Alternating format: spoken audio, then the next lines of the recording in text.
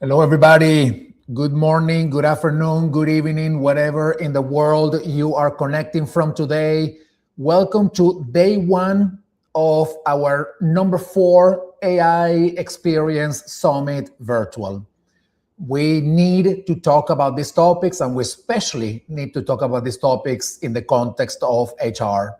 My hope has been for a long time that it is HR leaders, HR practitioners, the ones, the function that is going to be leading the way forward in this new era of work, in this new world of work, where AI is one, if not the main reason for disruption and transformation in the workplace today. So we believe in UHR, and we hope that you learn the insights, the tool, the resources, that you connect with the right audience, the right network of people, the right ecosystem of people here, so that you lead the way. We have a packed agenda for the next 3 days, or the next 3 half days. So today, 7 a.m. to 11 a.m. Pacific time. Tomorrow, we go from 7 a.m. to 12:15 p.m. Pacific time. And then we wrap up day number 3 and the end of our summit on Friday from 7 a.m. again to 11 a.m. Pacific time. Thank you, everybody, for being here. Whatever it is you are connecting from in the world, let us know, by the way, where that is. Please use the chat to let us know where you are connecting from. It would be great to read where you are. My name is Enrique Rubio. I am the founder of Hacking HR.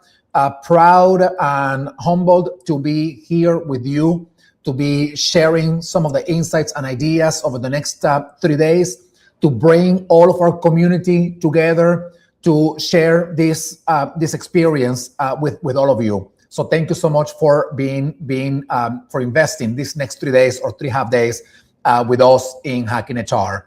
Thank you so much to our sponsors for the summit for helping us out and making sure that we can deliver a high quality summit.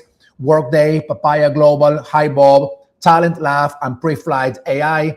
Thank you so much for your support, for believing in Hacking HR, and more importantly, for believing that HR is the function that should be leading the way forward in this new world of AI.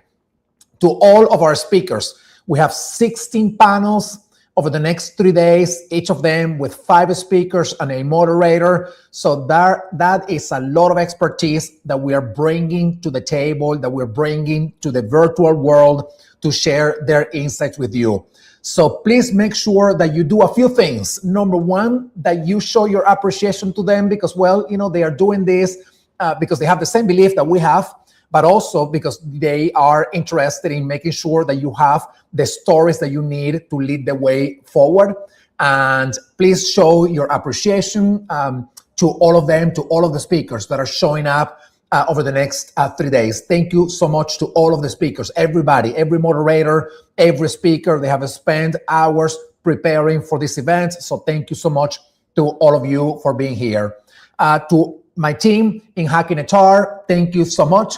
Number one, they put up with me, which is already, a significant amount of energy and effort that they have to make every day. But in addition to that, they do it with love. They believe in this work that we do. They believe in this community. And we have put a great amount of love and passion and energy in creating this experience for you. So please make sure that you also show appreciation, for my team in Hacking HR. We do this, we love doing this, and we do it just because we believe in this power of HR. So thank you so much to my team as well. And obviously, thank you to all of you for being here. Without you, there would not be an event. And ultimately, it is you who have to carry the torch forward. Remember, these are just ideas, insights that we're sharing with you, but it is up to you to decide what you do with all this information, what you do with all these insights and all this knowledge and all this community as you are carrying the torch forward, leading the way for others to follow you in HR. So as I mentioned before, we have a packed agenda. I am about to turn it over to the first panel, but not before bringing my colleague in Hacking HR and our Chief Learning Officer, Daniela Page, who's going to be joining me in the screen. She's going to be emceeing day 1 today and day 2 tomorrow. And then we have Bricia joining us on day number 3. Danielle, how are you? I'm great. How are you? Ready to rock and roll? Ready to rock and roll. I'm super pumped, by the way, because yes, we're doing this event virtually, but yesterday, June the 16th, we had our first AI experience live from London, where I am right now. And it was a phenomenal event. The quality of the conversations, many of the speakers in the event, by the way, will be here with us in this event, but the quality of the conversations was incredible. But more importantly, the quality of the questions that people were asking, which once again reminded me of why we're doing this. There are still so many questions unanswered in this world of AI, and that creates, if we didn't have it before, which we did, it creates an additional sense of urgency for us to continue talking about all things AI and why HR can lead the way forward. So I'm doing well, Danielle, very pumped with the event, and, coming out of, yesterday's summit as well, obviously, energized for these conversations. Awesome. Are you ready to go? I'm ready to roll. Yes, absolutely excited to be here and excited to listen and learn. Wonderful. So without further ado, I want to welcome our first panel of the day. We are going to talk about AI leadership has changed. Here is what it demands now. The first panel of the first day of our AI Summit. Jessa, please bring everybody up to the stage together with us. Glenn, hello. Mike, good to see you. Jamie, Rudy, Tracy, and Andrew, thank you so much for being here. So excited to learn from you and to just listen to your insights. Danielle, Jessa, and I will be in the background if you need us. Just be mindful of the time, obviously, that we have available for the panel. So Glenn, I'm going to turn it over to you. Take it away, please. Thank you so much, everybody. Thank you. See you soon. Thank you, everybody. Thank you, Enrique, and thank you for Hacking HR for having us here and for allowing us to be the first panel to kick off the summit. Really exciting. Very jealous that I couldn't be in London yesterday, but such is life. But we'll make it up virtually. My job is to moderate this panel of esteemed colleagues that I have in the room with me virtually. I'm speaking to you out of South Africa. My name is Dr. Glenn Sampson, and I look after talent and performance management for a fintech across Africa called On a Freak. But today is not about me, it's about the panel and the insights. The one thing that I have to manage is time. And so as the US Congress would say, I'm taking my time back. Jesse, you and Enrique took 5 minutes. So if we go over by 5, I'm going to call us square. I'm going to ask my panel to introduce themselves as I see them on my screen. If we could keep the intros to kind of a minute each, we're going to go have a quick fire round, and then we're going to dive into some of the content. Thank you again. Rudy, are you with us? And off you go. Introduce yourself to us.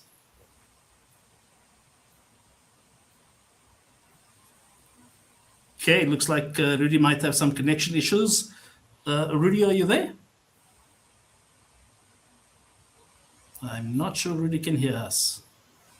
All right, while Rudy's getting his techniques sorted out, Jamie, you're next up on my list. Would you do an introduction? Thanks so much.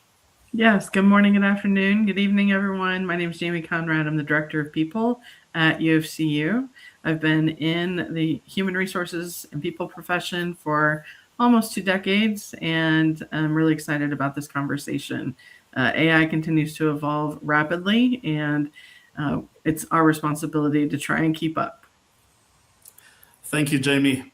Next on my list, I have Dr. Tracy Brower. Hi, Doc. Lovely having you here.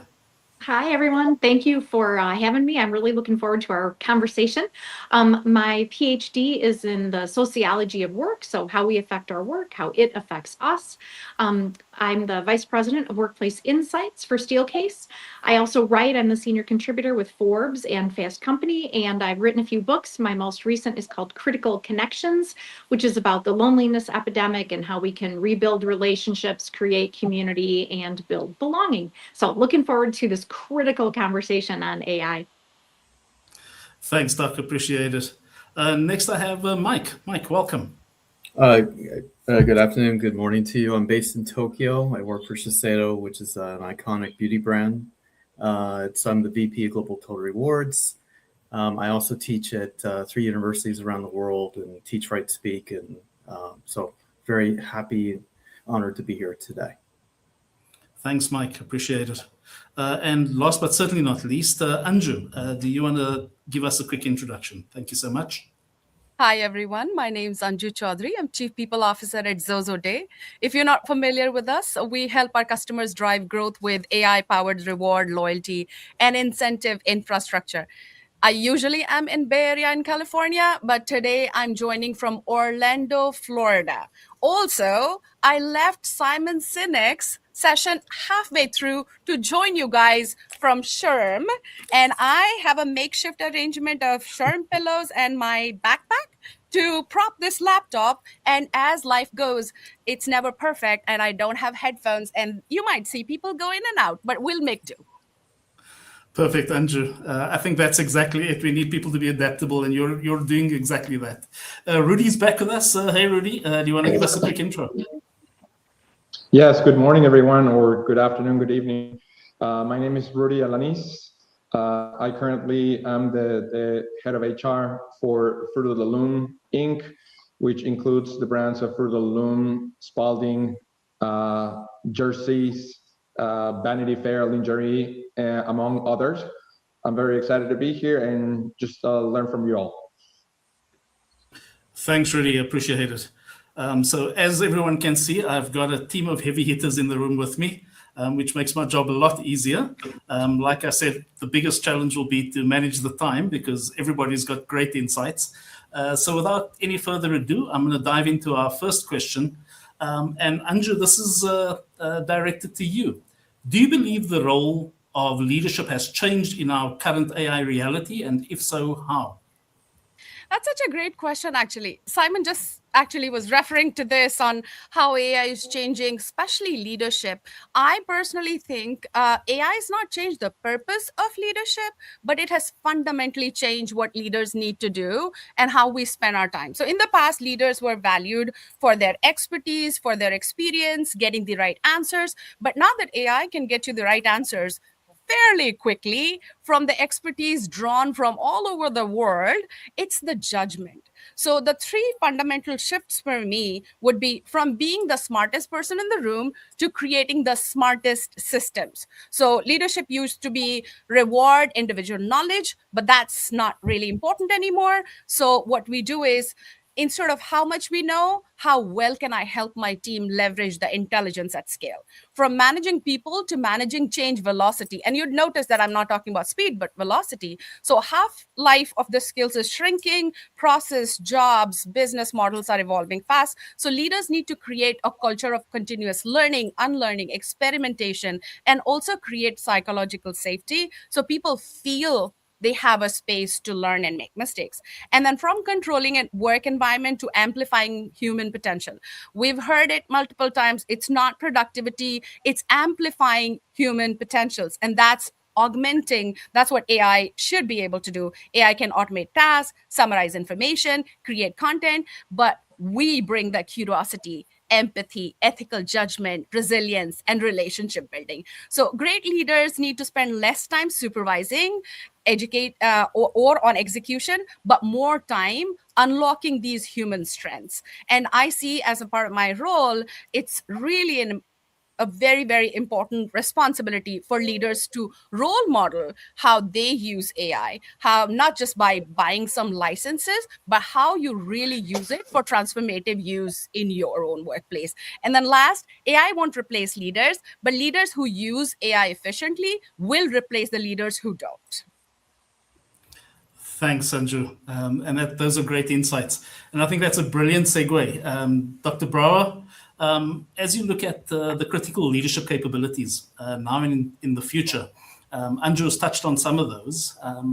What do you believe are going to be those critical leadership capabilities, both now and into the future? I think we go through waves of AI, and we started kind of at awareness and adoption and embedment.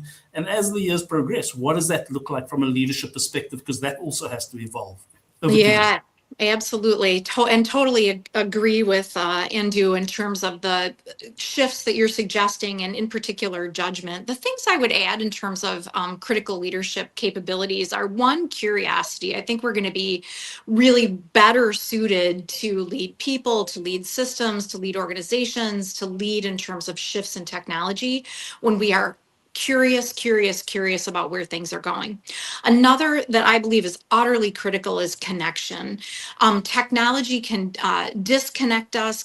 Technology can create dissatisfaction. And when leaders are empathetic and connected, when they help team members connect with each other, when they pay attention and attend to needs and attend to both well-being and accountability, that is another critical leadership capability and competence is connection.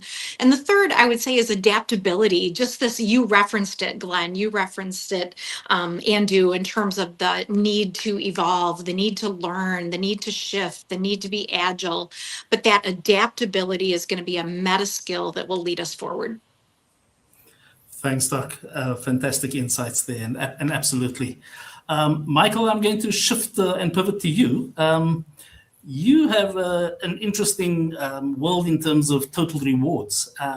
And so from a total rewards perspective, how do leaders balance the need for stability as well as psychological safety within the demands of an AI environment that we currently face ourselves in? It's a conundrum, but I think possibly just some tips and tricks I might share today. So I guess my profound headline is, look at safety really isn't the brake on AI, it's actually the engine. So I've got 5 sort of sub areas to gently explore. First, reject the trade-offs. They're false choices. Low trust. People hide AI use, as we know. They hide errors, they fear for jobs, and adoption dies. So there's this whole manifestation around low trust. And there's another one on stability, keeping your stability, your identity, your belonging, your trust. And honesty, so how your work changes, your worth actually doesn't. And name the fear. So psychological safety, let actually people co-create and co-design the rollout of your new platforms. I would say incentivize learning, agility at pace and scale. And also, very simply, don't just focus on output. Reward learning intention. Those are some quick tips I might suggest. Thanks, Mike. Appreciate that. And important because, again, as AI becomes embedded in our businesses, it's important that we keep that human connection there. So moving on to the next question. Jamie, this is at you. How do leaders ensure that they are augmenting human potential rather than outsourcing leadership as AI becomes embedded in how we make decisions? And I've seen this in our business, in other businesses, that with the rise of AI, sorry, the lights in my room have just switched off. With the rise of AI, we've seen that a lot of humans kind of give their critical thinking over to the machine, right? And how do we prevent against that? Jamie, over to you. Yeah, I think it starts with recognizing that AI and leadership are designed to do 2 different things. You know, as some of the other panelists mentioned, AI is very powerful at processing information. It can identify patterns. It can give us the answers pretty quickly. It can accelerate the work. But leadership is more about the judgment and the decision-making that's associated with the work that's being produced by the AI tools and technology. And so, you know, one of the concerns that I have is that as AI becomes more capable, some leaders may unintentionally begin outsourcing not just the task, but the thinking associated with that.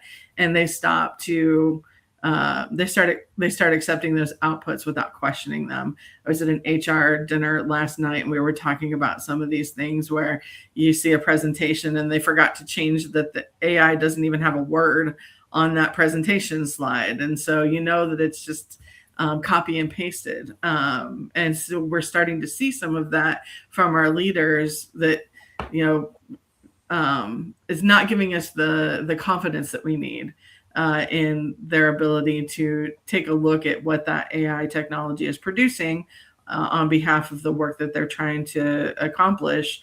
And they're just taking it at face value. And so they mistake this speed for wisdom, and that's not reality when it comes to where the AI tools are at right now. So I think the leaders that are getting it right are still asking the questions, you know, is this output accurate? What assumptions might be embedded here? what context is missing, being that human aspect of being able to anticipate some of the answer or questions that you're going to get asked from a presentation. Those things are leadership, and that's how you continue to have, if you continue to pressure test what's being produced by the tools that you're using, then that's part of the leadership, that's responsibility associated with that. And then how do you make sure that your teams are also continuing to pressure test with those questions? What perspectives aren't represented? If I follow this recommendation, can I confidently explain it and defend it when I'm in the room? It's not just the production of, it's the quality of the information associated with that outcome. Thanks, Jamie. Profound. I was on Enrique's AI leadership mini program a couple of weeks ago, and something that has stuck with me, and I think we, especially as people practitioners, it's important that when we think about AI adoption and that journey, when it started, everybody thought this was a tool thing. And Enrique embedded, no, it's mindset, skill set, tool set, and not the other way around. And I think as the people in the business, it's important to always bring that through. This is not a tech solution. This is an intelligence, human-based solution. Rudy, we haven't heard from you, and this is a question that I'm going to start with Rudy, but ask all panelists to join in on. And so, Rudy, how do you believe that AI will change the nature of work? And what are the implications for HR and organizational leadership as we think through that? Thank you. And first and foremost, I would say, it's great to be among people that have so many interesting thoughts about AI. My view perhaps is just a bit more simple. The future of AI, I think organizations that we see today of thousands of employees will tend to disappear. I think we're starting to look into large companies doing massive transformations. I think also universities will disappear as we know them today. I think as we think about 10 years from now, that is going to be transitioned into AI, and university educational organizations will focus more on how they help young entrepreneurials and thinkers know how to get to where they want to be. I think as Andrew and Jamie were saying, speed, customer action, decision-making, solutions will be really the new differentiator. It's not going to be just about process, but it's going to be about solutions.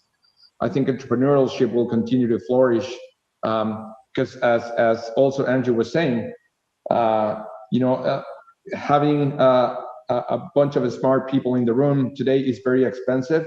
As we go and start using more of AI, that is going to be something that every person has, even at their palms, and that's going to give us experience. I think as Mike and Jamie were saying also, the things that will drive success, it's about curiosity, it's about adaptation, resilience. One thing that we've been talking about leadership is emotional intelligence. And emotional intelligence is going to become a very, very critical part of those leaders that know how to adapt into these new technologies. And this is not something that AI is going to be able to educate people on. And this is where I think HR can really make a big difference. It's about how do we make sure that our leaders, our future leaders, even from the early stages, can start to develop that emotional intelligence and get to know where the right questions are, have that sense of curiosity. That's something that AI is not going to give you. For that, AI is going to become a destination more than a mindset or that you were mentioning, Glenn. So I think this is where the main difference is going to come from. And the future of the new generations that can adapt to that, what is really going to drive this market. Thanks, Rudy. And I think that's a brilliant segue. Doc Tracy, I'm going to hand over to you because I think about all the work that you do in connection. I think about the generations that are coming into the workplace. We talk about Gen X, Gen Alpha. What is that going to look like? And thinking about how those generations in the future of work kind of operate in almost a disconnected world when they are born AI native and happy to be disconnected. What are your thoughts? Yeah, this is the biggest issue. If we look at levels of loneliness and disconnection, the younger people are, the more likely they are to say that they're disconnected. The younger people are, the more likely they are to report that they are struggling with social skills. And so technology can exacerbate that. It can also help us connect, but I think we're going to need to create the conditions to protect real life connections. And if we think about some of the data around entry level positions, in the US today, this isn't global data, but US data, 30% of new college graduates are unemployed or underemployed today, because that is one of the fundamental shifts in terms of how AI is changing work. It's taking a lot of entry level tasks and responsibilities and jobs. So from an HR implication standpoint, we're going to have to figure out how to bring people in and really embed them and help them to feel connected in the organization. That's one. Two, another way that AI is changing work is that it's often taking tasks as much as it's taking whole jobs. So a task from this job, a task from that job, a task from that job. So as HR professionals, we will need to look at redefined job descriptions, redefined work process, redefined workplaces in order to support that. And I think the other thing, Mike actually mentioned this, but I want to expand on it a little bit, is just the nature of how we identify ourselves and how we think about our value.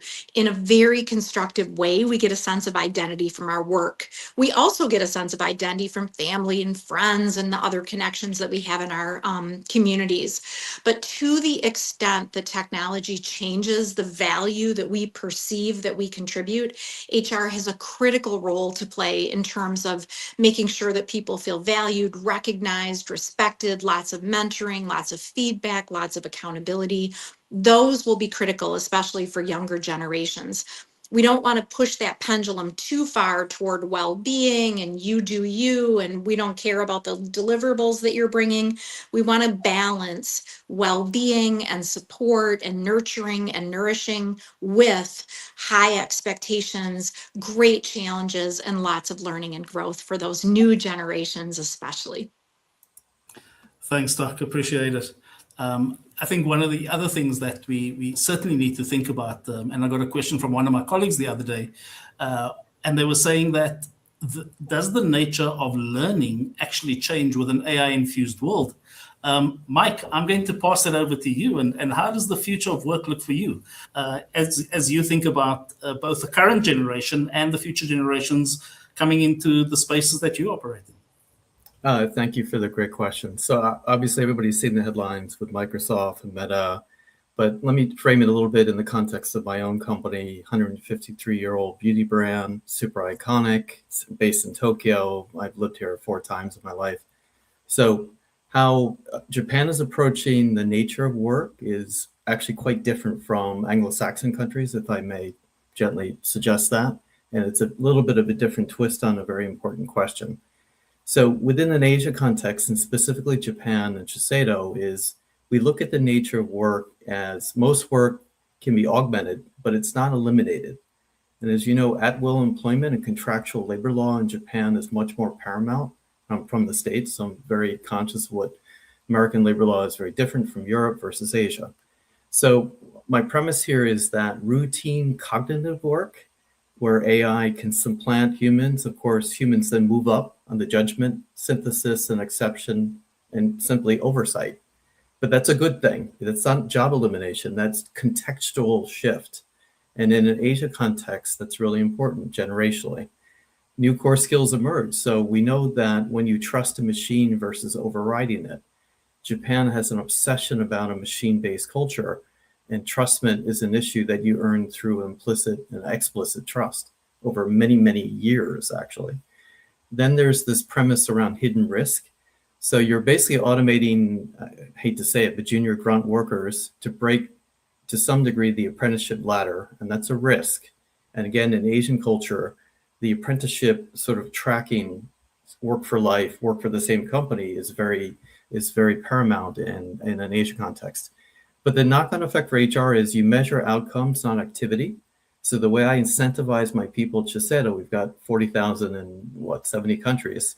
I want to pay my folks based on outcome, not pure activity input variable, and really focusing on skills-based roles. So continuous reskilling.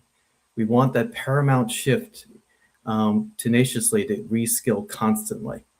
And this permits HR to focus on workforce planning where we should be placed and moving us from the back office to the center of strategy. So that's sort of a quick answering a very important question. Thanks, Mike. Appreciate that. Andrew, I'm going to, of course, I was going to hand it over to you. Go for it, and then we'll have Jamie round it up for us. Yeah, thank you. So I love what Mike said, and I want to add that from workforce planning, we're moving to workforce transformation. And that's truly something that all of HR needs to really pay attention. Job, as we know, is going to change because there are parts of my job that could be automated, parts of my people operations person's job that could be automated, and we need to split them. So sort of deconstruct jobs and find out where it's AI alone, where AI and human, and then human alone. And those are the areas of creativity and communication and collaboration and building relationships is important. I also want to highlight that as much as we talk about AI and how advanced it has become and how it's changing the ways we work, Glean study talks about work slop and bot sitting. So if you're not familiar, work slop refers to AI generated content. Somebody came to me and they're like, well, a person in the team, not from our company, but another company, just as a disclaimer, they're like, somebody from our team wanted to ask for promotion, and they wrote a nice email, but it was clearly AI generated. There was no substance. It just felt like they didn't even bother reading their own email. So when that happens, that's AI slop. So we don't want people doing AI slop. And I want people to be mindful of that. The second one, bot sitting. There's going to be a tendency for people to then be inserted at points of consequences, which is providing context, correcting the errors, fact-checking the outputs, and supervising. So biggest change that I notice would be, yes, skill-based, transformative, but we would work in tandem with technology like never before, which is having agents, having buddies, having Copilot, which is already sort of happening in multiple places. So you have an avatar of yourself, a digital tech version, an agent who is going to supervise and be your assistant. So it's democratizing the way we work. It's knowledge is easily available, expertise is easily available. So I think it's changing the way we think of work.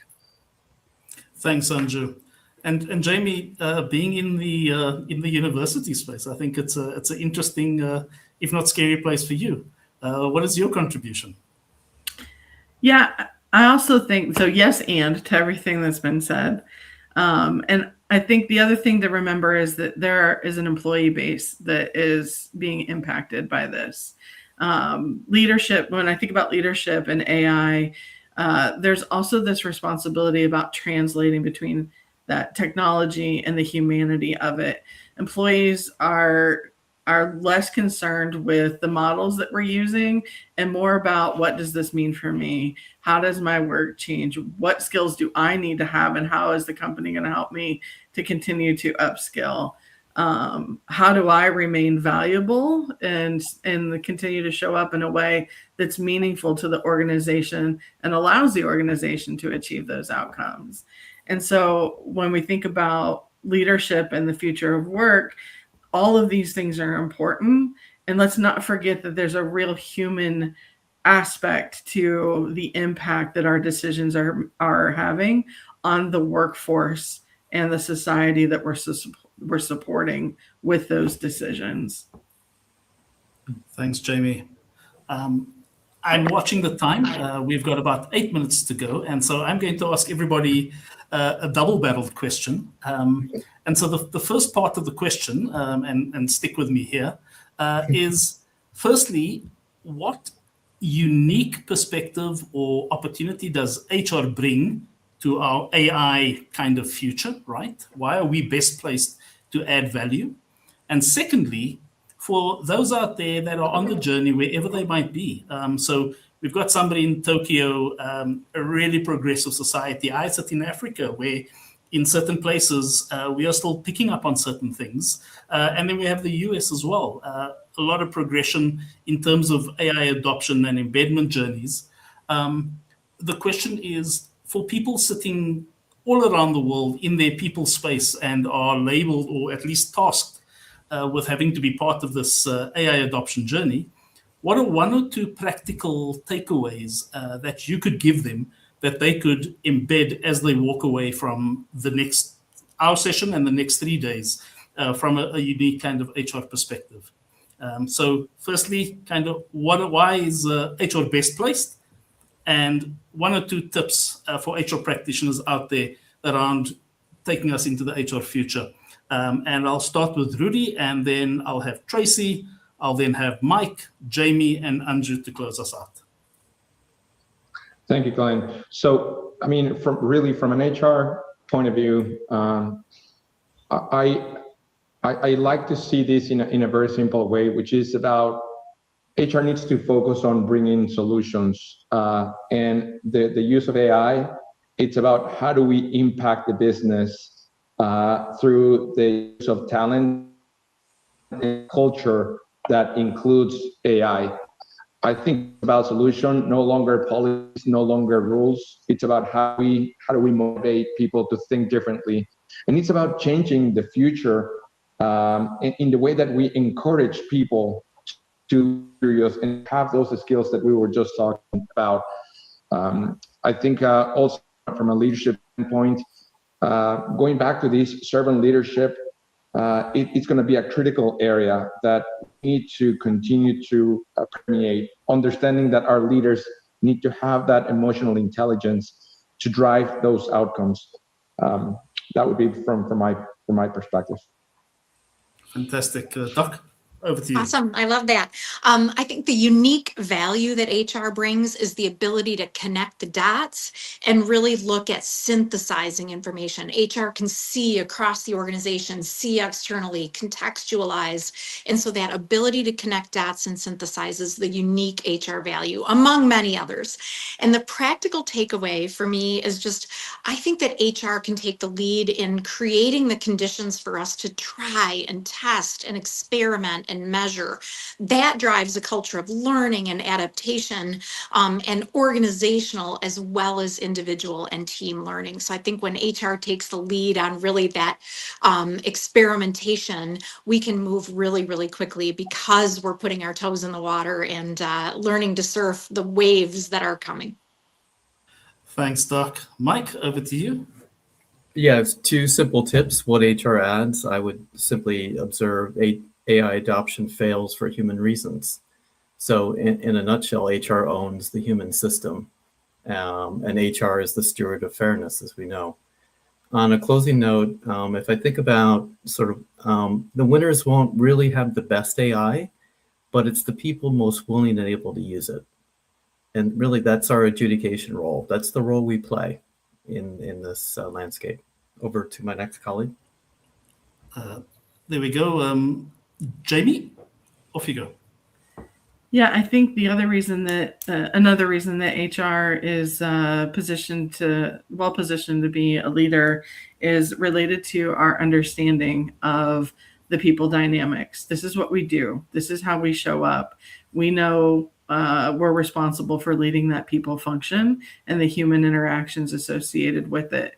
We spend all of our time in these human conversations, and nobody knows better than we do how the human side plays into work, whether that's distracting or enhancing. And so a couple of practical tips that I would say is, one, be the practitioner before you start to try and make a bunch of policies or put in guardrails. Get in there if you haven't already. Start to use the tools that you're asking your team to use and understand what outcomes you're expecting them to be able to accomplish with the tools that you're giving them permission to use. The second thing I would say is a very human thing. don't forget that we all need rest. We are human beings. We're required to sleep in order to function and revive and embrace the pace of change and the rate that we're going and as fast as emerging technologies are coming through. Don't forget that a pause every once in a while is something that your organization is probably going to benefit from, because that's what's going to allow the space and the time for creativity and innovation to continue to happen. Thanks, Jamie. Anju, and then I'll close up. Yeah. So one of the things that you've heard, I'm sure, multiple times is human in the loop.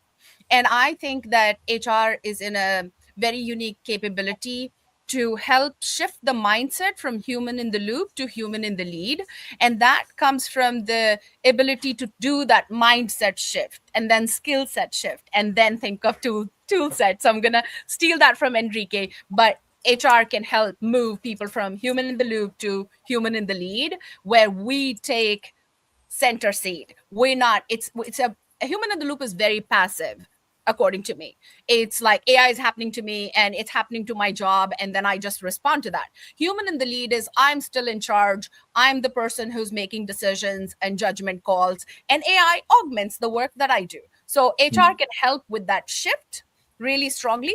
And then with one practical tip, I think get to learn your business the best that you can in the depth of it and what's going to happen. And that's really important, because AI is going to disrupt it. And unless you understand to the depth of it, you won't be able to help make that transition for other people. Thanks, Anju. And with that, before I have closing comments, firstly, thank you to my amazing panel.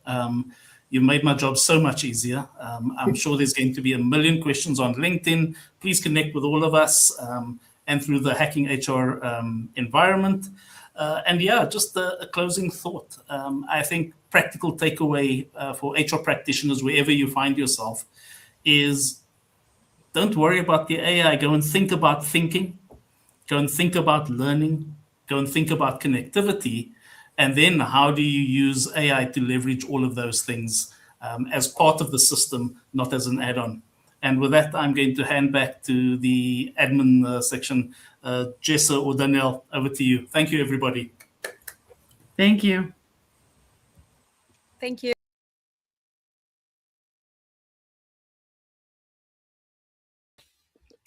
Okay, thank you, Dr. Glenn and panelists. That was a fantastic way to kick off day one of the AI Experience Summit.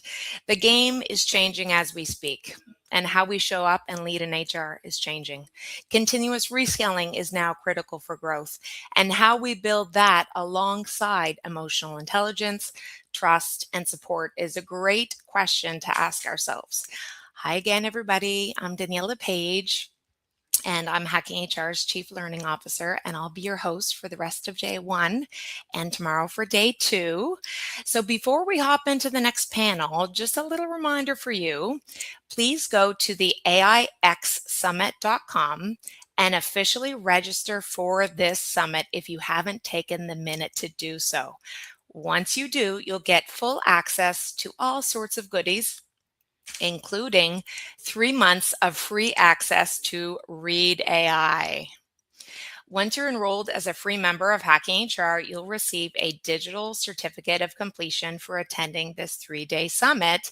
And even better, if you are a Hacking HR Premium or Premium Plus member, you'll receive a digital certificate of completion, HR education credits, and a digital Pearson badge. And I think a few folks from our team will likely drop the link to our summit in the comments. All right, we're going to bring Noelle London to the stage to moderate our next panel. It's called Readiness is the Competitive Advantage That Determines Everything Else. Hello, Noelle. Hi, Danielle. Hey, Thanks nice for to having see you us. today. How are you doing? Doing great. I was sitting in the background listening to our previous panel. It was fantastic. So excited to jump in with our panelist. Awesome. And I'll let you do just that. So we'll see you a little bit later. Thanks, Danielle. Welcome, everybody, and thanks so much for joining us. As Danielle mentioned, my name is Noelle London. I am the founder and CEO of Illuminous, and this topic is in particular very interesting to me. So what we're going to talk about this morning for me is readiness is the competitive advantage that determines everything else. What I get to do every day is help organizations to build strong data foundations to help them with readiness around AI and to take advantage of a lot of the data that's already within their systems through things like workforce intelligence. And so in particular, as the panelists and I were preparing for this particular topic, I was thinking a lot about, over the last couple of years, we've spent a lot of time talking about AI tools, AI capabilities, AI use cases. But as we sit back and think about, what's happening beyond kind of here's all the tools and things that we can now do, something interesting is that everybody's, in many ways, this is a really exciting time because organizations that typically would have had access to enterprise technologies, those were almost luxury items. And now that we have the access to so many different kinds of technologies that are still relatively affordable, the thing that's pretty interesting is, everybody's using those same models, experimenting with the same tools, going to these conferences, we're all having the same conversations. But some of these organizations are actually getting to the point where they're able to create this real value. And some of them are still getting stuck. A lot of them are getting stuck in pilots and experimentation. So it's not really the tools that are changing. It's almost the readiness and the organizations that want to change, want to learn about this technology, want to make decisions with AI solutions, want to rethink about how work is getting done. And so it's not necessarily the technology, it's about more of the readiness. And so today, what we're going to do and spend a little bit of time talking about is how we can move beyond the technology itself and explore a little bit more about what actually is making organizations ready for this AI transformation, what leaders can do to prepare their people and their organizations for what's coming next. And so we're going to start with introductions, and I'm really excited to bring our panel in. Before we get started, I also do want to acknowledge that we have two panelists, Kelly and Siznana, that were both scheduled to join us, but they had family emergencies arise. So we're thinking about them. We're wishing them our best. And we're fortunate to have an incredible panel here of Anthony. It's good to see you again. Sharon, as well as Mavish. So I'm excited to go ahead and dive into this conversation.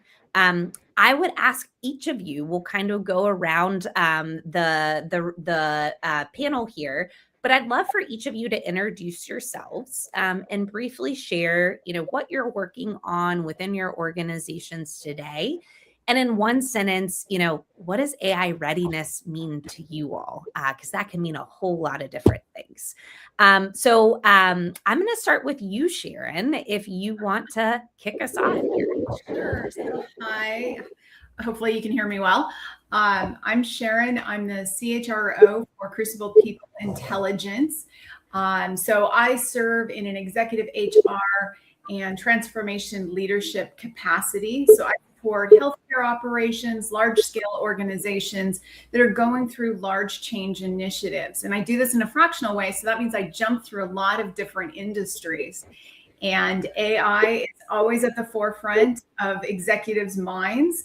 So I really sit at that intersection between that people strategy, the operational execution, looking at leadership capability, as well as the technology transformation.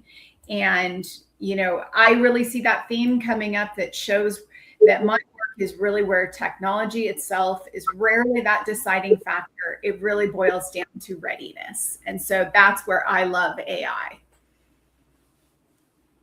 Awesome. Love that. Anthony, over to you. Thanks, Noelle. Good to see you too. So my name is Anthony Onesto. I'm principal of AI People Solutions at Living HR. I spent about 20 years, I guess you can see that by the gray hair, at the intersection of HR, ops, technology. I've been a chief people officer, a COO, president. So I've sat in the seats of our clients, the heads of HR, and I got into AI and HR way before it was cool, way before it was a LinkedIn topic. And I also recently spent time on the product side building an AI performance tool called 15Five. So I've been writing about this AI and HR for about 4 years now in a newsletter I call AI and HR Today. And I really come to this work thinking about how to truly get AI implementation and readiness from the inside, from practical sense. And to answer your question, Noel, when I think of AI readiness, I like to use an analogy of, you clear your schedule, you get your gym membership, and you buy your sneakers. You're ready. You're ready. And so when I think of that in AI, I think of it like you talked about, data cleanliness and getting the right tools. But I'm sure we're going to dive into that. But for me, the readiness is, all right, I got my gym membership. It's January 1st. I got my new sneakers. I'm ready to go, and I'm ready to go to the gym. But the key is actually going to the gym. So anyway, we'll talk about that in a minute, but good to be here. I love that. And I love that analogy so much. Mavish. Of course. So I'm Mavish. I head the Center of Excellence for HR Transformation, AI, and Total Rewards. I'm working for a travel tech company called eTravelife Group. So what is readiness for us? In all honesty, it's, let's say that I do the less glamorous work. I'm not after buying sexy new tools and talking about, oh, we're piloting this new program. For us, it's about what value are we trying to bring to the business? What's the problem that we're trying to solve? So kind of looking at it from a P&L aspect. Is this going to help us from, let's say, a revenue retention aspect? When we implement, let's say, AI into our workflow, is it going to elevate employee experience, customer experience, risk mitigation, yada, yada, yada? So we're looking at it from a bigger lens, and we're trying to take baby steps, right? I kind of like to use the crawl, walk, and run, which is a curve. Because in all honesty, if you were to benchmark yourself to other competitors, you've kind of mixed the ballpark, because you should be benchmarking where you are in the organization, the maturity, the characteristic of the organization, and what is apt for you, right?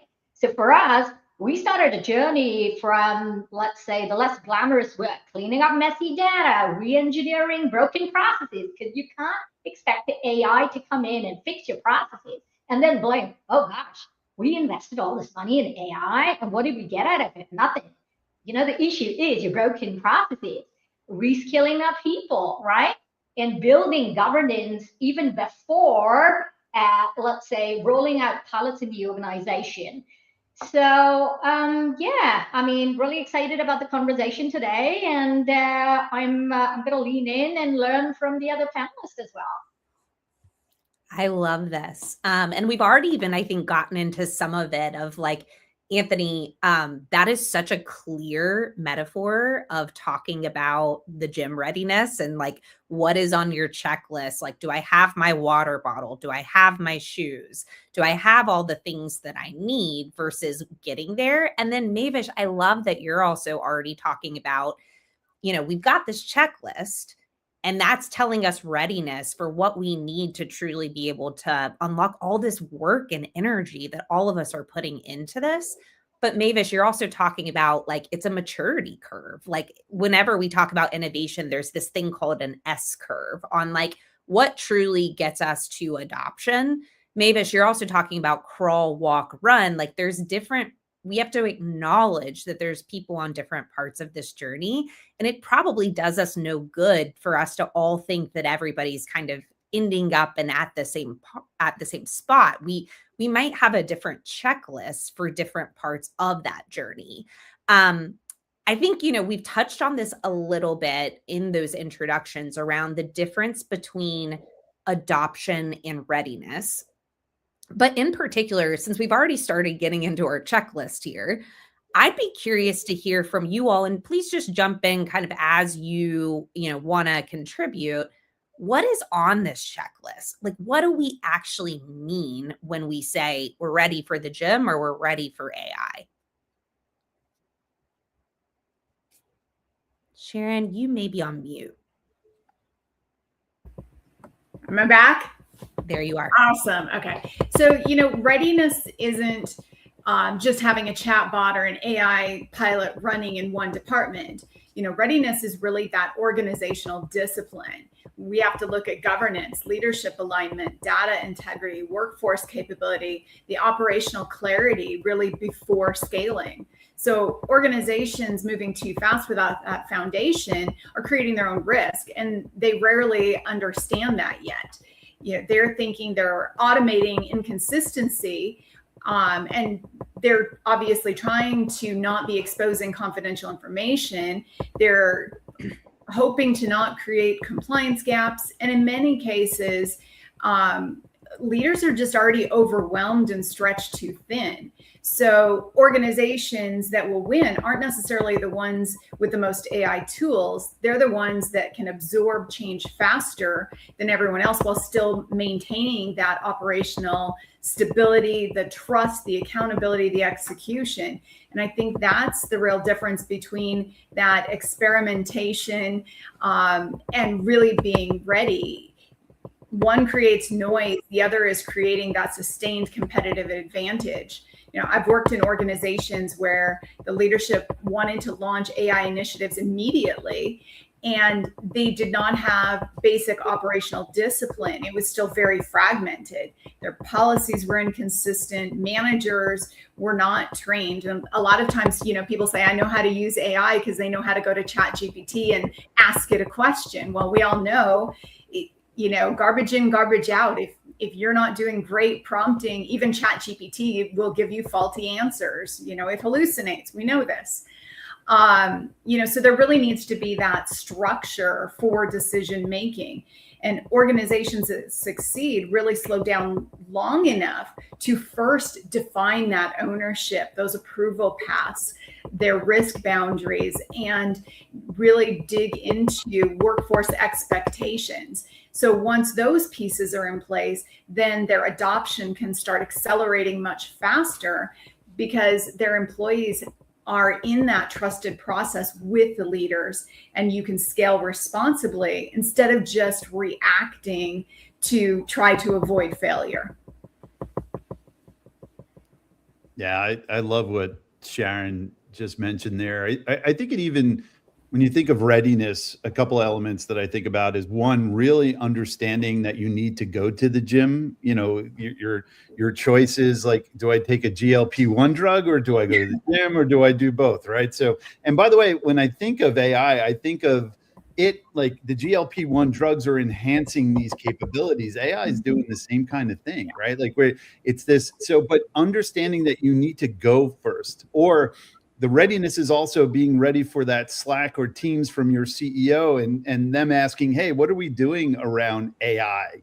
And you freaking out on a Sunday, because those things usually come out on Sunday night. And so being ready is really, first and foremost, understanding where you are. And one of the things that I learned over the last year and now working with Living HR, and it's okay, a lot of folks aren't ready. Like we are at maturity level 0. And I find myself in an echo chamber a lot of times because, there are CPOs or CHROs or even folks in AI that are doing like open claw stuff.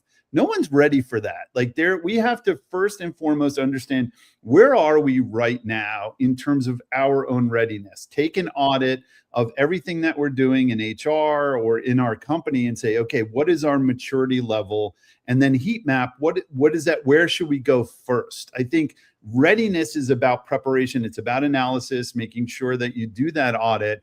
And like the gym, like, hey, I need to go to the gym because I either need to lose weight or I need to bulk up, whatever or I just want to stay healthy as you get older. Like whatever that is, that audit first, and then go, okay, let's put a plan together. And like my panelists have said, and we're going to say probably numerous amount of times, this is a people change issue. It's not a technology. You don't go to the gym and just go, hey, I'm going to go onto the bike or the treadmill. It is a people change issue, and then the technology comes second. So again, the readiness for me is being ready and understanding where you need to, or even to admit that you want to start and do this. Again, with the same analogy that we've used, I need to go to the gym. Okay, now what do I do, and how do I approach that?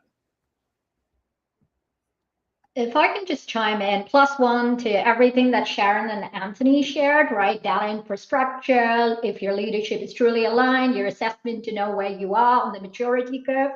I'd say a third test, or the fourth test, could also be asking yourself, what happens when your first AI project fails? Because it will, okay? It will. If the reaction is that we're just going to scrap the whole program and say, oh gosh, we're not ready, we didn't do what we have to do, then you know what? You're not really ready. If the answer is like, gosh, we got a whole lot of learning from this, I think we're going to iterate, we're going to see how we can be better ready, maybe spend more time upskilling people, right? So the acceptance is there and there isn't resistance to the change. I'm going to spend more time with maybe the mid layer so that they have an understanding of how their work gets impacted with AI not coming in the mix, right? Like Anthony said, it's not a tech transformation, it's an org transformation. It involves people. And most of the changes break when it comes to people. It's not the technology is bad, it's that, you know what? People really didn't understand what was expected out of them. And there's always this fear and resistance that is kind of coupled together, right? So I would say that, you know, mature data and processes, align leadership, and a learning culture with real AI fluency across the teams would enable an organization to truly get onto that bandwagon of stating that, oh gosh, we are ready now. Yeah, I love that. And I think that all of you have really provided some good examples of like what is on this checklist before we start talking about adoption, before we start talking about scale. I think in our work, what we've seen happen quite frequently is like we see two opposite sides of the extreme as well. I mean, Mavish, you were talking a little bit about the crawl, walk, run piece. I think that like what we've watched happen within organizations is you have some organizations that, you know, we're going to create a process, we're going to create a roadmap, we're going to create a strategy. And we're seeing that you have the excitement and the motivation for adoption, but the organization is being stopped by, hey, we need to have a perfect thing in place before we can do anything. And at that point, you know, you're kind of losing some opportunity there. Also, the strategy you put together today, you're going to need to throw away in a couple of months just with how much a lot of things are changing. And then on the other hand, what we've seen happen is some organizations that are running things that they may call things like hackathons, like let's quickly in the next 8 weeks evaluate what we can do within our organizations.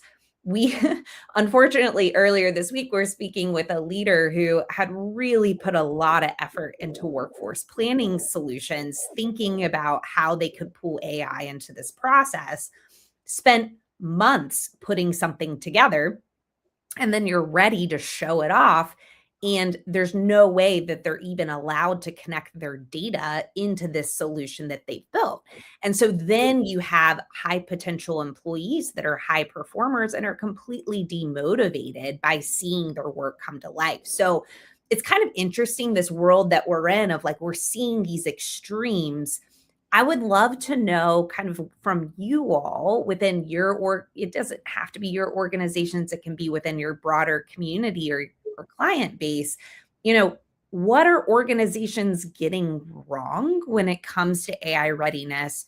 What are we seeing break down? Tell us a little bit about kind of bring this to life for us. And then I'd love to learn about, you know, what you're seeing actually work with the readiness process. I would say they're getting everything wrong. Is that an easy answer? Is that, I mean, literally. We'll take it. Let's dive into that. Well, yeah, no, that's it. We're done, period. No. Panel over. Exactly. I mean, if you look at what's happening in the media, you have Facebook monitoring employees and not divulging. I mean, like, people are not stupid. I mean, you have these folks at Facebook that are brilliant, and they're like, hey, you're watching me do things. I think I can see the end game here. Or you have companies that are touting layoffs because of AI. So first and foremost, psychological safety.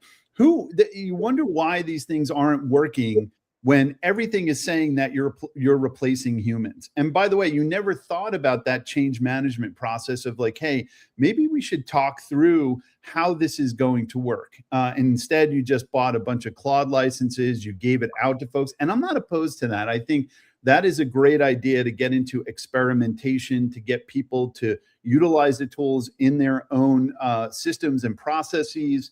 But it's just been fundamentally done the wrong way. And again, because it comes back to the fact that this has been a technological transformation from the start, and that's how it's been approached. It's people and technology. And so if we have to take a step back, I think psychological safety is one of the biggest readiness challenges that I've seen, because again, you're seeing a lot of this, like, hey, we're laying off folks, we're monitoring people, jobs are getting shifted. You have people getting booed at commencement speeches just by saying the word AI by college graduates. So the people change management of this has completely failed.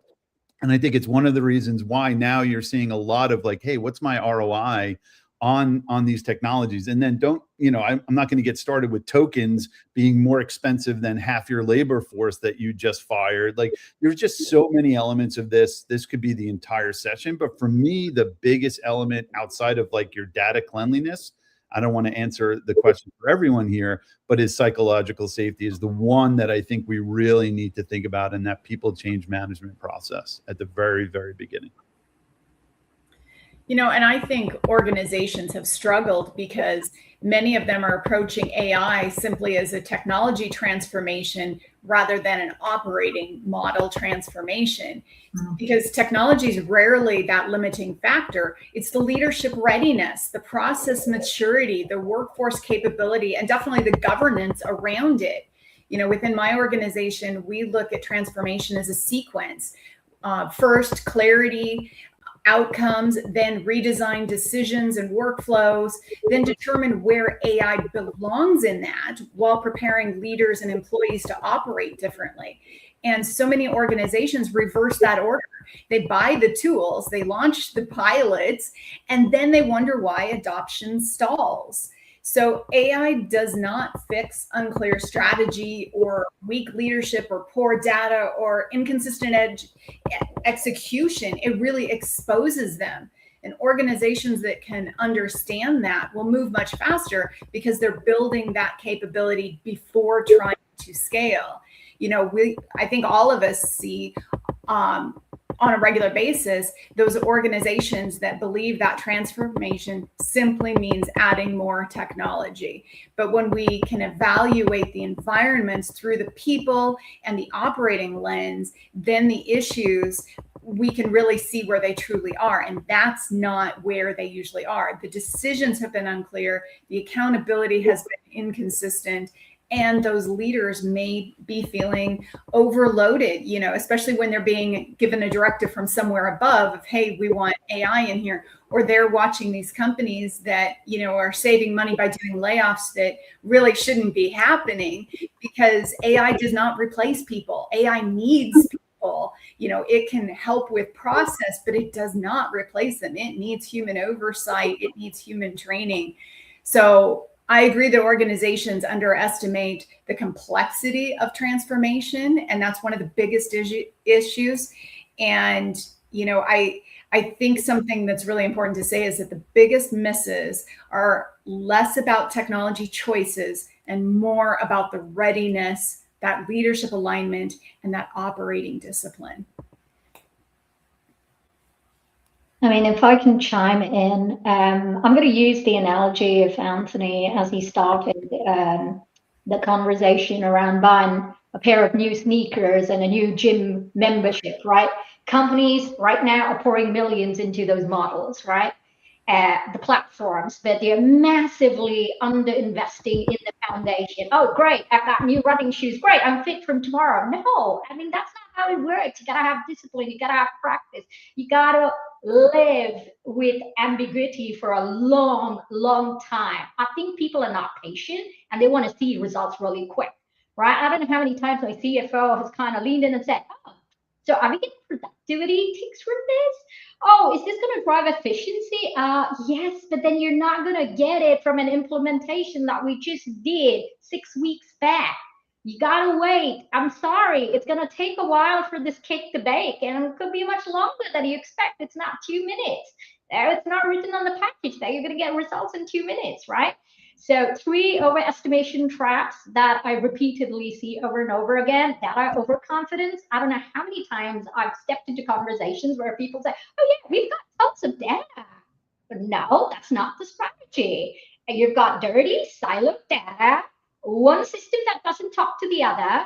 AI doesn't create intelligence, right? It's just going to create confident sounding bullshit at the end of the day if you're not going to start with the basics. So let's start with the basics. Second, of course, I mean, both of the panelists spoke about change management under investment, right? Organizations continuously overestimate how ready their people are. Oh yeah, we trained them. They're all ready. We've got AI fluency. Let's get this going tomorrow. Yeah, you're dealing with people and it takes a while, my friends. And third, governance as an afterthought. The mindset, oh yeah, we'll add all the guardrails that we need to when we scale. Oh boy, that's dangerous because by the time you try, you've already created, let's say, regulatory exposure, reputational risk, and you've eroded your workforce's trust. And there is no going back. You cannot retrofit. I mean, you can, but it's not cheap and it's not smart to do it that way. This is so refreshing, I think, to have this, and this is very cathartic. So thank you all for this, because I think that like what we're really honing in on is just the amount of chaos that is existing within the market and the bad behaviors that is driving. So Mavish, what you're talking about, the overconfidence of this is technology, and you see promoted post on LinkedIn of I coded Salesforce in 6 hours with vibe coding. And you're like, you absolutely did not do that. And the risk that you have created by making these claims are making other people run at building solutions that are not ready for prime time, that do not have the privacy and security pieces, especially because we're talking about workforce employee data, the implications for all of that. So I'm really glad that we're calling that out right now. And I find that very refreshing. Some other things that, we're seeing kind of the, hey, I can build Salesforce in 6 hours. No, you can't. But also like, what are you seeing work well? Like, yes, we're dealing with all of this. I'm glad that we are naming this and I'm glad that we're calling it out. What are you seeing work well within organizations right now? There's a lot to be mindful of as we think about, experimentation is one thing. And I think I don't mean to just say +1 to everything that you all are saying, but it's a great thing when you've got high potentials on your team that want to play with this technology. How do we create safe spaces to tap into that motivation to create experimentation, but to also recognize that we are not at a place to put these things as prime time critical infrastructure within our organizations? That's kind of where I'm seeing folks do this well, but I would be really curious with you all, like, what are you seeing in the market? Who's doing it well? What can we learn from them?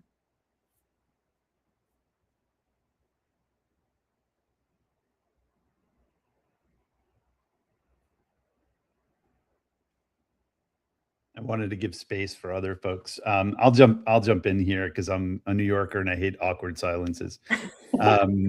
So my favorite story on this, and I want to be clear, this is probably a unique story. Most folks are struggling. Most folks are at 0 level maturity. So I don't want the audience, like your point where, you know, there's snake oil sales folks that are saying I could redo Salesforce by vibe coding it. It's not true. In fact, there's a Gartner study that says, you know, like AI, what's being perpetuated externally is not the real case of what AI can do. It's going to get better and better, exponentially better.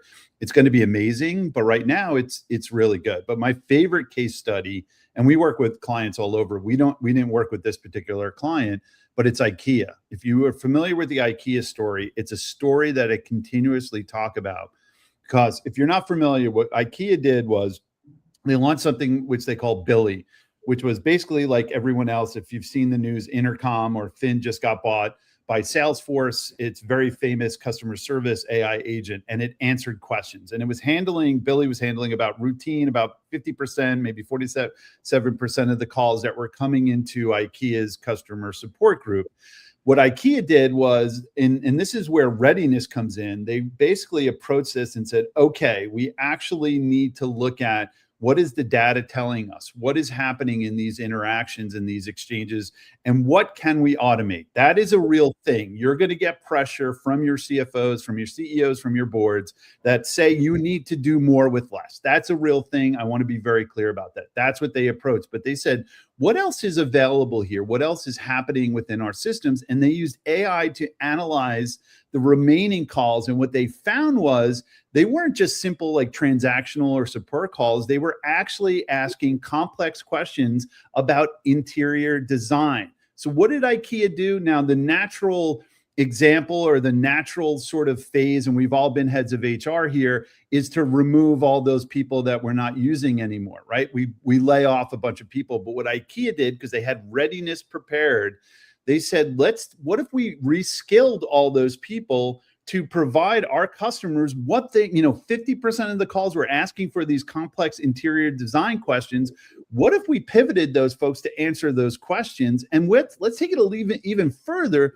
What if we charged folks for doing that work?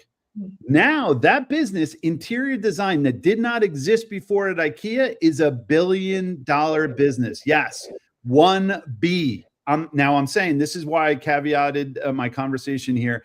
I don't think any of us are going to go into our organizations, do change management, do all the right stuff, and create $1 billion revenue line. If you do, please reach out to me. I'd love to tell your story, because that's amazing. But the idea here is psychological safety. Hey, we're not going to fire people. We're going to redeploy and reskill those folks. They used AI not only to automate the customer service questions, but they used AI to understand what was coming in from a customer service perspective and saw the opportunity to one, satisfy their customers and create a new business line. So for me, when you ask me who's doing this right, IKEA. Now, buying their furniture, putting together another story. That's impossible. But I love this story, and I tout this story all the time, because it's actually, if you do what everyone on this panel is suggesting and you think about it thoughtfully and people change, you could, not $1 billion business, but you could create an organization that is not only driving efficiency with AI, answering those questions, and their customers are happy because they're getting answers quickly, but creating a whole new business line. So I absolutely love the IKEA story. I wish I was the consultant on that. I was not. But it's a great story. I love that. The one that came to my mind was Johnson & Johnson, because when they looked at AI, their approach was to understand skills across the organization, identify those capability gaps, and connect their employees to targeted development and career pathways instead of waiting for the disruption to happen. So they really focused on preparing their workforce at the same time they were introducing that new technology. So to me, their lesson was, not how do we get people to use AI? They said, how do we redesign work and prepare people for where the business is going? And that's true readiness. I love that. I'm not going to use an AI example, Anna, but because you've already heard from both of them on Johnson & Johnson and IKEA, both great examples, right? I mean, it's about how do we redesign the work and approach this from the most humane angle as possible. Let me take you back to the COVID lockdowns. I know none of us want to go back there, right? What happened to hotels during that time? I mean, the solution, if you see, which was quite obvious in hindsight, which was pivoting to flexible cancellation, contactless check-in, offering staycation packages. Nearly every other company tried some version of it. But what separated the ones that survived and even grew from those, than those that folded under pressure, wasn't the idea of pivoting. It was how ready their workforce was to execute on it, right? And for those of you who worked in the travel industry, disruptions by default, you always are planning for this. There's always this disaster management, which is a recurring sessions that you have. What do we do? What if scenarios, right? I mean, how do we plan for this? How do we prepare our workforce for it? And I know this mid-sized hotel group for years that invested in modern property management system, trained their staff on digital tools. They built strong relationships with online travel agencies. They had scenario planning regularly.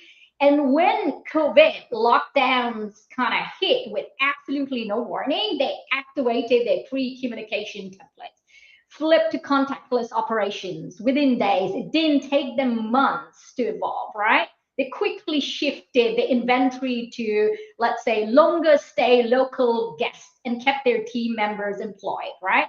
And their occupancy recovered much faster than the others did. And that is a true example of readiness, the process, the technology, and the team muscle memory that they had built long before crisis hit. And no matter if it is technology disruption or not technology disruption, I mean, we're dealing with readiness here. So if you put in the hard work, if you put in the muscle grease, then your teams are much better prepared. I love this because, I mean, we started this conversation talking about gyms and talking about, like governance and readiness for AI. And we're also talking about not just like, hey, how do we make sure that a pilot is going to be successful within an organization? What we're talking about is a lot around change management and a lot around the organizations that are going to be most successful in this transition are the ones that are the most agile. So, what you're talking about is, J&J, IKEA, Mavish, what you're talking about within the travel industry, those organizations that can understand and move organizationally with the changes in technology. I mean, even down to, and Mavish, you mentioned this earlier, of like siloed systems and systems not talking to each other within, organizations that we oftentimes initially work with. It's like, because those systems aren't talking to each other, it means that there's an incentive misalignment within your HR function. So, if we're talking about how do I recruit for the next person externally versus how do I find this high potential person internally that we can upskill and reskill, Anthony, to your point, to move into this next part of the organization, to bring that business knowledge into another function so that we operate better.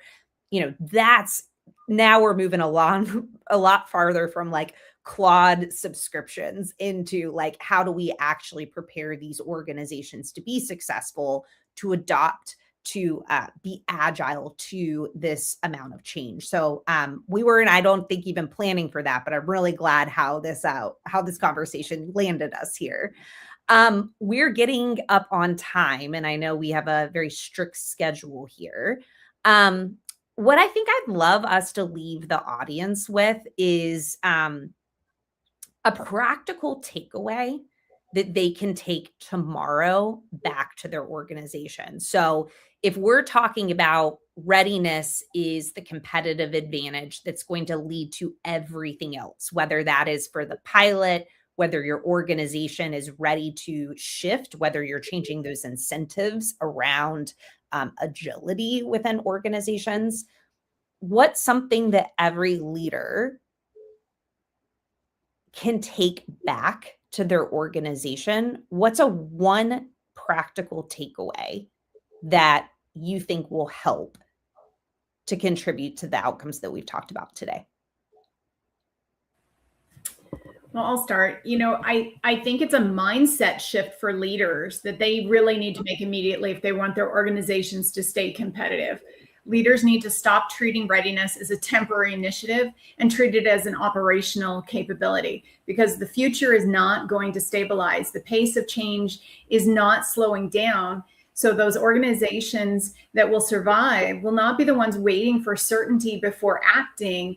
They'll be the ones that build the systems, the leaders, and the cultures capable of adapting continuously without losing their operational discipline. I'm going to keep it easy. I'm going to say stop benchmarking against competitors. Start benchmarking against your own potential. I love that. Yeah, that's both plus ones. I think take a step back and breathe, and be able to come in and understand. And we in HR have been doing something called task analysis for decades now.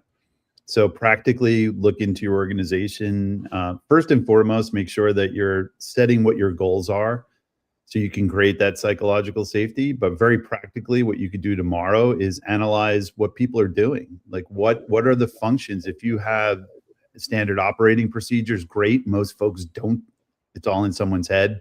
Interview folks, give them psychological safety first, but interview them. Like, how do you do recruiting? How do you source people? What's benefit admin looks like? Like, go into that, run the tasks, and then simply understand, can it be automated or not? Should it be automated? Should AI do this? Or should this be something done by people? So I think you can just tomorrow do a task analysis very simply in an Excel spreadsheet, Google Sheet, or you can even do it in AI. You can have Claude do it for you and just have it go through and go, this is what I do. This is how I do it. Can it be automated or not? Very simply. And again, I wouldn't just dive in like buying Claude licenses. I would make sure that you create that psychological safety, because if I'm on the other side of that and you're asking me these questions, the thing I'm thinking about is, when am I going to get fired? When is AI going to take over my job? So I might not be as honest with you about what I do and share with you as much as I can. So you have to create that psychological safety, but very tactically, tomorrow, do a task analysis and do it maybe on the stuff that you're working on as head of HR and see what can be automated for you specifically. But that's my advice. I want to thank all of you for joining us today. This has been one of the more smart, thoughtful, practical conversations that I've heard on this topic in a little bit. So thank you all for sharing. And you all added such great perspective, I think, to get us here on just how we think about readiness. We started with a checklist and then we kind of moved into how it's really a part of how the organization operates. So for all of our listeners, would encourage you all to connect with these folks on LinkedIn. They're very active, always have a really strong perspective. So go ahead and find them, connect with them. And thank you all so much for joining us. I'm looking forward to hopefully continuing the conversation and figuring all of this out together as we just shape what's next, because nobody has the answers and we are all figuring it out. Thank you, everybody. Thank you. Speak soon.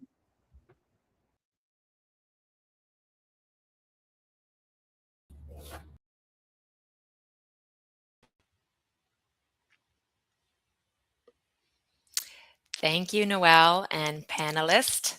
A few things I heard. AI readiness isn't just about tech, it's about maturity. Audit where you are. People change first, tech second, and be okay with failures. But here's what matters most. Your people need to trust you. Trust is everything. If your people get to keep their jobs, tell them that. Ask them about their tasks. Tell them about upskilling and get their help with the plan. Get the trust right and the technology becomes possible. Get it wrong and no tool will save you. This is where strategy actually lives or dies.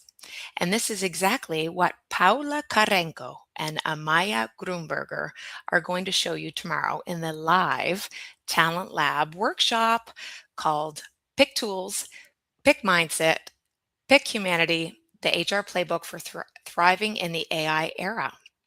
They're going to break down the exact playbook that separates the 5% of companies winning with AI from the 95% left behind.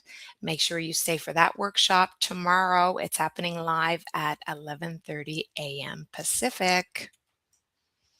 All right, let me bring to the stage Horst to moderate our next conversation. Your AI strategy lives or dies on organizational alignment. How are you, Horst? Very well, Danielle. How are you doing? I'm not too bad. You excited for the convo? Absolutely, especially after listening to the last ones. They're Yes. pretty insightful. Yes, absolutely. Okay, I'll stay tuned and we'll see you a little later. Okay, fantastic. So, hello everybody, and welcome to this part. I'm Horst Gallo, founder and managing partner of Indara Ventures, and I'm happy to be your moderator for this next discussion. Over the last few years, AI has moved from a future discussion to an everyday workplace reality. And what makes this moment different is that AI is no longer just a technology conversation. We just talked about that as well. It is becoming a people, leadership, and organizational transformation conversation. And this is what our next panel actually is focusing on. Your AI strategy lives or die on organizational alignment. So with that, let me bring on the panelists. They're all from global parts, so that's great. Fantastic. So we have here, let me see. Yes, Becky on the right-hand side. Becky Karsh, VP Talent and Growth for F5. Then we have, I don't see Toria, right? So that was what I was looking for. We have Hassan Temisi, Lead Organization Design and Development. We have also Johannes Sundlo, he's the CHO for Motatos. And we have Teresa Fisenstein, and I'm sure I pronounced that very wrongly, Teresa. I always do, but she's the founder of People Power AI. So we're missing Toria. If she shows up in the next minutes, that's great. We just take her inside. Otherwise, the rest of us actually have more time to talk, which is also not a bad thing. So with that, let's maybe get right into that. And maybe Hassan, if I can start with you. So why do so many AI strategies fail to translate into real organizational change? Thank you, Horst. My perspective will come around organization design, operating model, and organization development area. So when I look at AI, I often see more interested in what has to change in the organization from that technology to create value than the technology itself. So I think one of the main reasons many AI strategies struggle is that organizations often assume that the hardest part is developing the strategy or selecting the technology. In reality, what I've seen, the challenge usually starts after that. So what I've seen in organization, they invest in AI, identify the user cases, they build capabilities, they create a lot of momentum, but the organization itself often continues to operate in much as the same way as before. So decision-making processes remains unchanged, the governance remains unchanged, and in many cases, the behaviors needed to support the new way haven't fully evolved. So, for example, in our recent transformation initiative, the strategy, the operating model, and the RACIMA matrix, everything was aligned, everything was agreed, everything was ready. The real work was not actually on the creating the strategy. It was clarifying who was accountable, how the decision would flow, how the different teams would do their work together. So until that alignment is established, execution moves slower than expected, and that's where the actual gap actually emerges. Great. I know, Becky, you also have a point of view on this, because Hassan, you talked a lot about organizational alignment, and so Becky, yeah, give us a different perspective. Yeah, I mean, not totally different, but also just many companies, we see this a lot, are letting the tools lead the strategy, right? The tools are here. We are opening the door, opening the floodgates, and saying, here's how we're just going to buy a bunch of new LLMs and go for it, right? And they don't actually have strategic alignment about what it is they're trying to do, right? What problem are we solving? What answers are we looking for? And Hassan talked a little bit about this, but I put it as garbage in, garbage out, right? So if your organization is really healthy and you have great practices and thoughtful processes and strong leadership and all of that, AI will amplify that. But if you don't have that, or maybe some of your processes are not as clear and not as straightforward, or maybe you have not figured out how the strength of your managers or your leaders or delegation, or there are fractures in your organizational structure, that will also be amplified by AI. So it's really important to think about your organizational design, think about who is in your organization, your processes, how things work.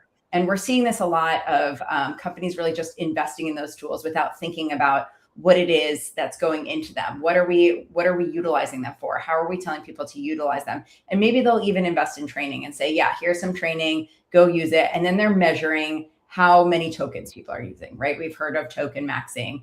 And then it becomes an incredibly expensive endeavor. And we realize that we're spending all of this money with not a lot of business return. And that's where we see, a trend around laying off people and all of that. And I would say that those are more around the expensive AI versus the not needing those individuals in your organization. So it actually is a really interesting double-edged sword. And you really need to take the time to think about what exists in our organization. What does our organizational structures look like? What does the design look like? What is the strategy that we're going for? What are the outcomes we're going for? How are we going to measure the success, right? I get that question all the time. How are you measuring success with AI? And really think about what that looks like before implementing the tools, before telling people, hey, we're measuring how many tokens you're going to be using. And we really haven't seen real organizational outcomes based on AI yet. And I think we're still, interestingly, learning from each other and in the middle of this transformation. So I would say start with where your organization is and the structure and the strategy before you actually go out and implement tools. And many of our organizations have already implemented tools. So a little bit of figuring out how that looks like in tandem is I see what's going on right now. That's great. So it's a lot of examples on what to do with organizational alignment and so forth. And I like that you were talking about this double-edged sword, Peggy. Maybe, Teresa, if we can look at it from the other angle and actually talk about what does organizational misalignment around AI actually look like in practice? So talking about the other side of it. And sometimes actually it helps us actually look at that. Yeah. First of all, I just want to thank Hacking HR, you, Horst, all the panelists talking today for inviting me and being a part of this important conversation. I think I have kind of a hot take on this conversation around misalignment, because I don't think misalignment actually looks like conflict. I think it actually looks like confidence, where there's a lot of overconfidence and zealousness around AI and what we are doing and what we should be doing and what we could be doing. But the partners that I work with, major organizations, their HR teams, it actually looks very siloed still.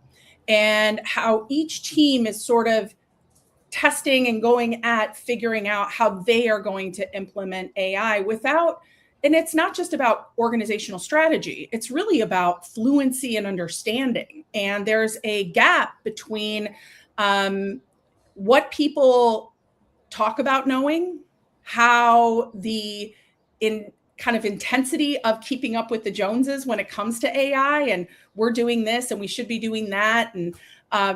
And there's this pressure that I see in the people that come to me in my business to get education or build their fluency, where people are feeling very out of sorts within their own function, much less aligned across an organizational network. And so, from my perspective, figuring out where people really are and getting past the confidence ego boost to the real depth of fluency. I use an assessment that I created earlier this year because I was really curious about it myself. And that's been really eye-opening. Over 50% of the 800 HR leaders that have taken this assessment are still in the early stages. They're in the explore stages of their understanding of AI. And so when we're talking about maybe my perspective is different, but when we're talking about like, how are we going to strategically escalate the use? And to me, it really still, we're at a foundational stage for most organizations, and figuring out where that fits, where their team actually is, goes in line with what actually Anthony Anesta was saying in the last session about figuring out where to start. What are the tasks that we can do to actually get aligned on how we're using it much more effectively? That's great. And Johannes, it's great to have you back.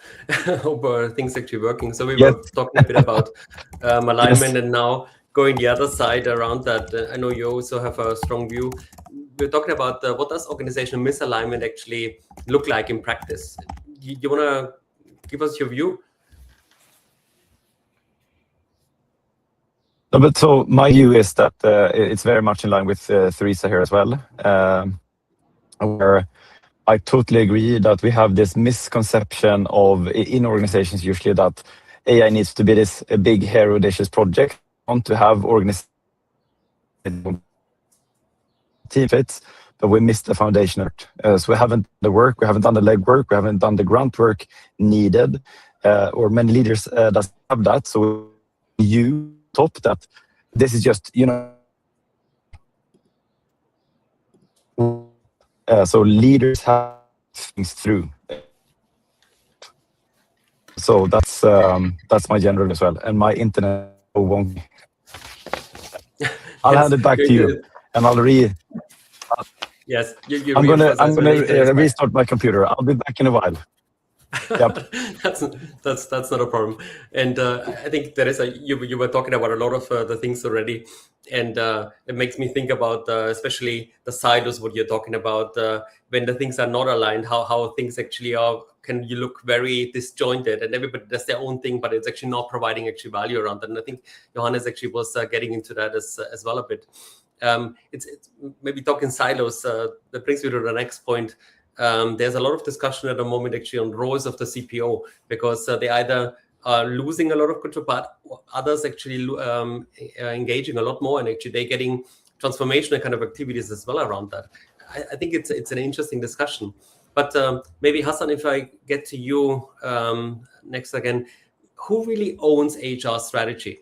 And does that question itself reveal something about the problem? Yeah, thank you, Horst. Yeah, I think the question itself is quite revealing. When organizations actually start asking whether AI belongs to IT or HR or operations, or let's say the business, it's often suggests they are looking for a single owner for something that is inherently cross-functional, right? So different parts of the organization clearly have different roles to play. Technology teams may own the platform or the infrastructure. HR may focus on capability, workforce readiness, and governance for function. May establish the guidelines, but ultimately business leaders own the business outcomes. What I found is that real challenge is usually not the ownership, it's the clarity. So clarity around who makes the decisions, who is accountable, and how the different functions would actually work together. For example, I've seen situations where multiple functions were involved in a strategic initiative, and everyone had their legitimate role to play. The challenge was actually determining who ultimately made the decisions. So who was accountable for the outcomes, then the participation itself. Once that becomes clear, progress accelerates significantly. So that's why I don't see this as a choice between centralized or distributed ownership. The organization makes progress, who actually makes progress, to tend to centralize the governance and standardize the distributed accountability for the outcomes. So in my experience, the ownership and the decision rights are clear. Execution tends to move much faster in that way. Okay, great. Just asking, Teresa, Becky, anything you want to add because this is a fascinating kind of topic around it, but we could probably talk the whole night about that alone. Yeah. I actually took a poll last week. I was doing a session with some HR leaders and people leaders, and I said, how many of your people teams are involved in the AI transformation in your organization? And only about half raised their hand, which I thought was really interesting, because I do see the people organization being a central driver of this change. Because like I said, tools are starting to lead the strategy, but we actually need to think about this as a holistic organizational strategy. And some really interesting examples of what we're seeing is the head of HR at Atlassian is now the Chief People and AI Enablement Officer. Tracy Franklin from Moderna is now Chief People and Digital Officer. Brandon Samud of Zapier, Chief People and AI Transformation Officer. So they're actually pulling these organizations, IT and HR, together under one single leader to drive the strategy under the people leader, which I find really interesting. But I do think that the organizations that are leaving people out of this conversation will have downstream impact, because what everyone's talking about in this session, in previous sessions, is really about how this is about how people are working together, right? Yes, we can all get faster by using, Claude or ChatGPT or whatever tool you're using. You can work faster, you can produce more, but is that actually moving the needle for your business? Is that actually changing the way we work? Or is it just making things maybe more frenetic? And so I think that the organizational redesign, the thinking about what are the skills, what are the capabilities, how do we redesign the work around AI and the way that we work. Something that I like to think about quite a bit is a first principles approach to the workplace. So what if work never existed in the way that it does, and we had AI from the beginning, right? And I imagine that what a lot of us imagine what the workplace will look like in the future is probably not even stretched far enough to what we can imagine. And I'll give an example. At that workshop last week, we asked people to reimagine what a role can look like with AI. And of course, we can think of, within our own parameters of imagination. So one of the processes that they wanted to redesign was around managers needing information, a very common practice. So managers go maybe to their HRBP, maybe to their internal portal. They look for information. Sometimes they go to their manager. Then there's like a whole bunch of looking and seeing, and does that exist? And their redesign was now managers have an AI buddy or AI partner that they can go to for information.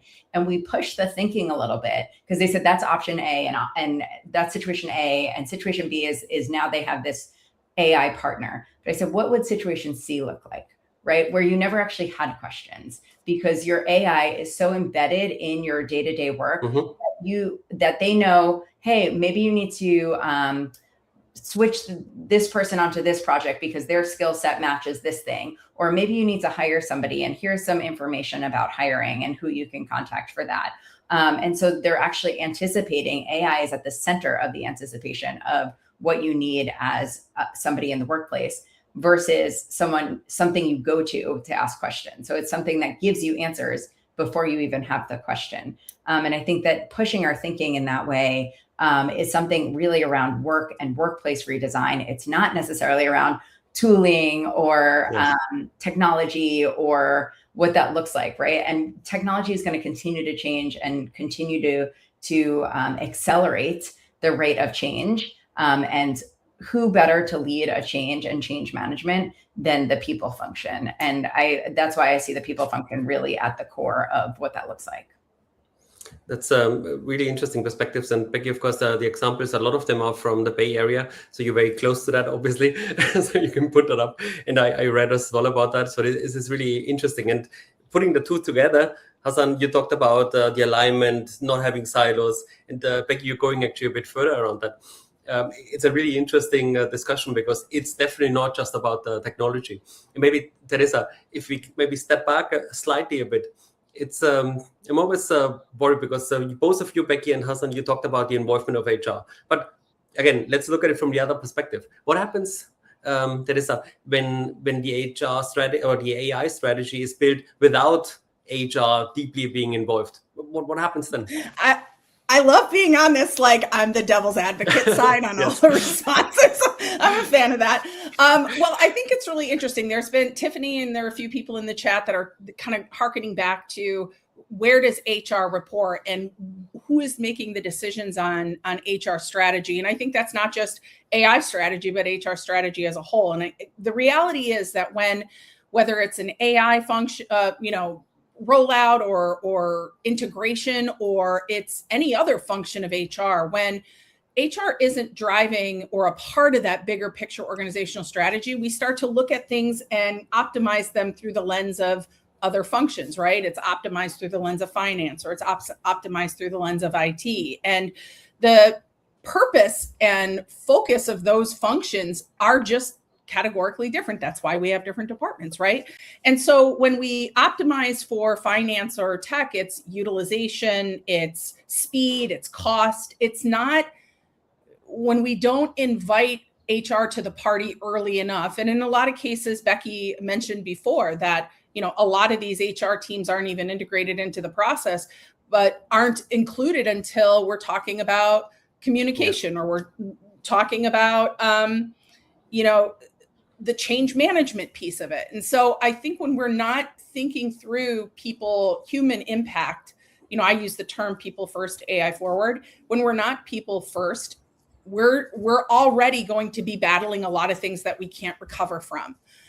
Things like trust, things like eliminating or reducing, maybe not eliminating, but really significantly reducing the context around what is the impact AI is going to have on our organization as a whole, and start to alleviate some of the fears that many, many employees are feeling, because they are hearing about companies who are putting a badge of AI as the cause of huge reductions in force, when very likely the real reason for those reductions cascade around a lot of different reasons that aren't just AI enablement. So, to me, first of all, I think HR, and I'm probably going to get some negative points in the chat for that, so I'm going to, maybe I'm not going to apologize, but I'm going to say that we need to stop HR leaders in a lot of the teams that I talk to respond in a way like we're sort of waiting for permission to do the X, Y, and Z. And I know the HR leaders that I was in HR for 25 years myself. I was a CAPO. I have a lot of friends in HR. I'm in a lot of HR communities. We are the right team because we understand more than any other function the dynamics of every other function. It's like every other department head has one team and we've got 12. And so waiting for the permission to do whatever it might be is very different than asking for partnership and alignment. And so that's really where, if we're not at the table, then don't wait for the invite, don't wait for the permission, bust your way in and then figure out how the role that you play. But we have to start with that. I know I'm going to be a broken record, with your own confidence married with competence around what AI functionally can do for your department, your team, and then cascading that out to others. That's great. And I think you're doing the role as Davis advocate very well. I think you're even dressed in the right color. So that's perfect. Let me maybe try and see if Johannes, your internet connection is better now. But we talked now a lot about, yes, it sounds like already. I think we have talked now a lot about HR and the connection around it. And Teresa, you're talking about human impact. And I think this is for me always important. It's HR on one side, but also it's the manager, especially the middle manager type of level around it, who have a really big role to play in actually impact and alignment and so forth. So Johannes, trying to shift a bit away from HR, AI adoption often succeeds or fails in the middle of the organization, right? We have seen that, we have heard that many times. Are managers the most underestimated factor in this HR transformation? Is actually, a lot of people actually talk about the role of the middle manager not existing anymore going forward. So what's your take on that? My take on that, I mean, to some extent, I can see them being super important because they always are always have been, and they've been squeezed in the middle. That's the beautiful role of being a middle manager. You get squeezed upwards, you get squeezed downwards as well. But I think it's a pivotal role, but I think it's also the hardest role in this transformation as well, because of that squeeze. So you have people underneath you who are pushing and nudging, and usually you have different kinds of people, obviously, that you lead, but you might have people who are really pushing the envelope, and they're doing a lot of stuff with AI. They're super curious. There might be, working outside of what vetted tools are allowing you to do, and even if you're supposed to use Copilot, you're using ChatGPT on the side. And then your role as a middle manager then should be to hone that in, to have that conversation of, okay, so we've taken a discussion around, or we've taken a policy decision that you're not allowed to use ChatGPT, for example, but you still do that. How do you act as a middle manager? It's a tough position to have, but then ideally you should have that conversation with that person, and at the same time, then you're getting all these requests potentially from above, where, okay, your team should be faster, you should be working more efficiently, whatever it might be. So what I see happening is usually that you squeeze the middle managers quite hard right now. People from below, they want more freedom, they want more autonomy when it comes to working with the tools, and it's a bit of a wild west, I would say, still, where you're using whatever you feel like using, and at the same time you're pushed from above on. Ideally, you should get more efficiencies within your team. This is, of course, generalization, but I mean, we should support our managers. I think that's the summary of it, as we always have been doing, and we should help them, and we should be clear with them as well. And what I hear a lot is a lot of uncertainty and a lot of doubt and a lot of fear as well when it comes to being a manager in these days, because what are you allowed to do? What should I do? How should I address this and all of that? So they're rightfully utilized, they're a superpower. Wrongfully utilized, they're just unnecessary. I don't know if that's maybe potentially true or not, but I mean, I could also envision a future where we don't have middle managers, that we don't have managers at all, in all honesty. You could have an AI doing the work, but I don't think we're there yet. But I mean, I could see the benefit of that as well. And I've been asking, when I've done lectures now through the spring here, I've been asking people, would an AI be a better manager than your current one? And you could visibly see, like most people instinctively, they say no, no, I don't want to do that. But you can always see people in the audience who are like twisting and turning, and yeah, an AI would actually be a better manager than my current one, because we have bad managers, or at least I've been experiencing bad managers throughout my full career, where an AI probably would make a better manager than your current one. So yeah, it's a hard question, but it's an important one as well. Yes. So it sounds like we're still on the point that the manager role is not going to get easier. It's going to be staying the same, because of course it is a very difficult one. And I think the question is really going to be what's happening in the new world. I think we have always seen good managers, and there would be a pity if this role would not be there, because they actually bring the organization together. But we have also probably all experienced not so good manager, and for them it would not matter if they are there or not, because the role actually is not there. No, and I mean, but once again, we need to support them. I mean, they are the ones leading this, or I think that they should be leading this as well. And they should know what we as an organization want from AI. And that's also, it's super rare that people have this figured out, or organizations have this figured out. When you ask CEOs, what do you want to do with AI? They say, what I want to do with AI, or I don't know. And okay, but why do you want to work with AI then? Oh, because everyone else is doing it. Okay, that's not the right answer.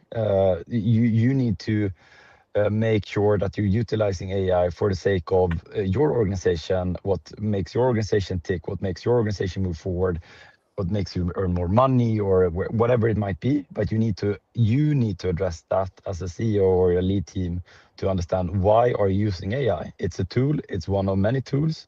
So then explain to your people, why should they use AI? But that's also rare, and that supports managers as well. Yes, and I think that gets us to the next one. I think, Becky, you were in the beginning, you were talking a bit about measurements and kind of parts around it, because it's important. It's not just doing it for the sake of it, but actually there needs to be a real business outcome around that. So Becky, maybe I'll let you continue on some of the parts what you had before, but most organizations measure HR AI adoptions through tool usage. And we heard token usage is not the one. We could even put it in a different way. But what should they actually be measuring in order to do that? It's a great question, and one that I wouldn't say there's a silver bullet answer to. Before we leave the thread of managers, though, I do want to respond to what Johanna said, because I do think it's, and there's some conversation in the chat about this, is we haven't really thought about what the future of the work is going to look like. And Brian Chesky did a great podcast where he talked about kind of the evolution of Airbnb and what he saw in the pandemic and what he sees now with AI. And he actually made the bold statement that in the future, there will be no middle managers. And he created that, made that argument pretty effectively. And I don't know if there will be no middle managers, but I do think that the role is going to change dramatically. And I do think that the way that we work and operationalize our work is going to change dramatically. So BetterUp put out all this great research around AI and utilization and what's going on right now. And what they're really seeing is this idea, this like sense of belonging and purpose is becoming more and more important to people in this world of AI, right? The humanity, the purpose, the belonging. And so how do you infuse that into an organization? And of course, having supportive managers, having supportive peers, feeling connected to a mission, feeling connected to the work is going to be more important than ever. The how we do the work and the how things get done is going to look totally different, right? And we're going to need to learn more effectively how to delegate and how to instruct others, aka our AI agents, to perform the work and manage those agents, right? And so the work itself is going to look a lot different than it does today. And so managers are not going to exist in the way that they do today. Will we still need a supportive people organization? Yes. For large scale organizations, of course. And I think that the most interesting transformations, and you mentioned I live in San Francisco, I see a lot of this. I see a lot of it with 3-person companies. I see a lot of it with, I'm in a 7,000 person company. But I think the most interesting transformations are going to be the 50,000 plus organizations that are having to lead these transformations for their massive organizations and what that looks like, right? Because they can't do the meta layoffs and all of that, right? Some of these are not technology-based companies. But to your point of measurement, some things that I've seen to date, and I think about this a lot, and maybe I should probably put a little bit more out around it, but the things that so token maxing, we know we're moving away from that. There was a big trend where people were, there were dashboards and people were measuring how many tokens you were using, of course, incredibly expensive. And a lot of companies who did it would argue that we do this because we want people to experiment with it. We know that they're using it to, figure out what to make for dinner tonight or to, plan their weddings. But at the same time, we also know that they're using it for work. So we want them to use it more and more. And that's what token maxing was all about. Now we're starting to see a little bit more of how do we embed this in our existing units of measurement. So we're putting it on performance processes, right? How has this enabled this person to be more effective in their role? Right? Not how is this person using it a lot, but making sure that they're using it to be more effective in their role. We're seeing it on culture surveys, right? There's huge sections on how we're using AI and are we using it? And are we feeling like it's making us better at work? And are we using it more effectively? So really understanding the utilization. And other things that I'm seeing is monthly manager pulse, right? Of their teams, what's going on with AI? Are people utilizing it? Are people utilizing it effectively? Has it changed the nature of their role? And one thing that I will just add, so those are just 3 ways that I'm seeing it measured more effectively. Utilization is still measured, of course, but I don't think it's in the same public way. We're moving away from that, where it's like a leaderboard who's using it more. And the last thing I'll just say is, even though I do see a lot of AI happening, I also was out in New York talking to a bunch of organizations and HR leaders. And I realized that we're all in completely different spots, right? And I believe that we're still very early to this. I built an AI maturity model that I used last week with those HR leaders, and everyone was about a 2 out of 5 in terms of their AI transformation. So while there's a lot happening and it feels very fast and a little bit frenetic, we actually still have a lot to learn and a long way to go and a lot of experimentation. And that's why I love these kind of forums, because you're learning from what other people are doing in the workplace as well. No, that's great, Becky. And I like the comment about the manager, because we have to pull a lot of the things together. Again, it is about, if you add value, especially in the human aspect going forward, that goes a long way already. But Hassan, I know you have also a strong view on measurements, adoption, and so forth. But why don't you talk quickly about that too? Yeah, sure. Becky hasn't left anything for me to say, but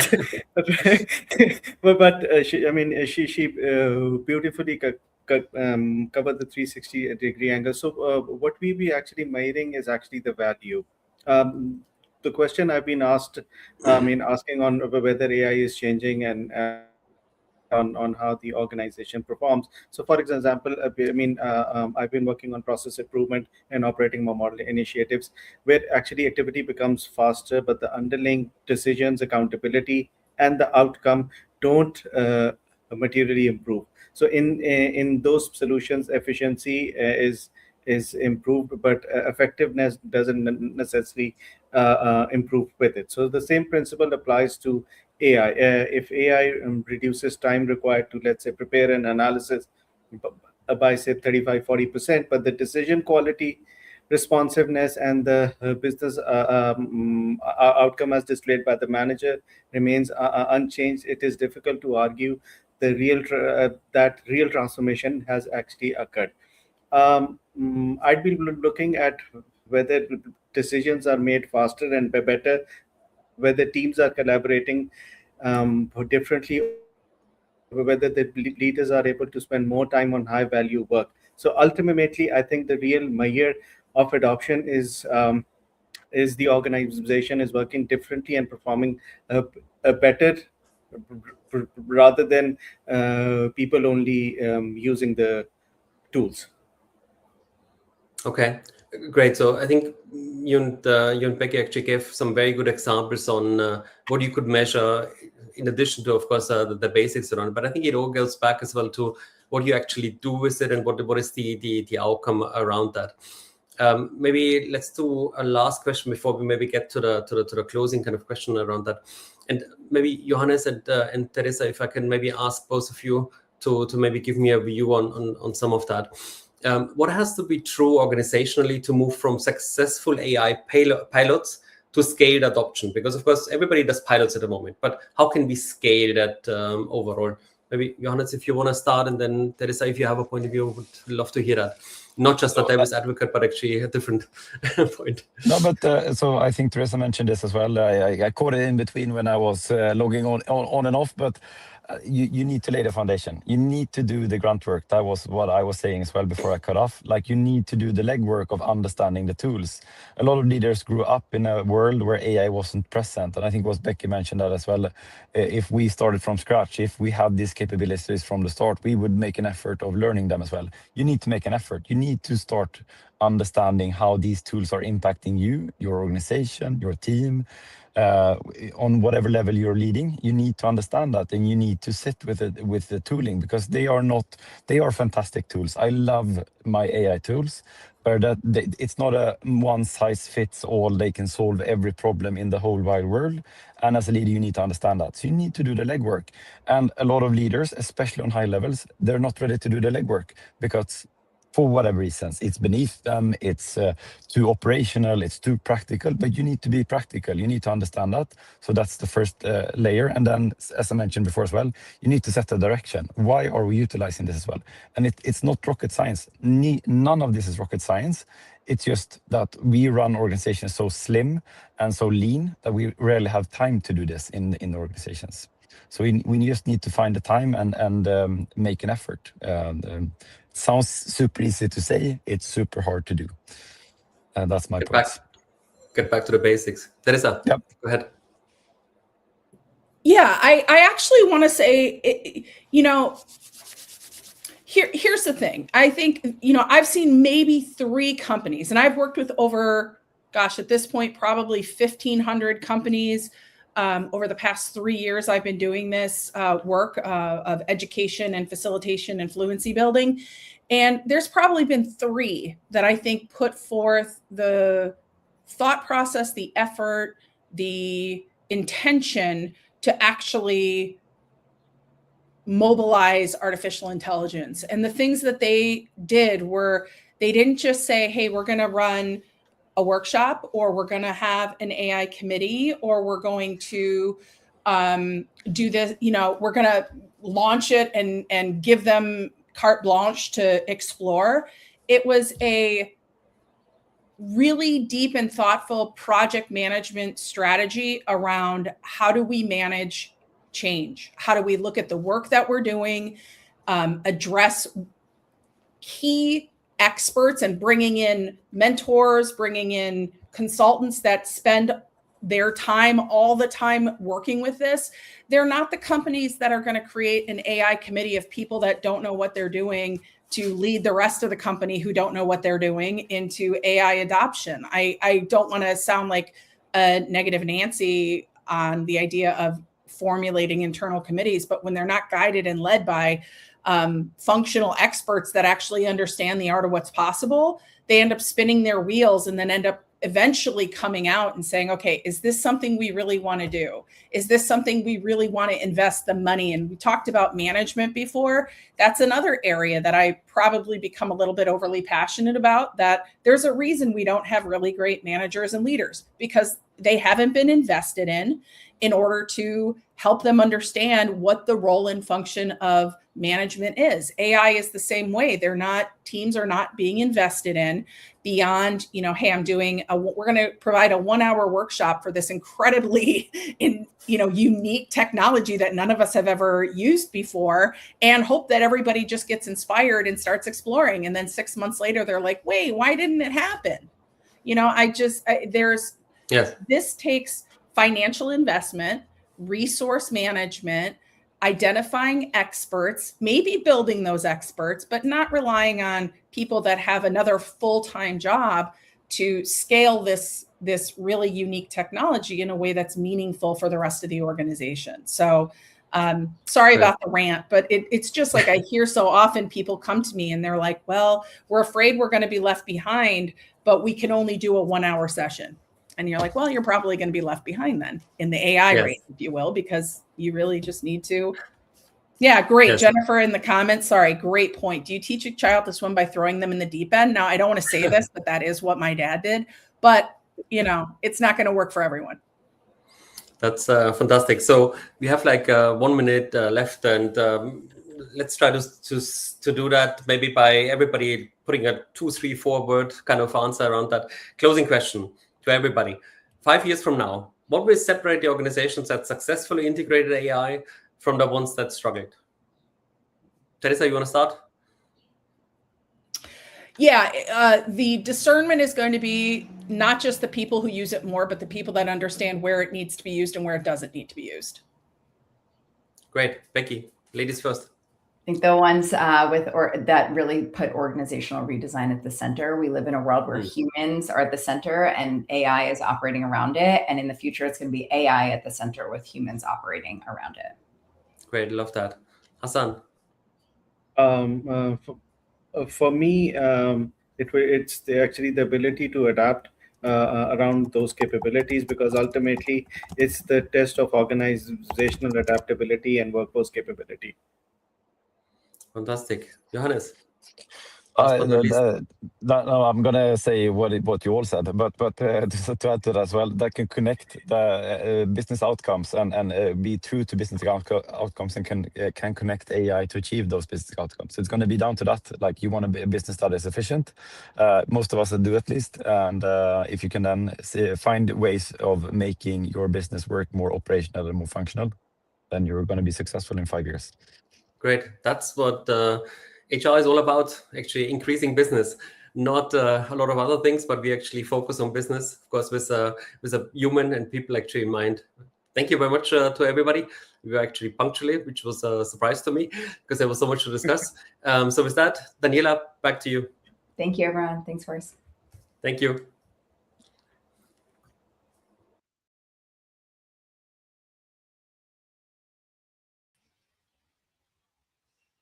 Thank you, Horst, and to our expert panelists. What we just heard is crystal clear. The people team is the right team to lead this. You understand the people. You understand the functions across the business. You understand what the alignment actually looks like. So here's the call to action. Don't wait for permission. Build partnership, build alignment at the table, and as Teresa said, bust your way in. Be confident, be competent, show up knowing that this is your lane. Hacking HR's mini master degree program starts on July 24th, and it's built around exactly this: learning to lead what's already happening in your organization. This is where you start building or optimizing your own AI workforce. You're going to design AI agents that handle your research, your emails, your follow-ups. You're going to build automations that reclaim dozens of hours every month. You're going to create a personal operating system that multiplies your output. Join us for 19 weeks starting on July 24th, led by none other than our founder, Enrique Rubio. And we will drop the links. You can explore more, and we would love to see you there on July 24th for 19 weeks of live classes and live labs. All righty, we're going to move on to the next panel, and I'm very happy to introduce today's next moderator, Natalie Fine, to moderate this conversation. Your employees are already using AI. The question is whether you are leading it. Hello. Danielle, great to see you, and what a great dialogue, the last panel. I think we're going to bring it higher right here with this group. Yeah, awesome. I can't wait to listen and learn from you guys. So I'll catch you a little bit later. Okay, Natalie, have fun. Lovely seeing you. Thank you. All right, everyone. Good morning, good afternoon, good evening, wherever you're joining from, or if you're watching via replay. We are so happy to have you with us. Please let us know in the chat if you're just joining, where you're joining from. And if I see any New York peeps, I'm wearing the royal blue for our Knicks. Go Knicks. I'm Natalie Fine, coming to you from NYC. I am the moderator for today's panel. And as the founder of Next Leaders NYC, I help leaders navigate and activate communications in an AI-driven workplace.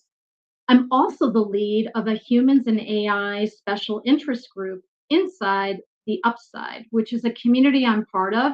It's where top independent consultants join forces to advance their businesses. So before our panel officially introduces themselves, I want to set the scene with a little context. So right now, 78% of AI users are bringing their own tools to work. Nobody issued them, nobody approved them, and nobody is governing them. Meanwhile, only 38% of companies have a formal AI policy in place. That gap is not a technology problem, it's a leadership problem. And this consumer-driven use of AI isn't just happening at the office. Employees are using AI to plan vacations, to coach their kids through homework and assignments, to manage their finances at home. And then they're walking into work with the familiarity of using a lot of AI and doing the same thing there. So in short, AI transformation isn't coming from the C-suite. It's coming from the cubicle, the kitchen table, the commute, and the mobile. The critical leadership question isn't how are we adopting AI? It's how are we going to lead a workforce that's already ahead of us? And importantly, I think it's really critical to make a differentiation between AI adoption and AI integration, right? Adoption is checking the box, turning on the feature. Integration is rewiring how work gets done, how decisions are made, and how people grow. Adoption is passive, integration, disruptive. So today we're talking about whether HR is ready to lead the disruption that's already happening. This is about a shift, how HR and people leaders can move from passive AI adoption to active, intentional leadership. So With our esteemed panelists, we're going to explore at least 3 things. I have no doubt we will go over into many other topics, but what does AI fluency really mean? What is responsible AI use? And how do we manage risk, regulation, and data? A quick note, these topics for this conversation were synthesized based on an active consultation with our panelists and also with a few Gen AI sources. Yes, folks, as moderator, I was curious to see what ChatGPT and Claude and Copilot would say. So I asked them, tell me, what are some of the top ways in which employees are already leading AI in the workplace based on research and articles and case studies? And I'm happy to say that what our human panelists, who are all experts, came up with had a pretty good alignment with what the AI bots recommend. So with that, let's bring our panel in. Welcome, welcome. And as folks get settled, lovely to see you all. I would encourage you to take a moment and introduce yourself, your name, your affiliation, and one key thing to help us kick off. What's one challenge on your mind related to AI and how employees are already leading the race? So Chris, why don't you kick us off? We're in the royal blue. Love that. Oh, Chris, your audio seems... I'm having an issue with Chris's audio. Let's take a moment and get that sorted. Melissa, why don't we go to you? Yes, hello everybody. I'm Melissa Montgomery, Vice President of Human Resources at Lamar. And one thing that is constantly on my mind around AI is how we continue to teach the skills to give people the right context as they're making judgment calls while using AI in their daily work.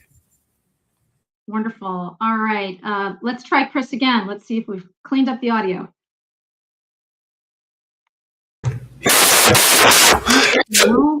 No. All right, we're gonna have to troubleshoot that. Tanya, over to you. Yeah, hello everybody. I'm really excited to be here. I'm Tanya Schleifer. I'm the People Director at Endava. We are a global consulting IT company. And one thing which is really on my mind, because we started with, for us, AI were fundamentally, because we know that it changed our business model, but for HR is how can we use AI for good? I think that's my biggest question, really. Excellent. All right, Alina, over to you.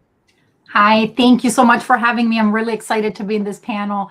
I'm Alina. I'm the founder of In the Works Coaching and Consulting, and I help HR professionals and leaders build skills and capabilities for practical AI adoption. And one of the things that has been a lot in my mind is employees are already using all sorts of tools, experimenting with AI within work environments, outside of work, but I don't believe that HR is ready, and many organizations maybe have not created really the guardrails or that shared language or even that fluency. So how do we do that, and how can we prepare HR professionals to be at the forefront of that? That's my mission. Wonderful. All right, and I see that we're troubleshooting for Chris. I think he's dropped and he's going to rejoin. So let me just double check if there's any messages here from our fabulous technology people. So we're going to keep moving ahead, but when Chris rejoins, we will make sure to give him a moment to introduce himself. So to make sure I get this right, I am, as my father would say, going to put on my eyes. Here we go. So a recent Washington Post intelligence report noted there is a major shift going on inside companies from Gen AI being used to AI agents now as co-workers of sorts. And just today, I noted that Estonia came out with a plan to assign personal identification numbers to all AI assistants, granting bots legal rights and holding them accountable for actions taken on behalf of businesses, institutions, and individuals. So Estonia, for those of you who don't know, is in the European Union. It's about 1.3 million people, but this is the first country to take this groundbreaking step saying AI assistants will have a personal ID number just like an employee. So we're going to get to that. Chris is back. Let's see, Chris, now if we've got the audio sorted, please introduce yourself, your background, and what is one thing on your mind about AI and how employees are already using it. Thanks so much, Natalie. I'm glad that the audio is working. All good. I'm Dr. Chris Mullen. I'm the founder of Elevate Yourself, LLC, and I also work as the Vice President of Workplace Insights and Transformation. I have more than 15 years as an HR practitioner, most recently at the University of Colorado Boulder, where I oversaw every HR function, including payroll. So I feel I'm in your shoes, and I feel what you go through on a daily basis. And today my work really sits at this intersection of HR, leadership, technology, and the employee experience. In addition to that, I'm a keynote speaker, workshop facilitator, author of an upcoming book in October called Better at Life. I have a PhD in leadership studies, and my research explores the use of technology and work-life balance. So AI is a topic I think about not only as a workplace trend, but also as something that will reshape how people work, lead, learn, and live. And to your question about the challenge that's on my mind is this: employees are already using AI. The opportunity for HR is to help them use it responsibly to solve real problems, improve work, and build new skills. If you've ever heard me talk before, you know I'm a huge proponent of taking something practical. So I think AI is in the same boat. How do we use it practically to solve real world issues? I love that. And that is exactly what we want to unpack here today for all of the folks in our audience. And if you're just joining us, please do let us know where you're joining us from. So Chris, as you were rejoining, so glad the audio is crystal clear now. We want to hear every single nugget of wisdom you have to offer for our viewers. I just this week caught up with a Washington Post intelligence report, which said inside of companies right now, we are seeing a shift. That it's not just Gen AI being used by employees, but now AI agents are becoming co-workers of sorts.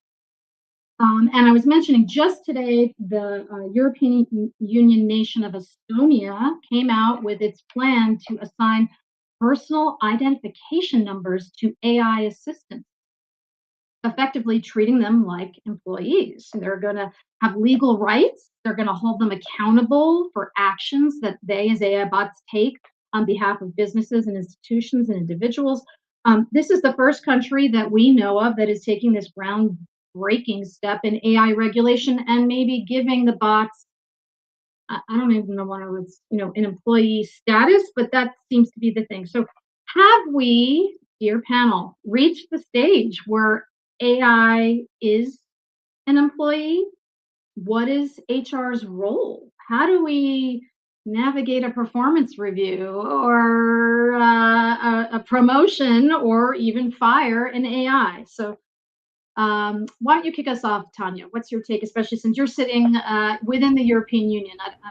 Maybe different perspectives no matter where anyone sits. Thank you for sharing. I wasn't aware. I think it's a very interesting point, really, because I think I recently have seen the first org chart in our organization where we have, even like in our HR team, as a planning where we have humans and AI agents on board of it. And I think it's the perfect time for HR to be really at the forefront here. And I think, as we all said before about, how can we help our employees, but as well our line managers and our total organization to shaping the organization of the future and thinking the way of working new. That's my feeling. I think what we experienced when we started to use AI, I think at the first time we just used our processes and tried to put AI on it. And now I think we need to come up with a total new way of thinking and exploring how we can work. And I think to your point, Natalie, I think it just challenged me, because I say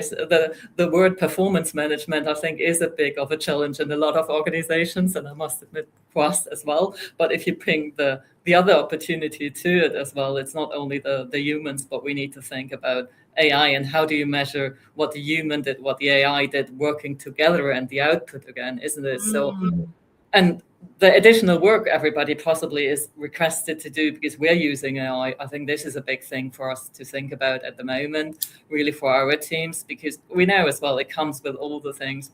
People using AI, they're using it in a controlled way in our environment, but as well, what do we expect from people by using it? Do we expect, you have this amount of time which is free to use other things or to explore, to learning?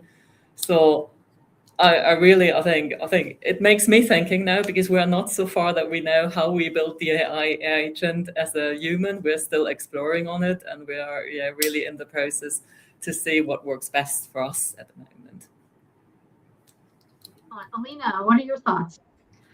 Oh goodness, like my brain is going all different directions. So first I keep thinking of like the leaders in the middle, like leading humans and AI agents, and how like we're already struggling leading people. Now throw AI agents into this, right? Like and my initial thought is also like, before we start assigning work to these agents, is have we even defined the process or the owner or the risk or the human oversight? And so that's a bold move for Estonia. And I think we're going to have to really escalate how HR is supporting this advancement in doing this. I mean, we're not ready. We're definitely not ready from an HR perspective.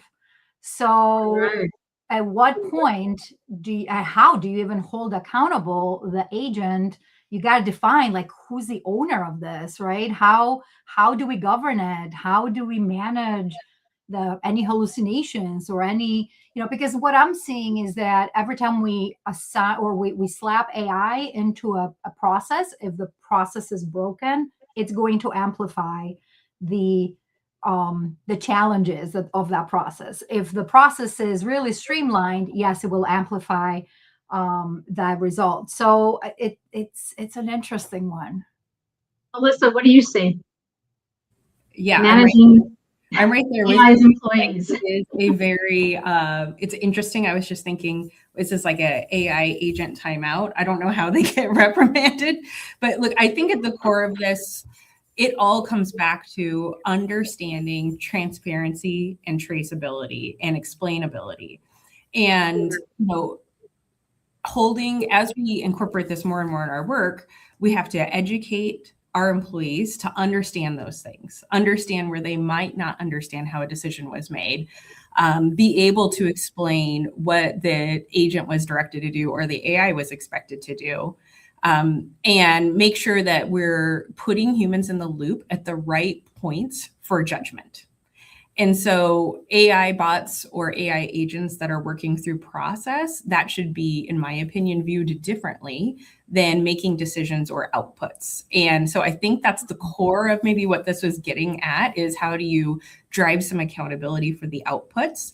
But this is something that isn't completely within the human control either, as we think about explainability. And so I think it's a fine balance of having really good guardrails and having a lot of conversation and stepping into it cautiously to make sure that you don't have unintended outcomes. Chris, what's your take? AI is the employee? Yeah, I know. I'd be careful about calling AI an employee. I don't know. That's just me. I think it's a lot of folks on here, it can be a tool, partner, and even the agent can complete certain tasks, but employees to me are human beings. So to me, it's like a tool. So the humans bring the judgment, the accountability, the relationships, ethics, even context. So I think a better question is not how do we manage AI employees, but how do we manage AI-enabled work with the use of agents? And so that means, like my esteemed panelist said, that means getting clear on what AI can do and where the human comes into the fold, comes into the loop. Where is it required for human review? Who owns the final decision? We can talk about hallucinations. What data is appropriate to use? We talked about that when we all got together last week to prep for this. What data is appropriate for the AI agent to use? Can it have access to everything or just certain things? And how can we have employees build those skills while using AI? So like the previous session said, they're not just the token leader in the company. So for me, for HR, the opportunity is really to make sure that the AI does not just work faster, but it should help solve those real problems. What's the one problem that agent is solving? Is it looking at payroll errors? Is it answering, something as simple as like, how much time do I have off? Great. We can collaborate that and know. But it needs to improve the quality of work and build the capabilities that need next, that what we need. So I think for me, I'd be cautious about it having an employee, but what's the task it can do? Okay, I hear that. And what's an interesting theme and what each of you have hit on is around data, guardrails, regulation. So on that topic too, we're having a very newsworthy day, folks. At the G7 summit today in France, in Evian, several CEOs from major AI companies, OpenAI, Anthropic, Google, OpenMind, and a dozen or so other tech leaders were at the table having lunch with the G7 leaders. And the topics included frontier AI risks, sovereignty, infrastructure, and the protection of children online. The UK and Canada have recently been added to the list of trying to protect those 16 and under. But in this case, the interesting question that I think about, not to get too geopolitical, folks, is it isn't so much are they wanting to talk with these leaders about whether AI gets regulated, but who's going to write that first draft? And is it going to be the regulators or the very companies that are going to have to meet the regulation, right? So on this whole topic, managing risk, regulation, safety, governance, does trying to control the AI usage through policies increase risk? Does it sort of push it underground? And Tanya, I don't mean to tap you again because of the EU, but many of folks do know there had been a very groundbreaking EU AI policy that was supposed to hit its final milestone in August. It's been moved out. And talking with some colleagues and coworkers who are on the ground in various EU countries, not saying, but some of them like, yeah, there are ways to get around what they need us to do or what they're asking us to do, and so forth. So the question to the panel is, controlling AI usage, given these issues around risk, guardrails, governance, do stricter policies increase the risk or do they mitigate it? Anyone who wants to jump in. Yeah, I'm happy to start here. Yeah, go ahead, Melissa, kick us off. I think oftentimes as we're talking about AI, we're looking at it as this very unique kind of technology. But to me, it's just like any other change management. If you think about change management in an organization, you are always going to be more effective when you are explaining the whys to gain buy-in. And so when you come in with just a set of rules or just a set of policies, and it doesn't make sense to an individual, they are going to do the workarounds that make their lives easier, that makes their works easier. So I think this is critical in where HR can lead. We should be viewing this as a change management opportunity, which means that you should be going through education, you should be engaging people in discussions. And furthermore, you should really be understanding, why do they want to use the tool? What is it that they're trying to get out of this? What are they trying to simplify in their role, in their own employee experience? And how can you either support that through the technology or explain why at that time you can't and what the risk would be associated if you did? And so I think that the more that we embrace bringing people into the fold, as opposed to just pushing out information, the more healthy adoption that you will have from your teams. And you will also understand the risks that might be out there based on what they're telling you. Thank you for that. Anyone else want to comment on risk, regulation, governance? And I can jump in on that too. Yeah. Melissa, I couldn't agree more with what you're saying, because and that's how I'm thinking about it. So you got to create some common guardrails with maybe some local relevance, and the same is true in our organizations, right? Like, you don't want to completely say don't use AI, because that will push it underground, and you don't want to have the strictest rules, because that will push it underground as well. But can there be collaboration and localizing it based on what do we want it to accomplish and achieve. And I think that is where a lot of people are missing at least in the organizations I've been working with, they are not getting to what are we trying to solve here for? They think of AI and they think of, oh, ChatGPT is AI. There's so much more to that we got to make it relevant. And for our organizations is how do we get to the task level? I think it's going to have to break down work to the task level, back to like what Chris said before too, right? Like, let's use it to solve problems, but the human has to be in the loop. The judgment has to be there. And I think it has to be a collaboration between government and local to be able to find relevance and ethical use. I think that is the piece, the ethical piece. Anyone want to comment? Because there is something that's also a great undercurrent and segue here around responsible AI use. And I know several of you have gone deep on this. I got to wonder, what does that really look like when employees are doing all this experimentation? There were, stories of people having rollouts for their enterprise-wide system, but they were used to using something else in their outside life. And then they've already drunk from the Kool-Aid of Claude or Chat or whomever, or maybe Grok. But then they have to use what's used inside their company. And then something which I think it was Chris opened my eyes to, you think about this phrase of token maxing. Is it possible for responsible AI practices when someone's pursuing a spot on the leaderboard? So responsible AI, how does that come into the fray here? Chris or Tanya, any comments you want to add? Yeah, I think, from the first question, and I'll lead into your question there, I think stricter policies can mitigate AI risk, but only when they're clear, practical, and paired with education.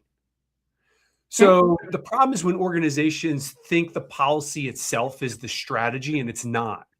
Because if the message to employees is, hey, don't use AI or be careful, and many employees will still use it. Right? They'll use it on their personal computer while working. But they may do it, they're going to do it quietly. This is where the risk really goes up because now the organization has less visibility into the tools people are using. To your point, Natalie, which AI are they using? There's all these different ones. And what data are they entering into it? How is AI shaping those decisions? So I don't think the answer is no policy. We absolutely need these guardrails. Employees need to know what tools are improved or are approved. What data should never go into the AI, right? There's proprietary data from your company that you don't want in there. When the human review is required and where AI should not be used at all. So the policy needs to be paired with real examples and skill building. So to your point about the token maxing or the leaderboard, I could care less how many times you use it.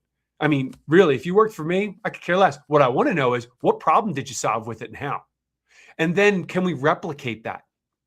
So then that's where an agent might come in to replicate that. So I want to care how you used it I use it as like kind of an intern or to debate my ideas. I have this idea about blah, blah, blah, because in leadership, and I want to know what the opposite might be. Why would someone care about, the other thing? So, I use it to kind of like devil's advocate myself, to pressure test some ideas that I'm having or writing about. From a real world example, I still have yet to put my book into AI at all. I started writing it 5-6 years. My wife reminded me like 5 or 6 years ago, only because the book showed up on a pallet yesterday. And so I still have yet to put it in there to help with marketing and stuff like that. I'm still they're my ideas and I want them to be published before I use it. Tanya, what's your take on responsible AI use and all the rest? Yeah, I totally agree, Chris, to your point, and that was exactly what was on my mind, because I think one of our biggest observations at the beginning in our thought process were really how can we train people on the use of AI, because Natalie, you mentioned all the problems with GDPR and the data protection, etc., which we have in Europe, where we are operating in most of the countries in Europe as well worldwide. So I think there are a lot of different things. So one of the big challenges were really at the beginning, can we open up AI for everybody to experiment and to be trained on in the company so that we have a safe environment? The data is not used in their AI tools, private AI tools, but as well at the same time with putting governance around guardrails, but really upskilling and have conversations on a regular basis about when is AI useful, when is it risky to use, especially we are operating with clients where some clients don't allow it, some clients allow it. When do we need to advise about when we're using it, AI internally, externally? That was a lot of discussions we had around it. How can we protect our data, everybody in the company, as well as you said very rightly, Chris, what you want to put into the system or not, and maybe don't start in HR with the compensation data of your executive team, for example. So these were a lot of discussion and training at the same time we were seeing. And I found it's still more important as well. And I think, Chris, you mentioned the comment before about using practical examples. We are doing a lot of hackathons in our teams as well. How can we use it? We have a committee as well where everybody can propose a challenge, business challenge to be solved, and people will work on it. And we're saying there is a committee to see what makes sense. So I think is how can we get people in a way to help them as well overcome the worries around it, because I can tell you as well, we did a legal training with our HR team about what you should be generally about data privacy, etc. And everybody were, I'm not sure if I can use AI afterwards again. So I think we needed then to start working again to tell, okay, what you should do is you still shouldn't use asking AI to make decisions about candidates, for example, in the interview process, etc. But what is really useful for do it. And I think is this kind of ongoing discussion training with people which is sometimes hard. You say, Natalie, you're bringing up a lot of things which are really happening the last 24 hours, isn't it? It's so fast where change is coming, but I think it's one of the big things where we can really helping our managers, leaders, as well as the organization be on the for that. And I'm keeping an eye on time, and I want to make sure we get to a few things in a speed run, but this is a good segue to something, Melissa, I know that you feel really strongly about, which is early career talent. These were natives that grew up not only with this, but knowing how to ask chat or whomever they prefer. So how do we, perhaps in the spirit of upskilling and teaching, how do we tap into that energy, that early native use, without creating an us and them, or they're the leaders, they're the experts, they're the superheroes, and then they're the laggards who are maybe older in age or just have been resistant. How do we tap into that? Yeah, absolutely. So first, I think we're in a really cool moment because AI is new to all of us. And so this is one of the first technologies where we can all learn together and we can all get to the same level of expertise together. Now, early career talent is more, what I would say, they're more digitally native, right? So they're used to maybe incorporating technology, not only in their personal life, but now into their new work life. But we also know that they are really lacking the experience and the context that is needed to be able to get meaningful work results out of AI. On the other hand, you have veterans who have the experience and the context, and they may be less comfortable or familiar with infusing technology into their work at the same level. So this is an amazing opportunity for shared mentorship, right? Neither group has an advantage without the skills of the other group. And if an early careers employee uses AI and they're token maxing and they come out with this amazing product, but it doesn't have the right business context, it's not going to go anywhere. And on the flip side, if you have somebody who has years of experience and they're bringing ideas to the business, but they're not scalable, we can't automate it, they're also going to be left behind. And so I think that it's really important for us to look for ways to be able to learn from each other, bring these groups along together, and really just treat this as a tool, the way that we are using other tools in our business. And we can use early careers to bring fresh perspective and ideas, and we're going to leverage our more experienced leaders to bring context and experience, and we can work those two things together to make this a really both ethical and meaningful output. Love that. Chris, any comments? You do a lot of work in this arena. Yeah, I mean, I think for me, I mean, Melissa really did a good job of covering that one. I'm gonna let it go. Melissa, great job.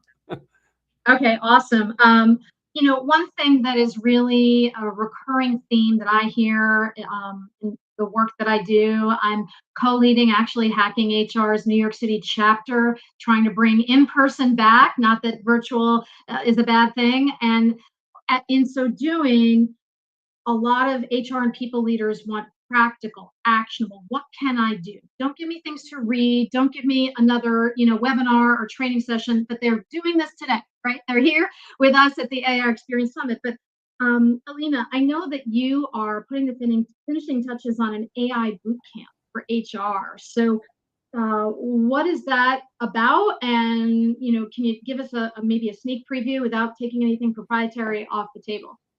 Yeah, no. So I talk a lot about being the glue for HR people to be the glue in either the teams they lead, the communities they serve, the organizations they support. So I'm in this intersection between like HR tech and IT. So usually the translator between the two worlds. And the AI HR for HR bootcamp is really about getting practical in like, how do we start to translate now, how to use some of these tools and help transition work or help look at work at at the task level.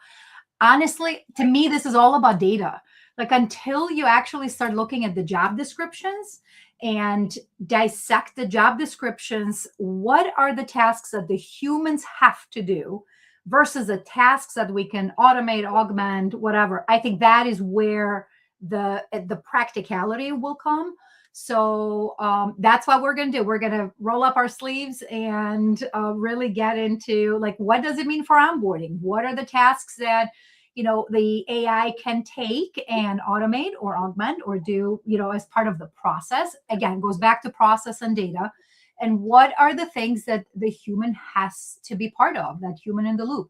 So I'm really excited about it. We also have in September, we're doing in Rochester, New York, a Lead the Way or Lead the Shift AI Business Summit. And Natalie, you mentioned this is a shift. It's a shift how we do work, how we lead people, and now people and agents, which you put me in so many more thoughts with that initial comment.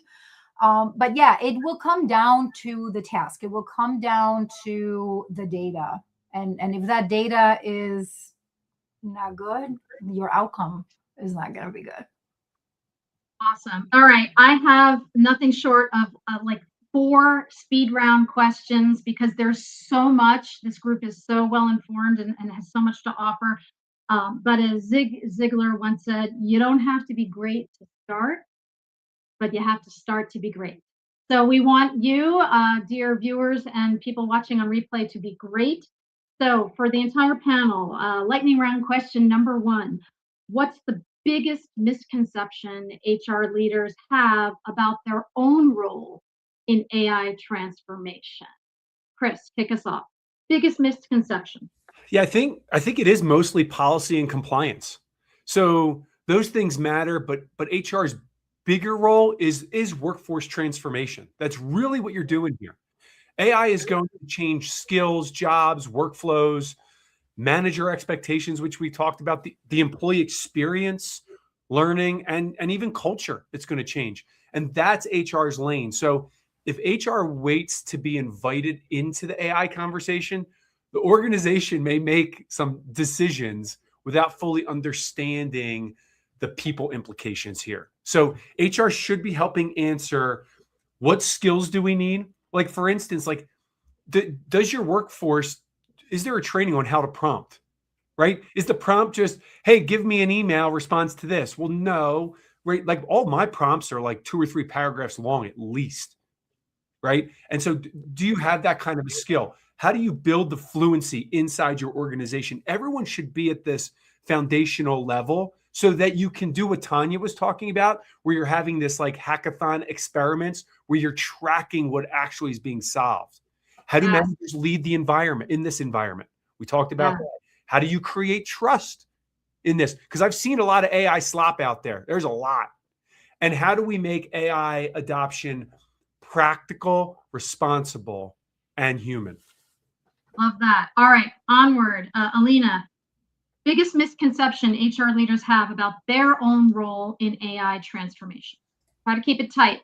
Can we stop saying I'm not technical enough? Like, can we as HR, like our roles as HR professionals is to connect these tools and these conversations to the work, the people, and the culture. That's what we do. So stop thinking of it as a tool adoption and start thinking of it as a workforce and a workplace shift. And how can we connect the tool conversations to the work and the people and the culture and partner with IT? I think IT is your biggest partner in this integration. I'm going to start calling it AI integration, not AI adoption. I think it has to happen hand in hand with IT professionals.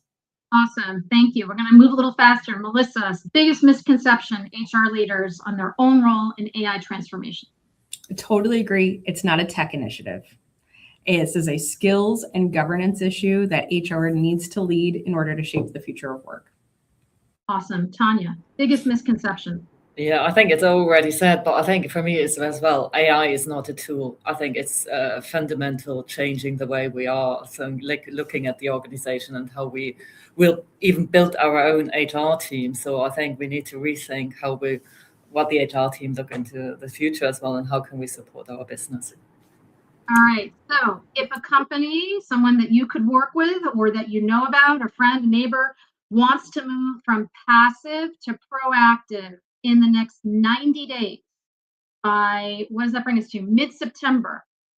When it comes to AI, what's the single most crucial step? Fast. Melissa, next 90 days from passive to active. What do they need to do? Focus on your workflows and your processes. Automating a bad, complex process is a recipe for failure. Tanya, what do they need to do next 90 days? Yeah, create safe spaces really for people to experiment and use it, and build use cases from look at the 3 business problems you want to solve and concentrate on this to experiment. Great. Alina, next partner 90 with days. IT, put together a plan together hand in hand, and maybe IT ops and your business leaders and partnership. Love that. Chris, bring us home. Next 90 days. Next 90 days, don't start with a giant transformation plan. Start with actual work. Pick a number of small business problems and use AI learning labs, because in the 90 days, the goal shouldn't be everyone's an AI expert. That's not the goal. The goal is that the organization has moved from a vague interest to a practical learning. That's the goal in 90 days. All right. So next question. If we want to thrive alongside with in partnership with AI, where's the focus? Mindset, skill set, or both? Melissa, we want to thrive alongside or in collaboration with AI. Where's the focus? Mindset, little Carol Dweck, little growth mindset, skill set, or both? I would say with almost everything, it's both. Stop the fear and start managing change. Tanya, mindset, skill set, or both? Yeah, I stay on something. I recently learned there is something in between, which is the heart set. So I think it's really, I think to your point, Melissa, is about stop the fear. So bring people on the journey, and that's an important part. Alina, mindset, skill set, both? Both, but sometimes building your skill set also can help shift your mindset. And vice versa. I think your mindset could also, help you focus on the skills, but I would say both are needed. Yeah.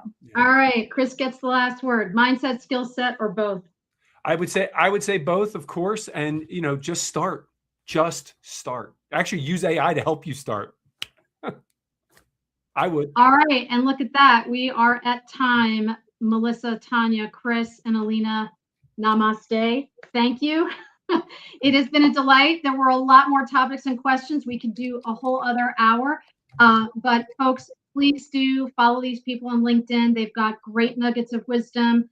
Books are coming, training sessions are coming. You know, look into them, follow them, and keep on going with the AI Experience Summit. Thank you.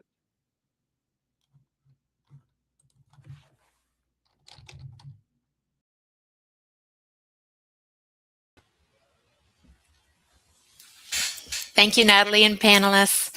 Be the glue that sticks. Never been a better time to lead this transformation. You can have the best strategy, complete alignment, but if you don't have trust, none of it works. It's the foundation that everything else runs on. With it, you can move faster than you ever thought possible. Tomorrow's Talent Lab live workshop is called Pick Tools, Pick Mindset, Pick Humanity, the HR Playbook for Thriving in the AI Era. And it shows you exactly how.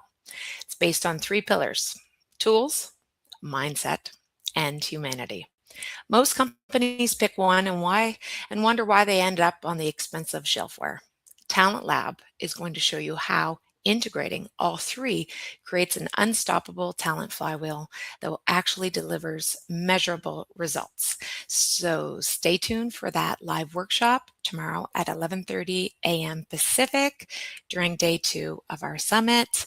And this leaves me to bring in Lauren to moderate the next conversation. Hi, Lauren. Hi, Danielle. How are you? I'm not too bad. How you doing today? I'm great. Thank you. All ready to rock and roll with the next panel. Trust is the infrastructure your AI strategy is built on. Absolutely.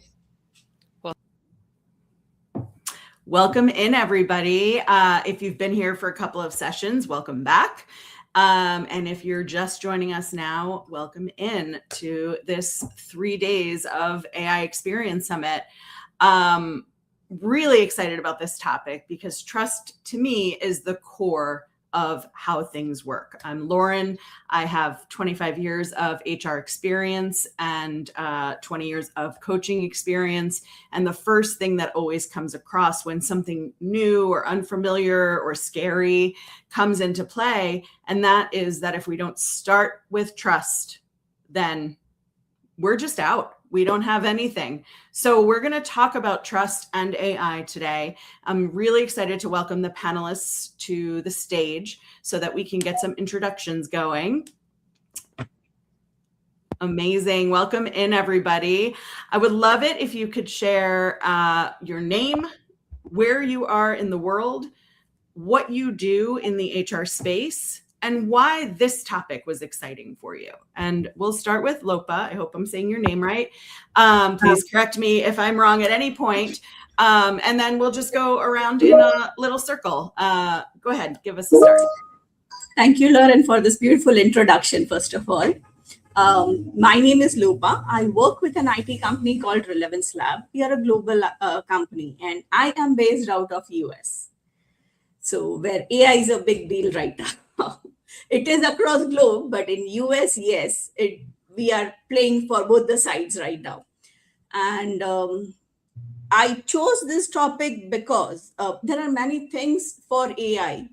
However, the first and foremost is, for me, it is trust. That building an accountability, building a bridge between company and be it our employees, customers, or anywhere. So that is a very important aspect for me from a human resource perspective, because where people is concerned, you need to be very transparent and open about what you are doing, how you are doing, and why you are doing. So that was my choice. Thank you. And just Sandia would come off of mute. We'll just roll into the next person. Thank you so much, Lauren. Nice to meet all of you. And I know we are in the middle between the Portugal match and the most important conversation of trust. So I'm sure you guys are going to trust us to listen through this throughout. And I sit exactly where this happens, right? I'm I'm in the US. I'm in New Jersey, so closer to where the world now would love to live. So I am living that life. So I'm Sandhya. I lead the HR business partner and AI at Epexon.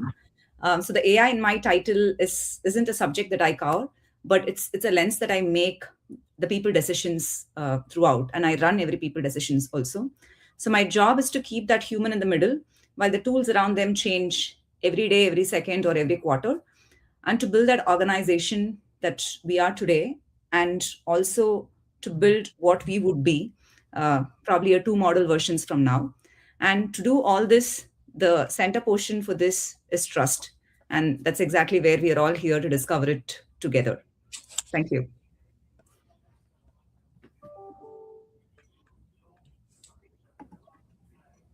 Vic, you are on mute. Okay, great. Well, first, tech challenge secured. Cool. I'll go next.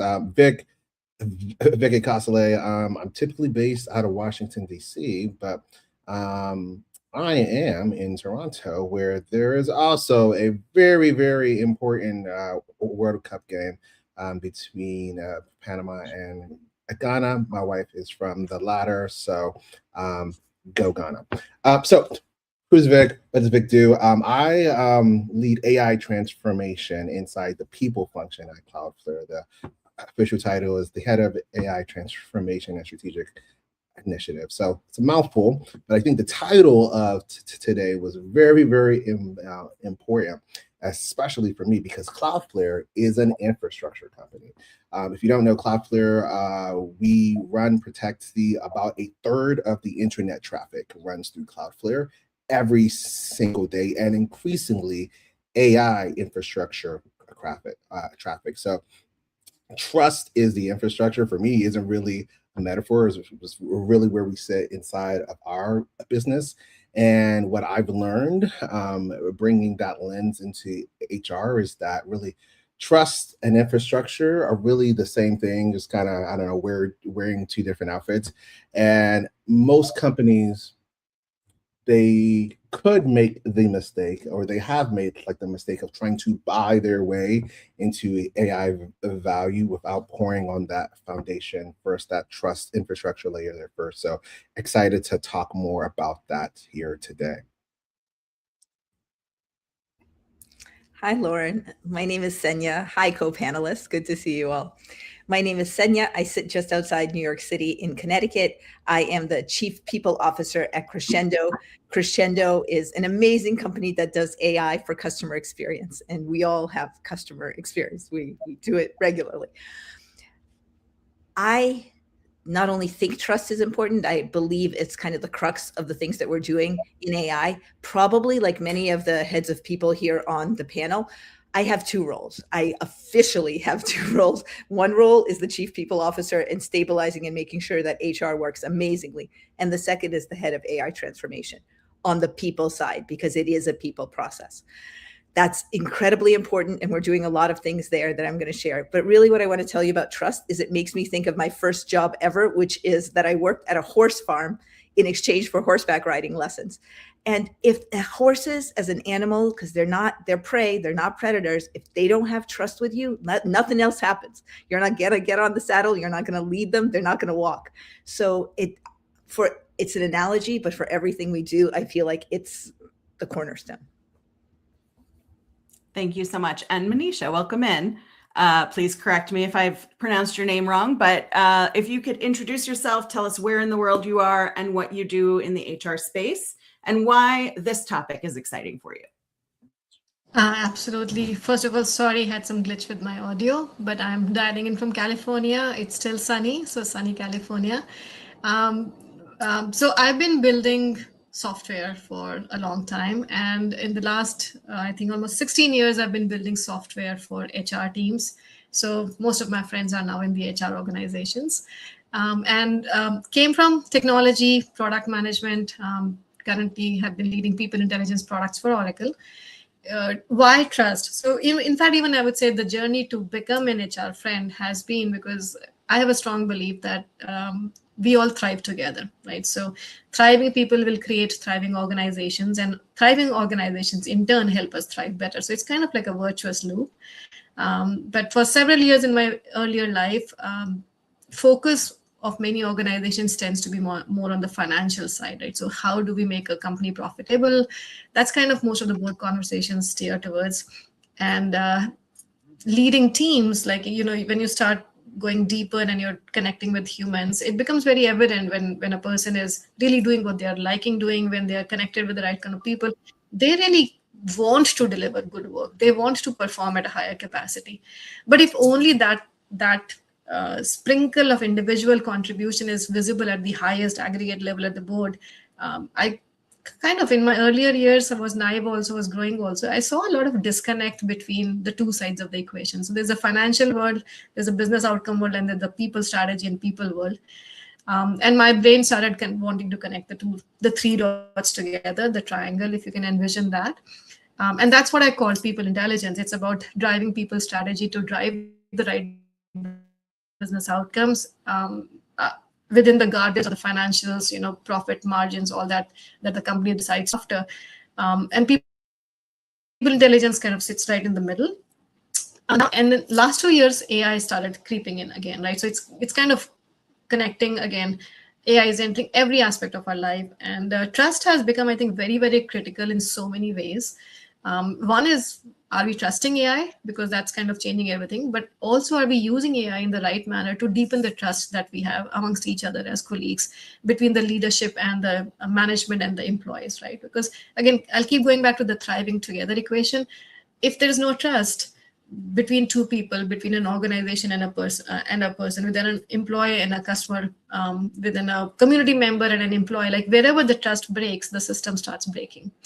Right. So right now, I recently just moved out of Oracle. I am working with a few startups, working on a few thought leadership, really wanting to go deeper in this concept of trust and expanding my definition of people intelligence, not just for employees within a company, but all equation of people, whether it's employees, customers, or community members, all of us who come together to make organizations and countries thrive. And I think the pinnacle of all that tends to be trust, right? So I would say I'm a student of what I'm understanding, and looking forward to learning with all of you how you think of trust.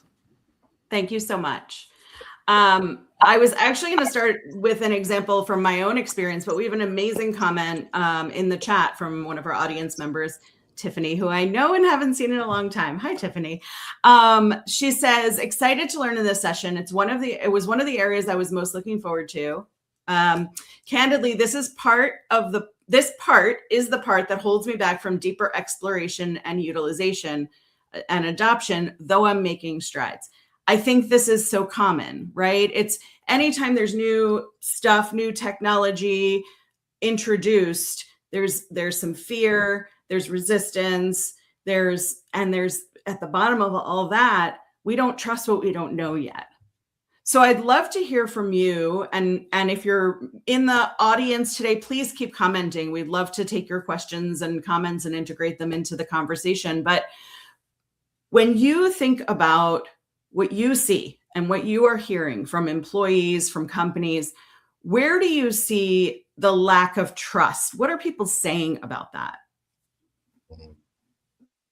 Yeah, I can kick us off if that's okay. Yeah. So a few things come to mind. So it's a part of my role, both internally and externally. I help to train people, specifically HR professionals, corporate functions folks, on how to use AI for their work. Externally, I run the HR AI Institute, like where we do the same thing, just from a non-profit out. So I think when it comes to trust, here is where I see people typically like freeze or pause, or isn't. It's not like they're complaining. The core question is, can I actually use this for HR data, right? And I think that is a right pause to make, right? Because we handle some of the most sensitive data. So sometimes trust is in form of, did AI make the right choice or outcome or make the right judgments? That's one aspect. But there's trust in, do I trust the AI to, process and use some of the most sensitive data? And I think there's two things that come to mind in that. One is, do you have the right, using the word infrastructure, to actually use and process HR data in a safe way, right? Are folks, because if you don't, what happens is somebody with their own, private chat GPT account, a personal chat GPT account is like, I want to do this AI stuff, right? And I want to, push ahead, but they're leveraging it in an unsecure environment where that data can be trained, and they may not know the difference between enterprise AI versus, your personal chat GPT account, right? So that is a corporate responsibility to make sure that people understand what those differences are. Two is that you should be able to identify lanes where we, let's say, have been pre-approved to leverage AI safely, so that employees don't have that freeze, they don't have that paralysis, right? For example, should folks access if AI should write job descriptions? Probably not, right? Just let's make sure, though, that the responsibility and accountability is still on the human to make sure that outcome is still good. And then on the last piece, there's the judgment piece, because at times people take the output of AI and don't run it through their own AI, and then we get really, really bad outcomes. Can we trust it? And I think that question goes back to, well, what is your role? What is your responsibility? What are you accountable for, regardless of what AI it gives you? So those are the things I'm hearing, questions like I'm hearing as I talk with folks. It's not that they're scared or incapable. In fact, I think they're taking the cautious approach before something bad happens. So I'll pass it over to any other panelists to weigh in as well. I'll take it up from here, Vic. Sorry, Manisha, you want to go? You can go ahead. Go ahead. First of all, your points are very, very nice, Vic, and actually that speaks what our employees always reflect. And I believe that fear comes out of, not because a thing is bad, but fear comes out because they don't know what will be used, how it will be used, and how it is going to impact them. So from an HR side, I have always believed that irrespective, be it AI or any other thing that you are using, for me, I believe in acronym of trust as tell people when you are going to use AI. I mean, on which all parameters their data will be inputted, or AI will have some kind of an influence on decision making. If it is hiring, or if it is for customer service, or anything that we can use of. Be transparent. Tell them that when we are using it. Reveal the purpose. Why we are using it. Why is it important to take a help of an AI? How we are going to leverage it. Your explanation should be understandable to your audience. That they should understand our reasoning for using it, why it is justified. That is important. And then we have to set an expectations that, okay, so this is what we are going to use, but who is going to be accountable for it? How the data will be flowing further, and how it will be reflected. Along with that, it is important for us to track the initiatives and reviews, the outcome of it. So overall, as I said, the topic is really nice. That is trust, and that is what I believe in. That tell people, reveal purpose, understand the understandable expectation, set expectations, and track and review. Yes, Manisha. Manisha, over to you. Sure. I think very good points. And maybe just take a step back and maybe just you started it, dissect what is trust, right? So trust, it's philosophy to some extent, but really it's if I have a predictable outcome every time I interact with someone, right? Consistency of outcome, and obviously outcome better be in my favor. Then I start building trust step by step, right? I research this topic quite heavily. I'm talking to a lot of exec coaches also. So there's interestingly, people have two ways of living is where it's kind of, some of us live with the paradigm of you have my trust until you break it. And a lot of people live with the thing of, you need to earn my trust. Yeah, so I don't know, however you want to categorize it, you could lose my trust with your actions, or you could earn your trust, my trust with your actions. Either which way, it is consistency of my interaction with you, which will help me build or lose it, right? So when it comes to enterprises, it's really everything we do from, I think somebody's talked about purpose. Is the purpose very clearly defined? Why are we using AI, or forget about AI? Why are we doing what we are doing? So number one, I would say, if I have to break down the infrastructure of trust, it has to be what is the purpose. Second is the data discipline. I think, again, Vic, you talked about it. So to solve for that purpose, what data are you using? Have you taken permission from me? Are you doing things behind my backs, which maybe I don't want to share, or maybe in the wrong context? Sometimes people are okay sharing their data, but they don't like the context in which we are applying it, right? So what I say in meeting A may not be relevant in meeting me, but when you're talking about just data layer and the context is missing, suddenly what I might have said, I'm happy to do this project 100% if you give me A, B, C, and D. You remove A, B, C, and D, and you just say, I'm happy to do the project and don't give me that, and I fail. You've lost my trust, right? So again, I would say the structure would be, why are we doing, what are we doing? Second is the data discipline, very important. Third is the explainability. Even if you have the data discipline, in the tech world, we're coming up with explainability of models. How about explainability to the human beings? I am doing this, I'm using this technology, this is how I will evaluate you, this is what you could do to become the successor. All that transparency, explainability, that's just a new term. That transparency, if it's missing, it becomes a black box, and black boxes will never earn trust. They will only break trust. I think the fourth is human ownership. So a lot of patterns can be, so I'm just going with my paradigm of the 6 steps of the infrastructure. Human ownership, in the sense, AI is good at identifying a lot of patterns. I think organizations have a lot of data. So even without AI, I can identify a lot of patterns within the organization, because I'm sitting at the leadership level, at the management cadre. Now, if I go back to an individual contributor who does not understand that pattern, again, you lose that context, right? So you can go and say, well, I would like you to do blah, or you did not do so and so, because I have context. And if I don't explain that context, they're going to lose trust, because they're questioning why I'm saying what I'm saying. All these problems have become even exponentially more complex in the AI era, because everything is happening so fast. I mean, earlier human beings or leaders were doing all this analysis. They would take 6 months to do it. Now within minutes or hours it gets done. So the complexity is increasing, but the human problems and the human challenges and the human ways of building trust remain the same, right? So I'll again say, so first was the purpose, second is the data discipline, third is explainability or transparency, fourth is the human ownership. Help me understand why you did what you did. Make me become an owner with you. Fifth would be the feedback. It cannot be one way. It has to be, we are doing it so ways. What are your thoughts, right? So alignment is much more challenging today, and I think much more effective also. And in all this, I think HR can play a much stronger role.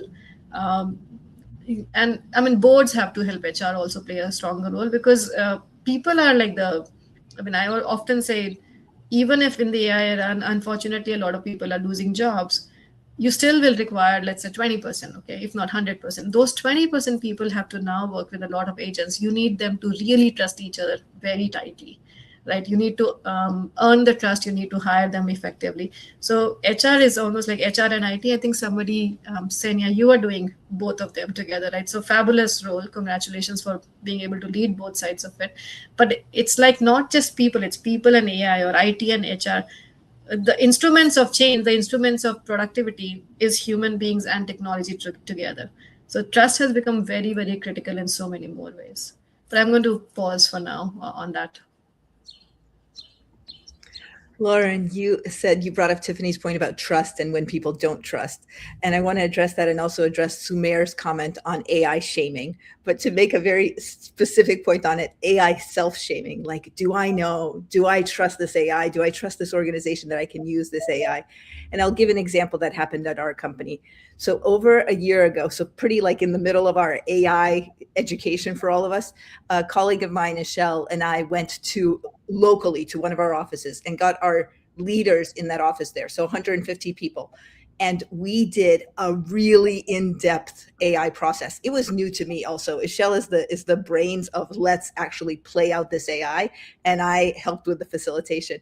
What we did is all 150 leaders in that office did not really know or did not really love AI, like truthfully. And they're the leaders, so their teams have to come with them. But at the end of these 3 hours, with very specific, try this prompt, try that. You're getting a problem with your data set. How can you clean up your data set? How can you ask the AI to help you clean up your data set?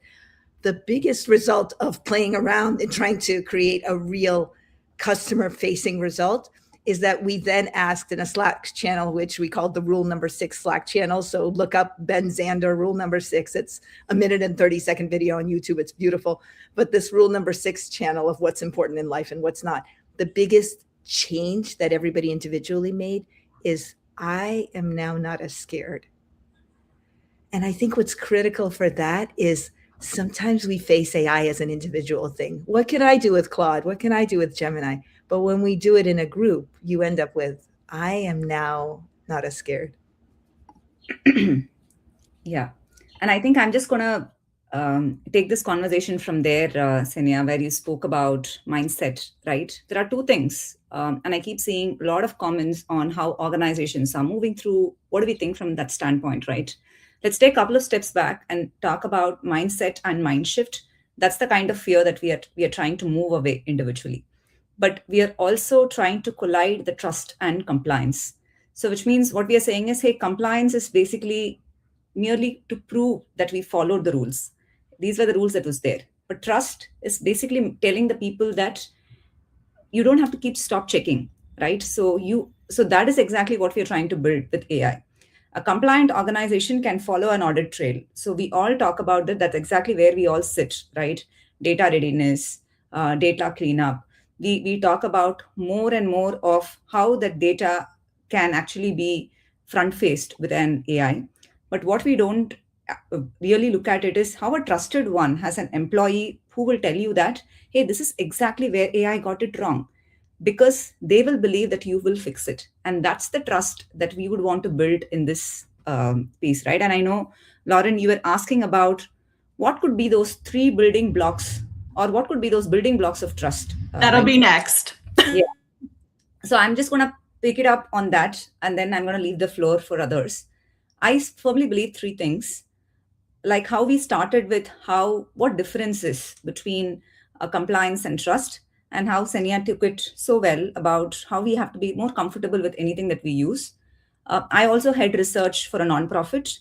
When we were doing a lot of research on AI fluency across, people kept saying the same, what I commented on chat. One said, I love ChatGPT in the beginning. It was amazing for me to write. It was exactly reflecting my thoughts. Then Claude came in, it stole my writing piece, and I found it so loving. I loved Claude writing. And now people don't want to sound like Claude. Oh, do you use M dashes? Then you have said definitely wrote using Claude, right? So our judgments and our bar keeps moving. So there are 3 building blocks of trust in this, according to me. One is the transparency. So as an HR, people in the room know where AI is in the room and why. So that's important for us to say, am I making people decisions using AI, or am I making... Sandia, I'm so sorry to interrupt you. I just want to ask the question and then I'll let you continue, because our audience doesn't know why you're moving into building blocks.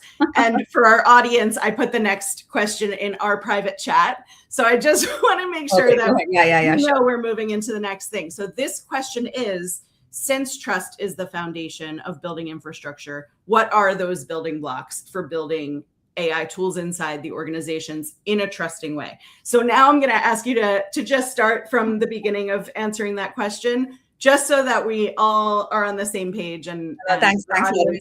Audience, I just made sure that we move on the time and then we give everyone the time, right? So I just thought, okay, let me just hop on to the question and then move along. No criticism here. I'm just here to make sure that you all know what's going on and our audience knows what's going on. So absolutely. So we did speak about transparency, where AI is in the room. And the second building block that I feel that we've all been here listening from Vic, Senia, Manisha, Lopa, is reliability, right? It does what we say. It definitely does what we said. And every time does it do the same thing. And the resources, when it goes wrong, is there a human to go and to fix it? So that's the reliability piece that I feel has to be there on this, which most of us would be hearing about harness. Can I have an harness? And I loved how you started, Senia, with that horse role of yours, right? That's what I keep referring to my team to say, you need to have harness around your horse. And that's exactly what you should be looking at with AI. That harness is the last one that I wanted to see is recourse. When it moves, you bring it back. So three building blocks for me is transparency, reliability, and recourse when it moves ahead. I'm going to let others take over now.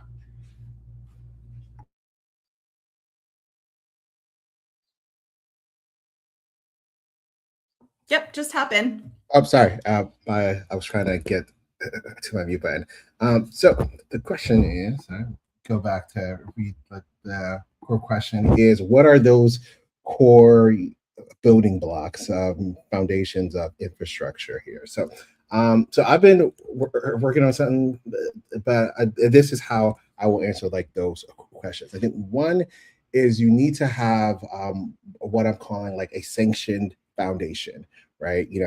So give people the space to play safely, right? If not, there is no AI, right? And that is on, all of us who work as leaders, as a corporate function, to make sure that we provide the infrastructure and access for folks to play in AI safely, for folks to build safely. Without that, we're just telling them to do something that they can't do, or if they do actually do, and now we're pissed because we're getting sued that we, spilled data, right? Two is to have a guidebook, right? So here are things we've already reviewed, we've already litigated. We don't have to relitigate this. In fact, we expect you, right? That's the difference. We expect you to use AI for this because we've already gone through it. Here is what we're still reviewing, right? Like, we don't know. Raise your hand, talk to your manager. Here's what we've said no to, and here's what we will never do, right? There's a traffic light, a governance framework that I've hoped some folks do to kind of just say, these are those 4 buckets, and it aligns with the EU Act, like as well, because they asked for 4 buckets, right? And then really creating clear capability models and ownership models of what happens if it goes wrong, right? Capability is, what do we want you to be good at? Ownership is, what will you get in trouble if it's wrong? Like, to say it quite plainly. And it sounds like it's, like a little on the nose, but now everyone's clear, because the problem is there is a space of unclarity here. So I will pause. I think that those are important building blocks. I'm sure others may have some too, but Lauren, I'll pass it back over to you. Oh, in fact, no, I'll pass it over to Senia. This is great. It's like we're passing the ball. It's Yes. like the Brady Bunch circles, just like the I love beginning of COVID. I love it. I love it.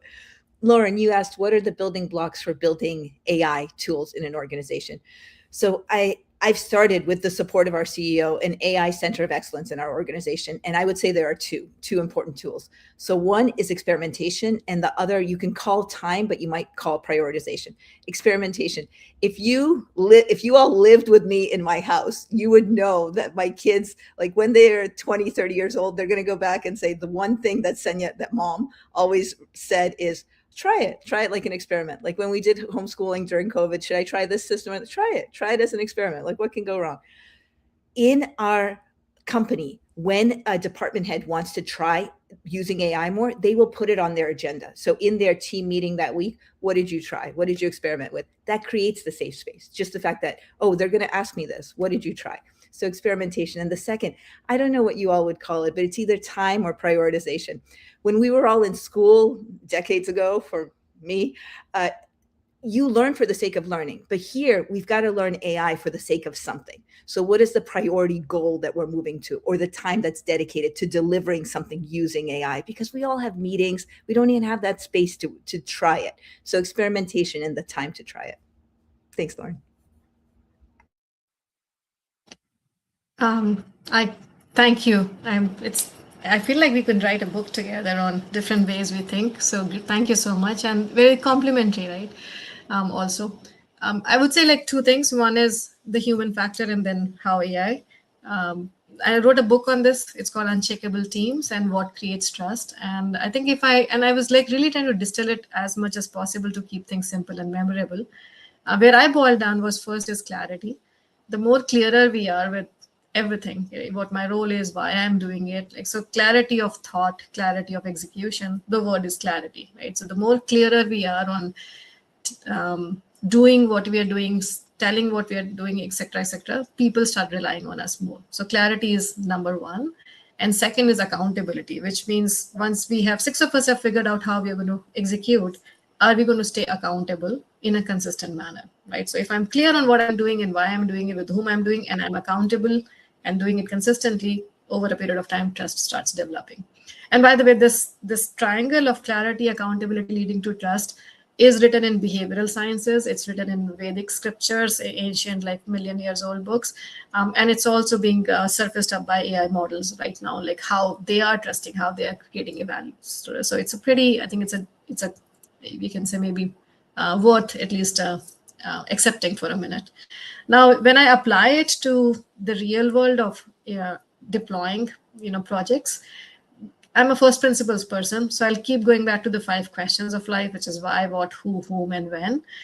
So why, talked about it, purpose. Why are you doing it? It cannot be just because AI is amazing. Well, because we need to increase the productivity of the team, because budgets are tightening, because we need to hire high performers, because whatever. You have to have your why very clear. And then what will we do? What data will we collect? Again, in what context will be used? So that what is most about the data? What data am I going to tap into to deliver my why? How will I do it? Better explain. Again, goes back to transparency and clarity.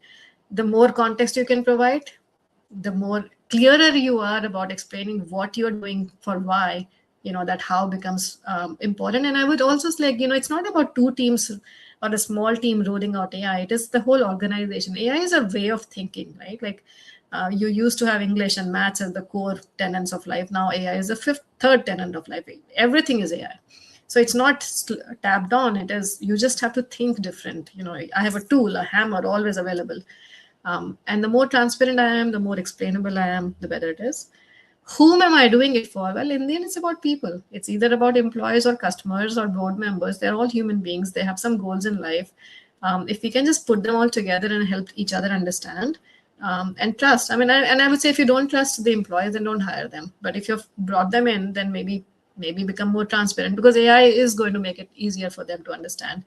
A lot of information is outside. Even if you don't share with me, even outside, like social media, Quoras, Reddit, so much has information about your own organization you don't know, and your employees know that, right? Like, so Blind, I just learned about that app, tells you so much about your own company. So they will know. So better you tell them, you earn their trust. And then when, love that point, Senia. I think the 5th is when should I do whatever I decided to do. And that when has to be seeded in feedback and correction, and that fail fast loops where you start small, you expand your, all of like the span of influence, more and more people have started trusting AI. Let's do more. But again, the why, what, how, who, and when, that framework has never failed me in the last 30 years of my life. So I think AI is nothing new from that perspective. Yeah. And I've tried explaining that more in depth in the Unshakable Teams. If that's of interest, pick it up. But it's a storybook which talks about these things. Hopefully that helps. I actually like the point very much of Sania, where she mentioned that experiment, try it. What's wrong? If it fails, it fails. If it works, something is working. For me, when we consider AI is neither a magic nor a monster. It actually depends upon what data you are inputting it. It is like you give garbage, you get garbage. So one of the founding building blocks is that your data monitoring should be very, very clear.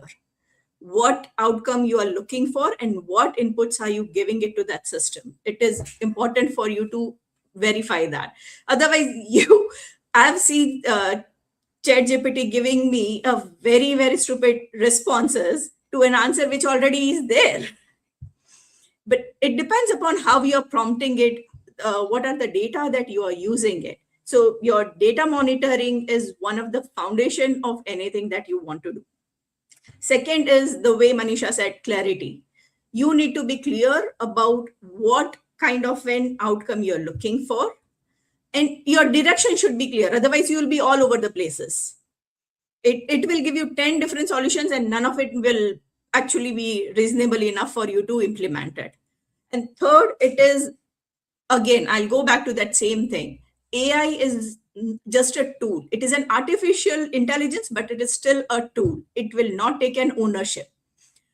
There should be a human ownership into it, that if certain result has come, I mean, you cannot just blindly go ahead and implement the details or whatever results have come up through an AI. It's at this stage, it is still needs monitoring. It still needs to dissect that what is relevant, what is not relevant. Do we need to go back and refilter our things and all that?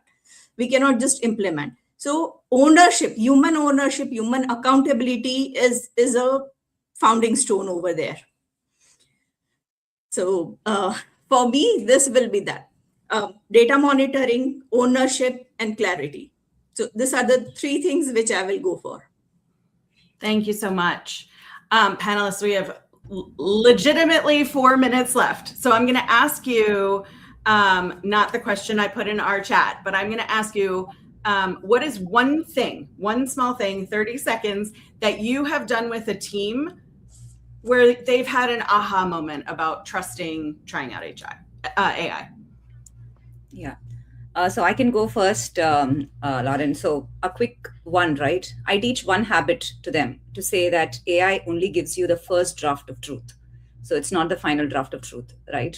And one of the moments is when we started with a resume standardization agent, which means I throw in my a resume, it gives me in a format that I wanted. We started using something called custom GPT in the beginning. And then the very moment that we started creating that, I sent it out. They all started using around 200 resumes went in on a particular day. So I paused and then asked the next day, you know what? The one habit that I'm teaching you is AI is the first draft, right? And the human still makes the final call. Higher the stakes, higher we need to do that. So what did we miss? Where did we go wrong with those 200 uploads, right? And then we recreated it within our internal team, internal tools, seeing what works better, how should we have handled the blind resumes, a lot of things. But the pause is you pause to reflect what could be done better. So I'm going to move on to give it to Vic. Sure. Real quickly, mine would be, don't ask AI to solve the problem. Ask AI to come up with a process, right? A lot of people, they don't trust AI because they don't know what AI did. They don't know what assumptions it made. So don't jump to the answer. Have it work with it to come up with a structured process so that you have confidence in what it's doing. AI will thank you. It will say, hey, great, thanks so much. I'm so glad that we're like aligned.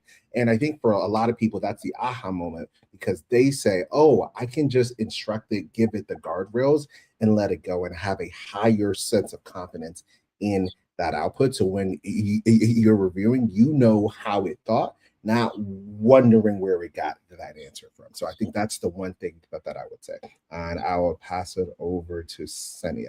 I'm actually going to have to interrupt. I'm so sorry. We're out of time. Okay, no worries. This is an amazing, amazing conversation. Panelists, please put it in the comments, anything that we didn't get to, anything that we didn't have time for. I want to thank you, panelists, for really insightful discussion and so much passion around AI. I think anything new feels hard and scary and terrible. And we've gone from, handwritten forms in triplicate to where we are today, and we keep on making it work. And so if we start with a foundation of trust, if we start with a foundation of encouragement, if we build the steps, that's what I heard today. There are steps to this. There are points of encouragement like, hey, what'd you experiment with in AI? That was such a beautiful, beautiful tip.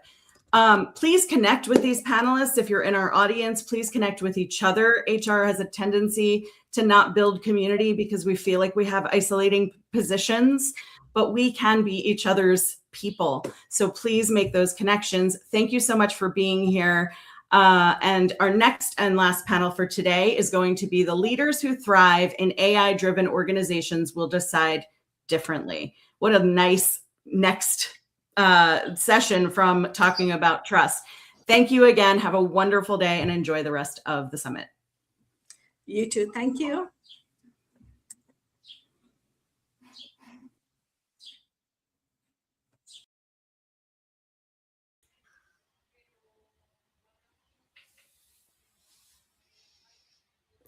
Thank you, Lauren, and to our panelists. That was a great conversation.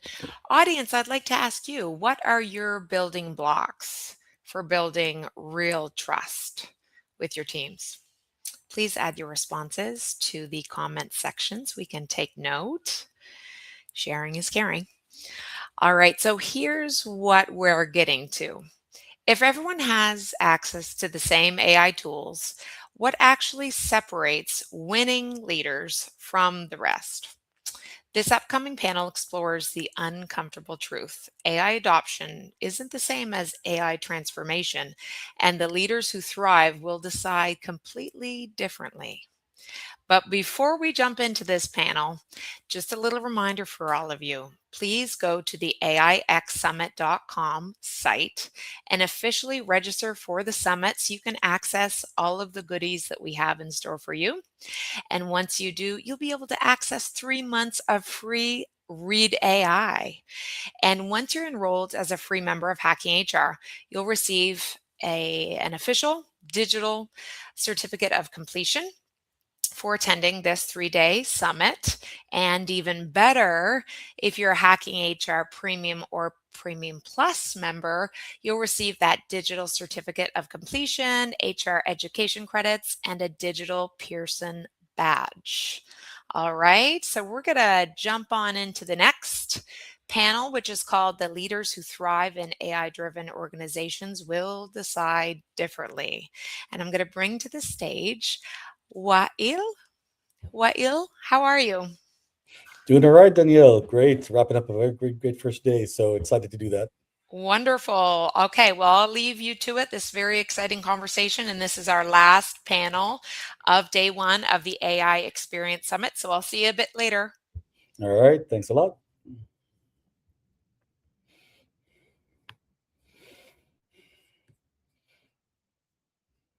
All right. Good evening, everyone. Good to see you all again. So we're really excited to get on this final talk for tonight. We're welcoming you all from Doha, Qatar. It's almost 9 o'clock our time here, so it's a bit late in the evening. I'm Wael Khoury, Managing Director of Lopez Khoury & Associates, where we help organizations navigate transformation through HR, leadership development, learning, and change management. I also lead Hacking HR Qatar and the GCC HR Leadership Center, both focused on shaping the future of work and leadership across the region. And I'm delighted to moderate today's discussion. The leaders who thrive in AI-driven organizations will decide differently. So while the AI conversation really focuses on technology, today we'll explore what AI means for leadership, how decision-making is changing, the mindsets leaders need, and what distinguishes organizations creating real business impact from those experimenting. To help us unpack these questions, we brought together an outstanding panel of experts with diverse perspectives on AI, leadership, and transformation. So let's begin with the introductions. Please all tell us who you are, what you do, and the perspectives you bring, of course, to today's discussions. Hi, everyone. Jonathan, maybe let's start with you, and then we'll work our way across the panel with Kelly, Dr. Lauren, and Alfonso. Hi, everyone. I feel like I'm in great company. I'm Dr. Jonathan Ashong-Lamptey. Everyone calls me Dr. Jonathan. I'm the founder of the Element of Inclusion. We help organizations to become more inclusive, and we've been putting a lot of attention behind AI in the workplace. I'm excited to be here. I was actually at the live event yesterday in London, so I'm looking forward to this conversation. Fantastic. Great. All right. Dr. Lauren, you want to go ahead? Hello, everyone. I'm so glad to see everybody showing up for this. Great topics thus far. I'm Dr. Loran Starr. I'm a Chief People Officer in Healthcare and Technology. My focus really leans on culture and challenging what's become normal. Fantastic. Alfonso, we'll go with you. Yes, thank you. Hello, everyone. Happy to be here. Thank you for having me here in this great panel. I'm a lecturer in the Barcelona School of Management in Barcelona. I'm based in Barcelona, and I used to work in RICO in the Digital Academy, and a former employee for the BBVA, the biggest bank in Spain, and other organizations, working always around the digital transformation. Great. And Dr. Kelly, great to see you. Jump in. Go ahead, please introduce yourself, and it's great to have you. Absolutely. It's great to be here. Kelly Gore, and I am, again, very excited to be a part of this panel. This is about I've lost count of how many times I've participated in panels for Hacking HR, but it's always a pleasure. I come to you all from BetterUp, so I am on what's called our People Insights team, where I work directly with our HR leaders, senior leaders on this exact topic, right? So really becoming a key player and understanding how to navigate this new world of AI and lead in an environment where AI is not going away, right? So I'm excited for this conversation and looking forward to just hearing from my esteemed panelists as well. Absolutely. Great to have you all. And we're excited for this closing panel for the day. So we're going to make it rock. And just going to start off right off the bat with rapid fire to everybody, right? And audience, whoever's watching, just want to ask you this as well. And let us know your opinions in the chat. So to everyone, what's one leadership belief that AI is proving wrong, in your opinion? We can start with Jonathan, and we'll go around to Kelly, Loran, and then Alfonso. So I actually got called out about this because one of my biggest beliefs is that people are the most important part of any organization. And actually yesterday I saw something that said organizational intelligence equals AI times HI, whereas AI is the artificial intelligence, HI is human intelligence. And what I've started to realize is that the growth of the AI part is going to outstrip the growth of the human intelligence part. And so if organizational intelligence is going to grow exponentially, the human part is going to be very small in comparison to that. But like any maths equation, if that bit is zero, then the whole thing is zero. So the human part is going to be very, very important. But it also means we're going to have smaller organizations. I think, was it a World Economic Forum? 95% of businesses before 2030 are going to be reducing their workforce. So it's a huge challenge. I think people are going to be important, but they may not be in the same organizations. Absolutely. It brings up so much conversation on, okay, fine, what organization are the people going to belong to? What skills are needed? And how much are you shrinking that human element as well? It's a bit of a scary thought, right? But again, lots to discuss around that as well. Kelly, you'd like to kind of get into that? Absolutely. So I think, it's AI is shifting leadership from authority-based to knowledge to authority-based on judgment. And, I think, the leaders who are going to thrive are the ones that are intellectually curious, not just experienced. So I think it's, when I think about 10 years ago, right, it was the most experienced person in the room, that's the one that, everyone defaults to. But it's really around like the person that is able to make the best decisions, leveraging AI, leveraging the tools. And so it's, when I think about leadership, it's becoming less about, just the smartest person and more around like the person that's able to orchestrate intelligence, and that's human and artificial.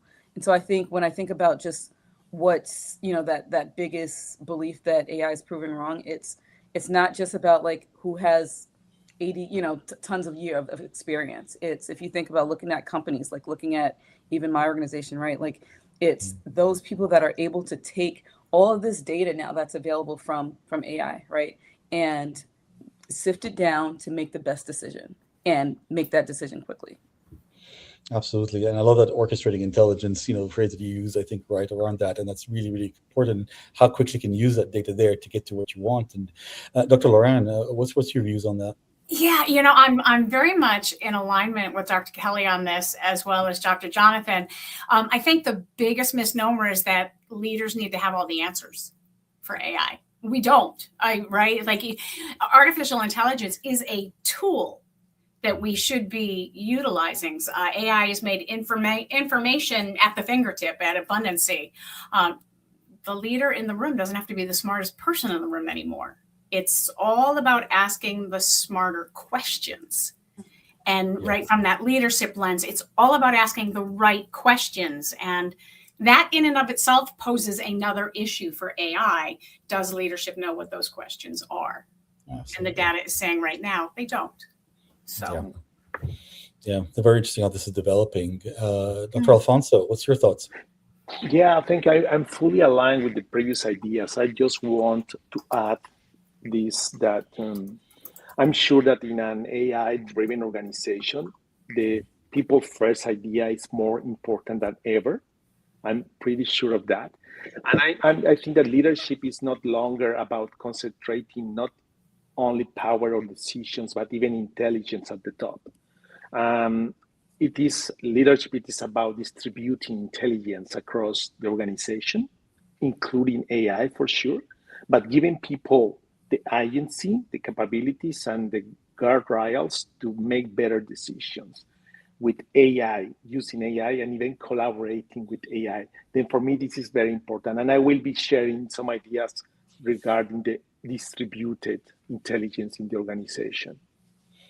Yeah, fantastic, great, and brings us to the next question, Dr. Jonathan. You work with leaders who believe they're ahead in AI, right? Because their teams are using the tools and all that, right? So, what's the big solution leaders have about AI adoption today? Do you know what the biggest illusion is? Is they think they're ahead. That's the illusion. They think they're ahead with AI adoption, but they're not. They're not at all. I personally, in the past 6 weeks, have spoken to probably about 250 leaders, HR leaders, and I asked them, like, how are you using AI? And there were three questions. One, it was nearly always co-pilots. Two, they were scared to use it for security concerns. And three, they just said no. And the ones, when I pushed the people who were using it for Copilot, typically it was just for emails and reproducing dashboards. So it wasn't as sophisticated as they thought. So I think the biggest illusion is that they are further ahead. There's so much more to learn, and they're not doing it as much. Or they're just focused on adoption, leaderboards, focusing on how much people are using it instead of the actual value that they're generating. And I'm sure we'll get into that later about what value means, what productivity actually means. Yeah, absolutely right. You're just ticking a box, see how many people are using it, but what are they using it for? And have they even scratched the surface of what the possibilities are? And are they using it the right way or not, right? So absolutely lots more to uncover there. So very interesting what you're doing on that front, right? And again, my next question from there, Jonathan, is how do you tell the difference between AI activity, right? And we talked about this actual activity and actual AI productivity, right? And you think, are we getting better at that at all? And curious to hear others' views of that as well. Well, I'm going to use a key word, and I think Dr. Lauren is going to like this. It's evidence. Like she literally wrote a book called Evidence-Based Inclusion. So, plug for her book. But I think people need to draw a distinction between data and evidence. And a quick example would be like data is my height. I'm 6'3". You can't see it because I'm sitting down now, but I'm 6'3". That's data. Evidence would be, am I tall? Am I short? Am I average height? Whatever. So we need to make sure that the outputs, the activity is actually going to be useful, typically for business outcomes, and not enough people are doing that. So if you want to draw that distinction, make sure that the evidence that you're gathering, and it's typically for a claim, a hypothesis, or an assumption, and frankly, I'll push you towards claims and hypotheses. Whatever you do, does it support a claim that you're making? Oh, we thought this, and now we've proved that with the AI. That makes it practical and useful instead of just being busy pushing buttons and producing dashboards no one reads. Yeah, and Dr. Laurent, this seems to be an area you're very much passionate about, I guess, right? What are your thoughts on what Jonathan just said? Yeah, I think that's spot on. I think, we've gotten to a point with artificial intelligence that we think it's just one thing. And, I always push back when I talk about, AI in the organization is there needs to be an AI committee that's staying on top of the changes, because AI today will be totally different tomorrow. So I agree with you, Jonathan. Dr. Jonathan, I think that we're not as far along as a lot of people think we are. No, absolutely. And Alfonso, I'll go to you next. Given your work with AI literacy and workforce transformation, what leadership shift is required to move from AI awareness to better decisions really at a scale, right? What are your thoughts on getting to that level? Yeah, I think that I have some ideas that are very well connected with the previous ideas. And I think that in the most of the organization that they are working on this adoption AI or AI fluency even, they are working with AI to do the same work that they have been done in the past. And they are forgetting about how to redesign the work itself. And I think that this is important because, Dr. Oren, you were talking about the future, and not only the future tools, but even how we will be working in the next 2 or 3 years using different AI tools. And I think that the most of the organization focus on tools, pilots, and individual productivity. I'm pretty sure of this. But they do not analyze how tasks or decisions and workflows must change. And I think that this is the key topic. The most of the organizations, they are not thinking on the distributing of AI and how this requires redesigning work. And I'm sure that you will remember this, Jonathan, from yesterday and the AI Live event. Someone from Shell with a very, very interesting ideas was sharing that one of the first steps redesigning work is just avoid doing the same. Avoid doing the same processes and redesign the workflows, not the task. And I'm sure that this is a big element for the leadership, how to redefine what humans must retain and how intelligence will be distributed and how agency and accountability flow across the organization. I'm sure that these are very important in these topics. And just to finish my idea, I think that we need to move from the pilot, the tools, or the individual productivity to this kind of co-design the workflows and decide how we'll be working in the future, if possible. Absolutely.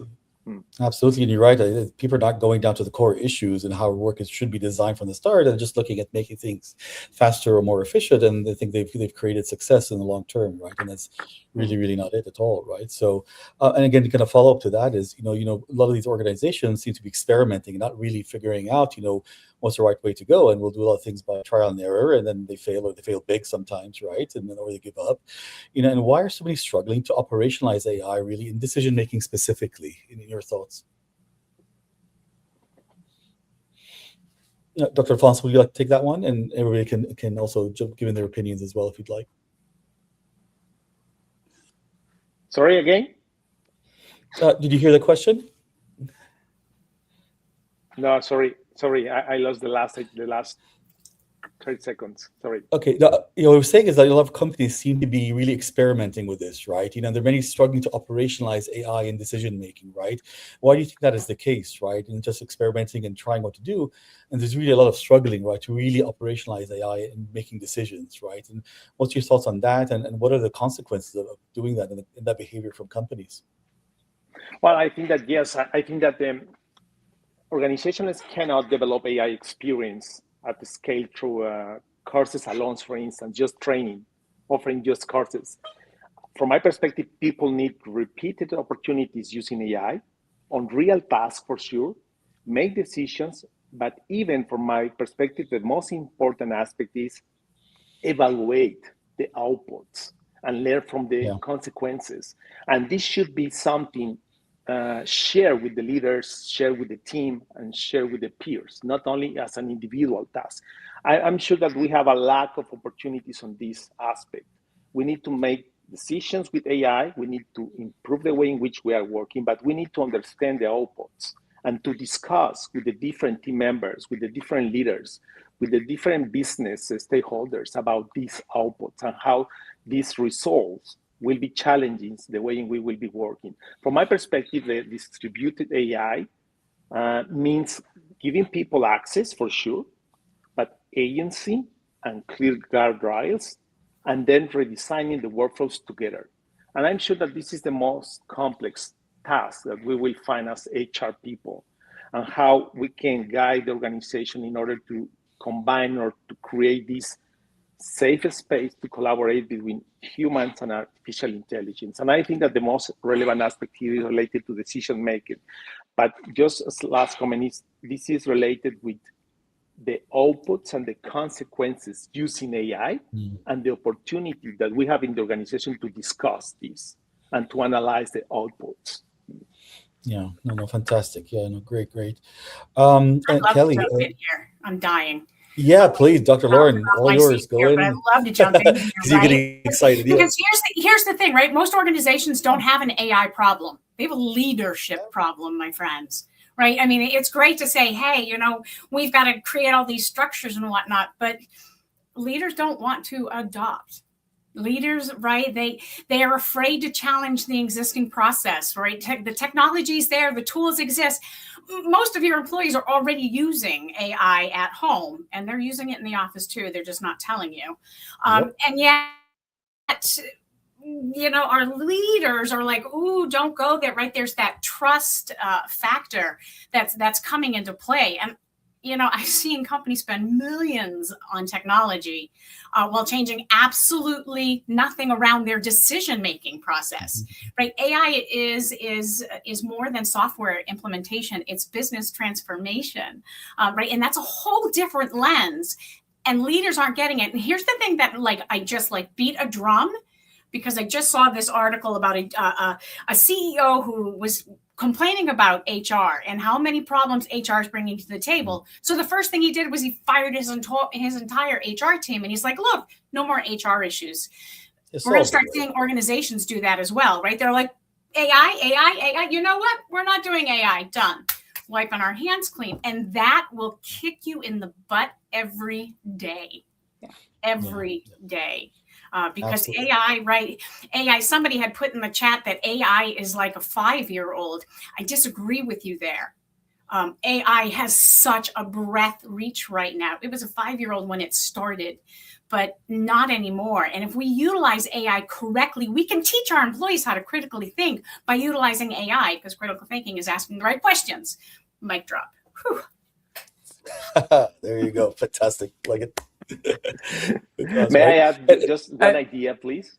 Yeah, Doctor. Yes, last one, because it was fantastic. Thank you so much. Because I was thinking, listening to you, that the organizational challenge is to turn every AI opportunity, every task transformed using AI, every workflow transformed using AI, and even every decision using AI into a learning opportunity. And I'm sure that in so many organizations, we are losing this opportunity because we are not thinking about it. We are not discussing this. Then for me, this is very important. And I think that it's very close related to your idea.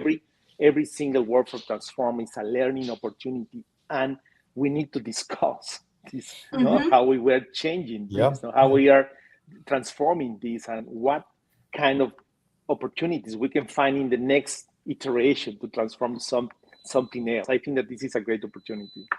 Yeah, and that rate of change and learning is happening and evolving is so rapid and so quick. And still you've got leaders who are putting their head in the sand, right? And saying, no, we're not going to do it, or, you know, it's fine. And then either the company doesn't do it at all and gets left in the dust, or every employee is doing their own thing. Like you said, Dr. Lauren, right? It's like everyone's doing their own thing and then they're using it anyway, right? So very interesting how companies take on that challenge, right? So Dr. Kelly, you know, again, if organizations are really getting value from AI, what's really holding them back, right? I mean, obviously we touched on some of those reasons, you know, the technology, the talent, the leadership itself, right? Managing change. What's your thoughts on that? Look, it's leadership behavior, right? And so if we think about why systems fails, it's not about the system. It's people being resistant to change, right? And that's human behavior. And when we think about like organizations already have access to capable AI tools. The biggest barrier is the leaders. It's the leaders who continue to make decisions, manage teams, and run workflows that exactly the way they did before AI came about. It's that mindset of, you know, what got me here is going to get me there. It's not, right? And so there's this big disruptor that if leadership behavior does not change, then that's going to be the reason. That's what's going to hold organizations back. Employees take cues from their leadership, right? And so if leaders aren't using AI and looking for ways to leverage AI to be more efficient and really look to change the way we're working, then the employees are not, right? And then adoption stalls. And then, you know, then the question raises, well, what happened? What happened? We invested so much in this AI tool. We did, you know, all of this training, but that's not it. It's getting into the mindsets and changing the mindsets and behaviors around AI. AI is less the transformation, when you think about it, it's less about a technology challenge. It's more about a management and behavior change challenge. Ultimately, organizations, they don't get AI transformation because they buy AI, because they buy all these robust platforms. It's because the leaders change. And, you have to invest in that as well. And that's exactly what, we do on a regular basis and working with our customers. It's really around helping them understand that it's not just, rolling out these robust tools, but instead allowing your leaders starting at the top and really helping them change their behavior, change the way that they think about embracing AI, and then ensuring that that's instilled in their teams. Yeah, and we know the challenges of changing behavior in the long term and getting leadership to actually walk the talk and lead with that as well. I think, right, if you don't get that right, that's not going to take anything forward. So really great first round of questions, and thank you all for your inputs. And just want to go into a couple of very, really in-depth topics, right? So I think the first thing, the first question is what is hardest to change? And Kelly, we'll start with you. When AI challenges how decisions have always been made, what's harder to shift? Is it the systems, of course, right, or the people? And and we know where that leads to, but I'd love to hear your in-depth kind of answers to that. Absolutely, it's what I was saying before. It's the people, right? It's the people. Yeah. It's systems can be redesigned relatively quickly, especially now. Identifying and really changing mindsets is harder to change, and so leaders. Many leaders, they built successful careers on things like expertise, intuition, and experience, heavy on the experience. AI changes that. AI is going to challenge the idea that expertise alone should drive decisions. And so the hardest shift is really helping leaders see that AI is an amplifier of their judgment rather than a threat, right? And I think that's where that resistance comes in. People are resistant, especially when they feel threatened, right? And so people are going to resist and push back when they don't see and understand the value. If you change your mindset from, look, this is going to amplify the way that I do work, amplify the way that I drive performance, then rather than a threat to my role, to my job security, then, people will embrace it. But it's ultimately the biggest challenge is the people. It's the systems, we can change that. The technology changes fast. Human identity changes slower, and that's the reality. Yep. Yeah, so I see Dan in the comments was saying, I see something different. The leaders are buying the AI, they're pushing people to use it. Normally people resist, and the final result is layoff, not because of ROI or effectiveness, but because of FOMO, AI investment needs, right? Again, very interesting comments coming from the chat as well. And kind of following up on that, right? If you had to bet on one thing slowing AI transformation over the next few years, right, as things evolve very quickly, would you put your money on outdated systems? And again, most likely it's going to be outdated mindsets. And do you see what's going to have those mindsets change? How do you start tackling the core issue, which was what we were going around, right? And changing that mindset, not just the systems, the mindsets come first, the culture comes first. And how do you go about changing that? And whose responsibility is that? And how do you get it done? For me? Yeah, we can go with you, and then we can get to other people's views as well. Absolutely. Look, the biggest legacy system is, in most organizations is the way that leaders think, so it's outdated mindsets. Every major transformation eventually becomes a human challenge, right? Not a technical one. And so, AI requires leaders to learn in public and to be vulnerable, right? And to embrace it. And so the struggle is, when leaders, when they don't understand how to embrace, they don't understand, how is this going to help transform? It's in the chat, that was a great comment because, people throw money at, it's like FOMO, right? Like, okay, well, everyone's doing this now. So everyone has to do it too. Yeah. Exactly. So now we need to do it. But it's so many more steps that need to, to happen. And that's why ultimately, it's transformation stalls because you see people say that they're embracing it, but they really aren't. They're just, don't want to be the one that is not leveraging it, right? And that's where the FOMO comes in. So yeah, I would say definitely the mindsets. Yeah, but is it really FOMO or is it skills? I'm going to push back here a little bit because Well, that is one thing I've noticed since the launch of artificial intelligence, right? What we've been dealing with leaders that are like, I'm agile, right? I'm adaptable, I'm flexible, and AI is going baloney.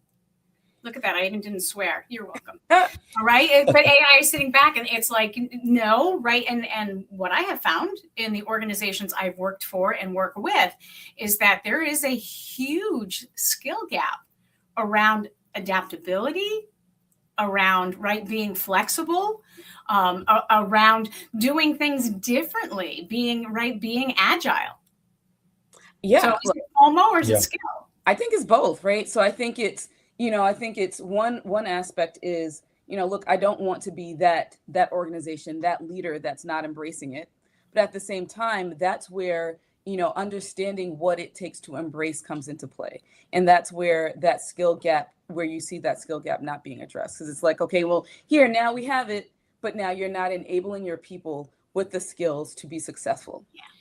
Yeah, and that FOMO, I guess, do leaders have that wisdom to say, yes, okay, fine, we have a FOMO, we want to make sure we jump into this, but make sure we take the right steps forward, right? And we see this, I see this in the Middle East across this different area where the rapid changes are happening, and this obsession with, okay, let's just implement all the technology, the AI that's there, right? But there's so much fundamental that's missing, right?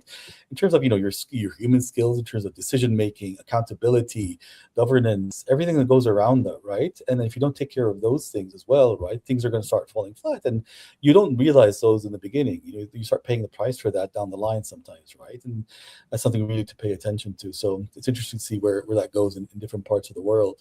And Dr. Laurent, to get back to you, and we've talked about the systems and the mindsets as well, right? Where are leaders really making the biggest wrong assumptions about AI readiness, right? We talk about AI readiness. Are we ready to go? And then press that green button, and yes, magic's going to happen, right? Where do you see the biggest mistakes happening in that front? And what is AI readiness, right? Right, I love that. Right, It's almost like when I look at an organization with AI, I love AI. I love Claude. I mean, it is doing remarkable work for me. It has shortened the bullcrap time tremendously. And that's what I love about it. But leaders, right? So I think this is the ding, right? Is yes, we talk about that readyship. Is the organization ready? Are the leadership team, or is the C-suite ready? Is the leadership team ready? Is the management team ready? Right? You've got to do those readiness assessments along the way. But we also need to be talking about the ethical responsibility of artificial intelligence, and understanding what the limitations are to AI. This isn't as simple as here's ChatGPT, here's your framework, go. It doesn't work that way, right? It's here's ChatGPT, here's Claude, and this is how you can do this today, but tomorrow it's going to change. And are we utilizing it, from an ethics lens? Are we utilizing AI to help us make better decisions? Or are we utilizing AI to make the decisions for us? AI doesn't take into account the human lens. It just takes in the data lens, and some of that data is skewed. So, right, I think that's the biggest knee jerk that I've seen, right, where AI implementation is starting to fail a little bit, is that it's the ethical component, and it's understanding its limitations, and then that follows up with who owns it. Who oversees it? I'm so tired of people saying, oh, it's an IT function. It is not an IT function. It impacts our employees. It falls under human resources with lines that go out to other departments, but it needs to be multi-departmental in ownership, not one team. Yeah, we have an interesting question from Rita in the chat. It says, do you see any leaders delaying AI adoption because they believe the future state will be heavily AI driven? And they're questioning the value of building capabilities today, right? And then everybody around the panel, guys, just jump in on this if you got some thoughts on it. I'll tell you, can I jump in on this one? Yeah, because I think because going back to what was said earlier, I do think the FOMO is real, by the way, from that question with Dan. But in terms of Rita's question, AI adoption is typically delayed from what I see because it tends to be a fear around the ethics, around compliance issues. But my experience is I find that the AI, when you're pointing it at a specific issue, not just stuff, it's actually quite forgiving. as long as you're not outsourcing your thinking. So I think Dr. Kelly earlier, you mentioned judgment. This was important. I think it's come up a few times. If you're exercising judgment, the AI is quite forgiving. If you've got some experience, you can recognize when it's going off track. You know, I think Dr. Alfonso talked about guardrails as well. You can put those in place. I think it's when people are doing the shadow work, doing, you know, I'm putting it into ChatGPT over here and not bothering, that fear is what stops a lot of AI adoption. But overall, but in terms of capabilities as well, which I think is a big one, I think experience is very helpful here. And the capabilities, they can be developed very quickly if you're pointing it at the right thing and not just repeating things. So ask, does it matter? Whenever people say they're doing lots of stuff, say, oh, why does this matter? Right. I find that is a brutal but accurate razor. Yeah. No, absolutely, absolutely. We just want to be conscious of time right now, so we're going to jump into some quick different debate questions, which I'd like to raise with you all. And again, this goes for everybody. And Jonathan, we'll start with you. If every organization has access to the same AI tools, data, and models, right, what becomes the scarcest leadership advantage? I think it's your ability to raise standards consistently. Because a lot of leaders are incentivized to keep the status quo, right? Keep things as they are. What we were doing last year, we're going to continue doing. Whereas what I expect to see, so this is a claim of mine, is that people with the highest standards, when you're developing measurable outcomes, those will be observable to everybody. That person will find themselves in a leadership position. This is a belief of mine. I haven't seen enough. I've got small anecdotes, but I'm expecting to see that. And that in itself will challenge leadership. So yeah, you need to be a learning organization in a real sense. But if you're the person who's raising the standards, using the AI, will be able to take a leadership role. That's my view. Interesting. Dr. Kelly, what's your thoughts? And then we'll go to Dr. Loran and then Dr. Alfonso. Yeah. I love what you just said in terms of like a learning organization, right? And just understanding how to learn different, like how to learn, right? But, you know, I think to that question, it's knowing what questions matter, right? It's not having all of the answers, but knowing the questions to ask, and being able to distinguish the signals from the noise, like being able to filter out the noise. Like, what's the noise? What do I need? Like, what's critical path here? What do I need here? You know, also we, you know, touched on this, but like making the ethical, strategic, and human-centered decisions. You know, as intelligence becomes more abundant, judgment becomes more premium, right? And so you know, I read that recently and it resonated because it's, you know, being able to think about the right questions, have the right judgment, make the right judgment calls, building trust so people are willing to act on insights, right? So building a trusting space where people aren't afraid, right, but really comfortable failing and failing fast, so that they can get to the right insights. Great. Dr. Loran? Yeah, I'll lean in a little bit more there, Kelly, too, because I think, right, the biggest leadership advantage, the company that's going to win, it's human capability. They understand the human capability in alignment with AI, right? We now have access to technology, to information, to expertise, but AI has now stepped in and really leveled the playing field. Organizations that win will have leaders that can build trust, create alignment, make difficult decisions, navigate that ambiguity, and foster that accountability. That is what AI cannot do. That is what AI cannot do. That's what your great leaders do. So if everybody's got these access, the company that wins is the one that has that leadership advantage that says, hey, you know what? It's our human capability that matters. AI is still a tool. So it's still keeping it in that box. Absolutely. And just doubling down on that human capability. Double Have to remain human. It's absolutely right. And go that way, right? Dr. Alfonso, real quick from your end, your thoughts? Yeah, thank you. I want to elaborate on this because I'm sure that many organizations can use similar tools, similar models, even similar data, but the most valuable knowledge, the most valuable knowledge is situated within the organization. And I'm sure that the most of the leaders, they have this kind of lack of comprehension of the relevance of the contextual knowledge in the organization. They need to develop the ability to identify, mobilize, and connect that situated knowledge with the different uses of the Gen AI in the organization. I'm sure that this should be most important for the organization. And from my distributed AI perspective, I think that leaders must ensure that contextual knowledge, even this situated knowledge, does not remain trapped in systems, silos, or even a few experts. It must flow across the organization and reach the people and the AI system even. And I think that this is the best way in which leaders can add relevance and add value to the customer, to the employees, to the organization using AI. Just identify and connect any kind of challenge with the contextual and situated knowledge of the organization. I think that this is very important from my perspective. Yeah, absolutely. And again, going back to leadership and the uses of AI and who's adopting it and who's not, right? And which one's more dangerous? Is it the leader who doesn't use AI at all, or is it the one who uses AI but really doesn't understand its limitations, right? It's putting everything, doubling down on AI only, right? And what do you think? Where's the biggest risk there? And happy to hear your views on that across the panel. Dr. Kelly, want to take a shot at that one? I'm sorry, can you repeat the question?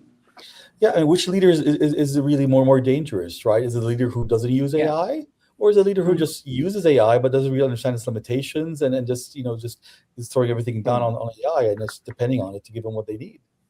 Yeah, I mean, I think they both are dangerous, right? And for different, but in different ways, but equally dangerous, right? Like the one that isn't embracing it is not embracing change, right? And so ultimately, like if you think about it, like these people that are not embracing AI and they're the resistors, right? They're going to become passengers of AI, right? As opposed to pilots and leveraging and really leveraging it in a way that's going to help increase things like efficiency and drive performance.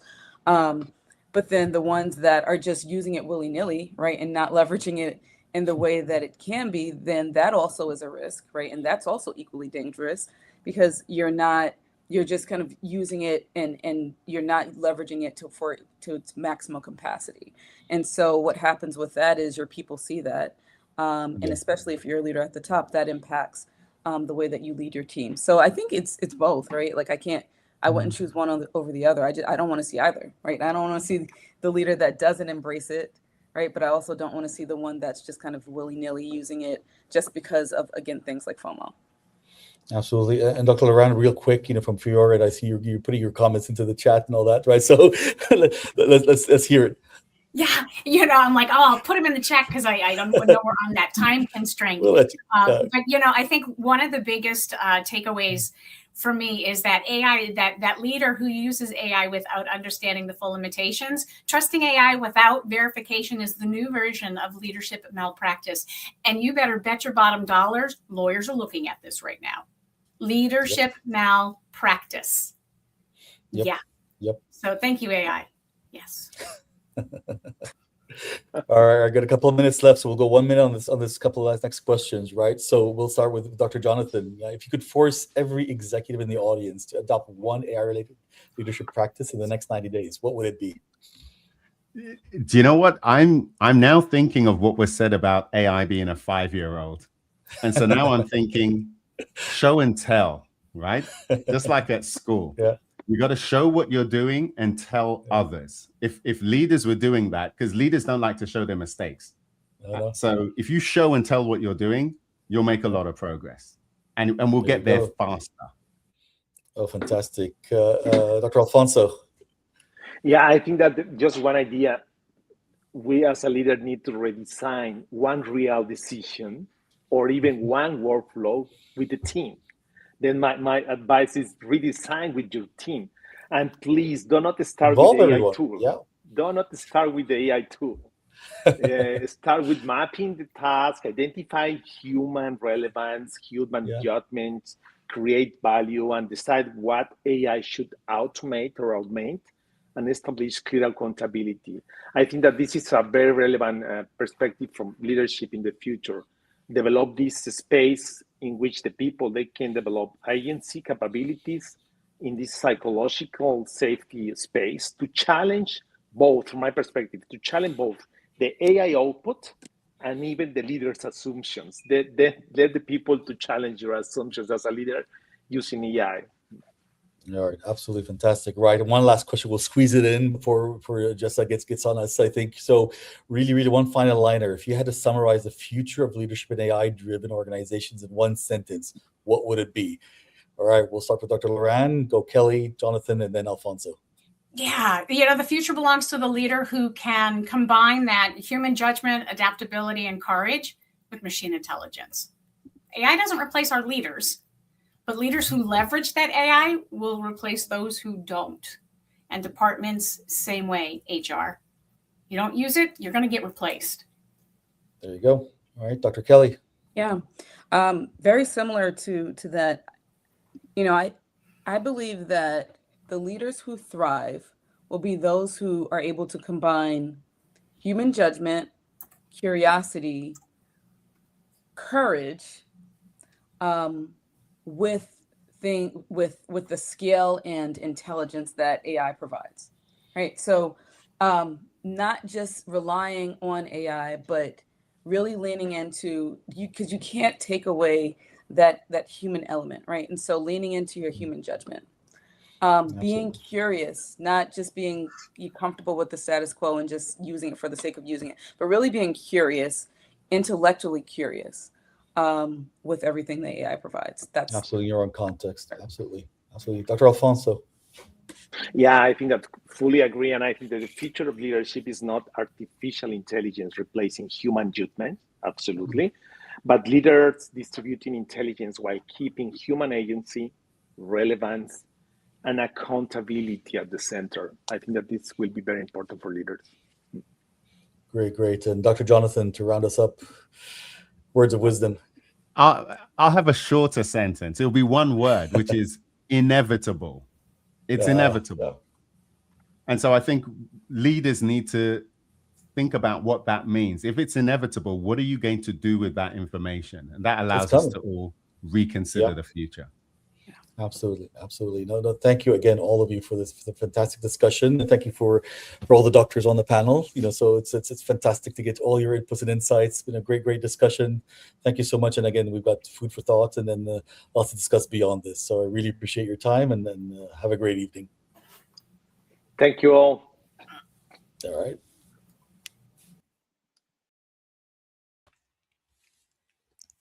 That was a great conversation, panelists. Thank you so much. What I took away from this combo is the company that wins is the company that understands its human capability versus its AI capability and makes it work to their advantage. And the successful leader is the one who is curious, builds trust, makes hard decisions, raises the bar, and fosters accountability. Before you go, here's what's going down tomorrow. So tomorrow at 11:30 a.m. Pacific time, Talent Lab is hosting that live workshop. It's hands-on, and you're going to build something real, something you can take back to your role and apply immediately. So stay tuned for that tomorrow. Also, we want to tell you again about our Back by Popular Demand, the Practical AI Mini Master Degree Program that starts on Friday, July 24th. Mark your calendars. It lasts 19 weeks and it's going to go weekly on Fridays between 8 and 10 a.m. Pacific time. So we're excited to see you there. You'll learn via live classes and labs and create an operating system that multiplies your output. I want to thank all of our sponsors, HiBob, Talent Lab, Workday, Preflight AI, and Papaya Global for believing in this work and making the summit possible. Thank you to everybody that is here today, and we hope to see you tomorrow. We're going to kickstart at 7 a.m. Pacific, so we'll see you back here. Thank you.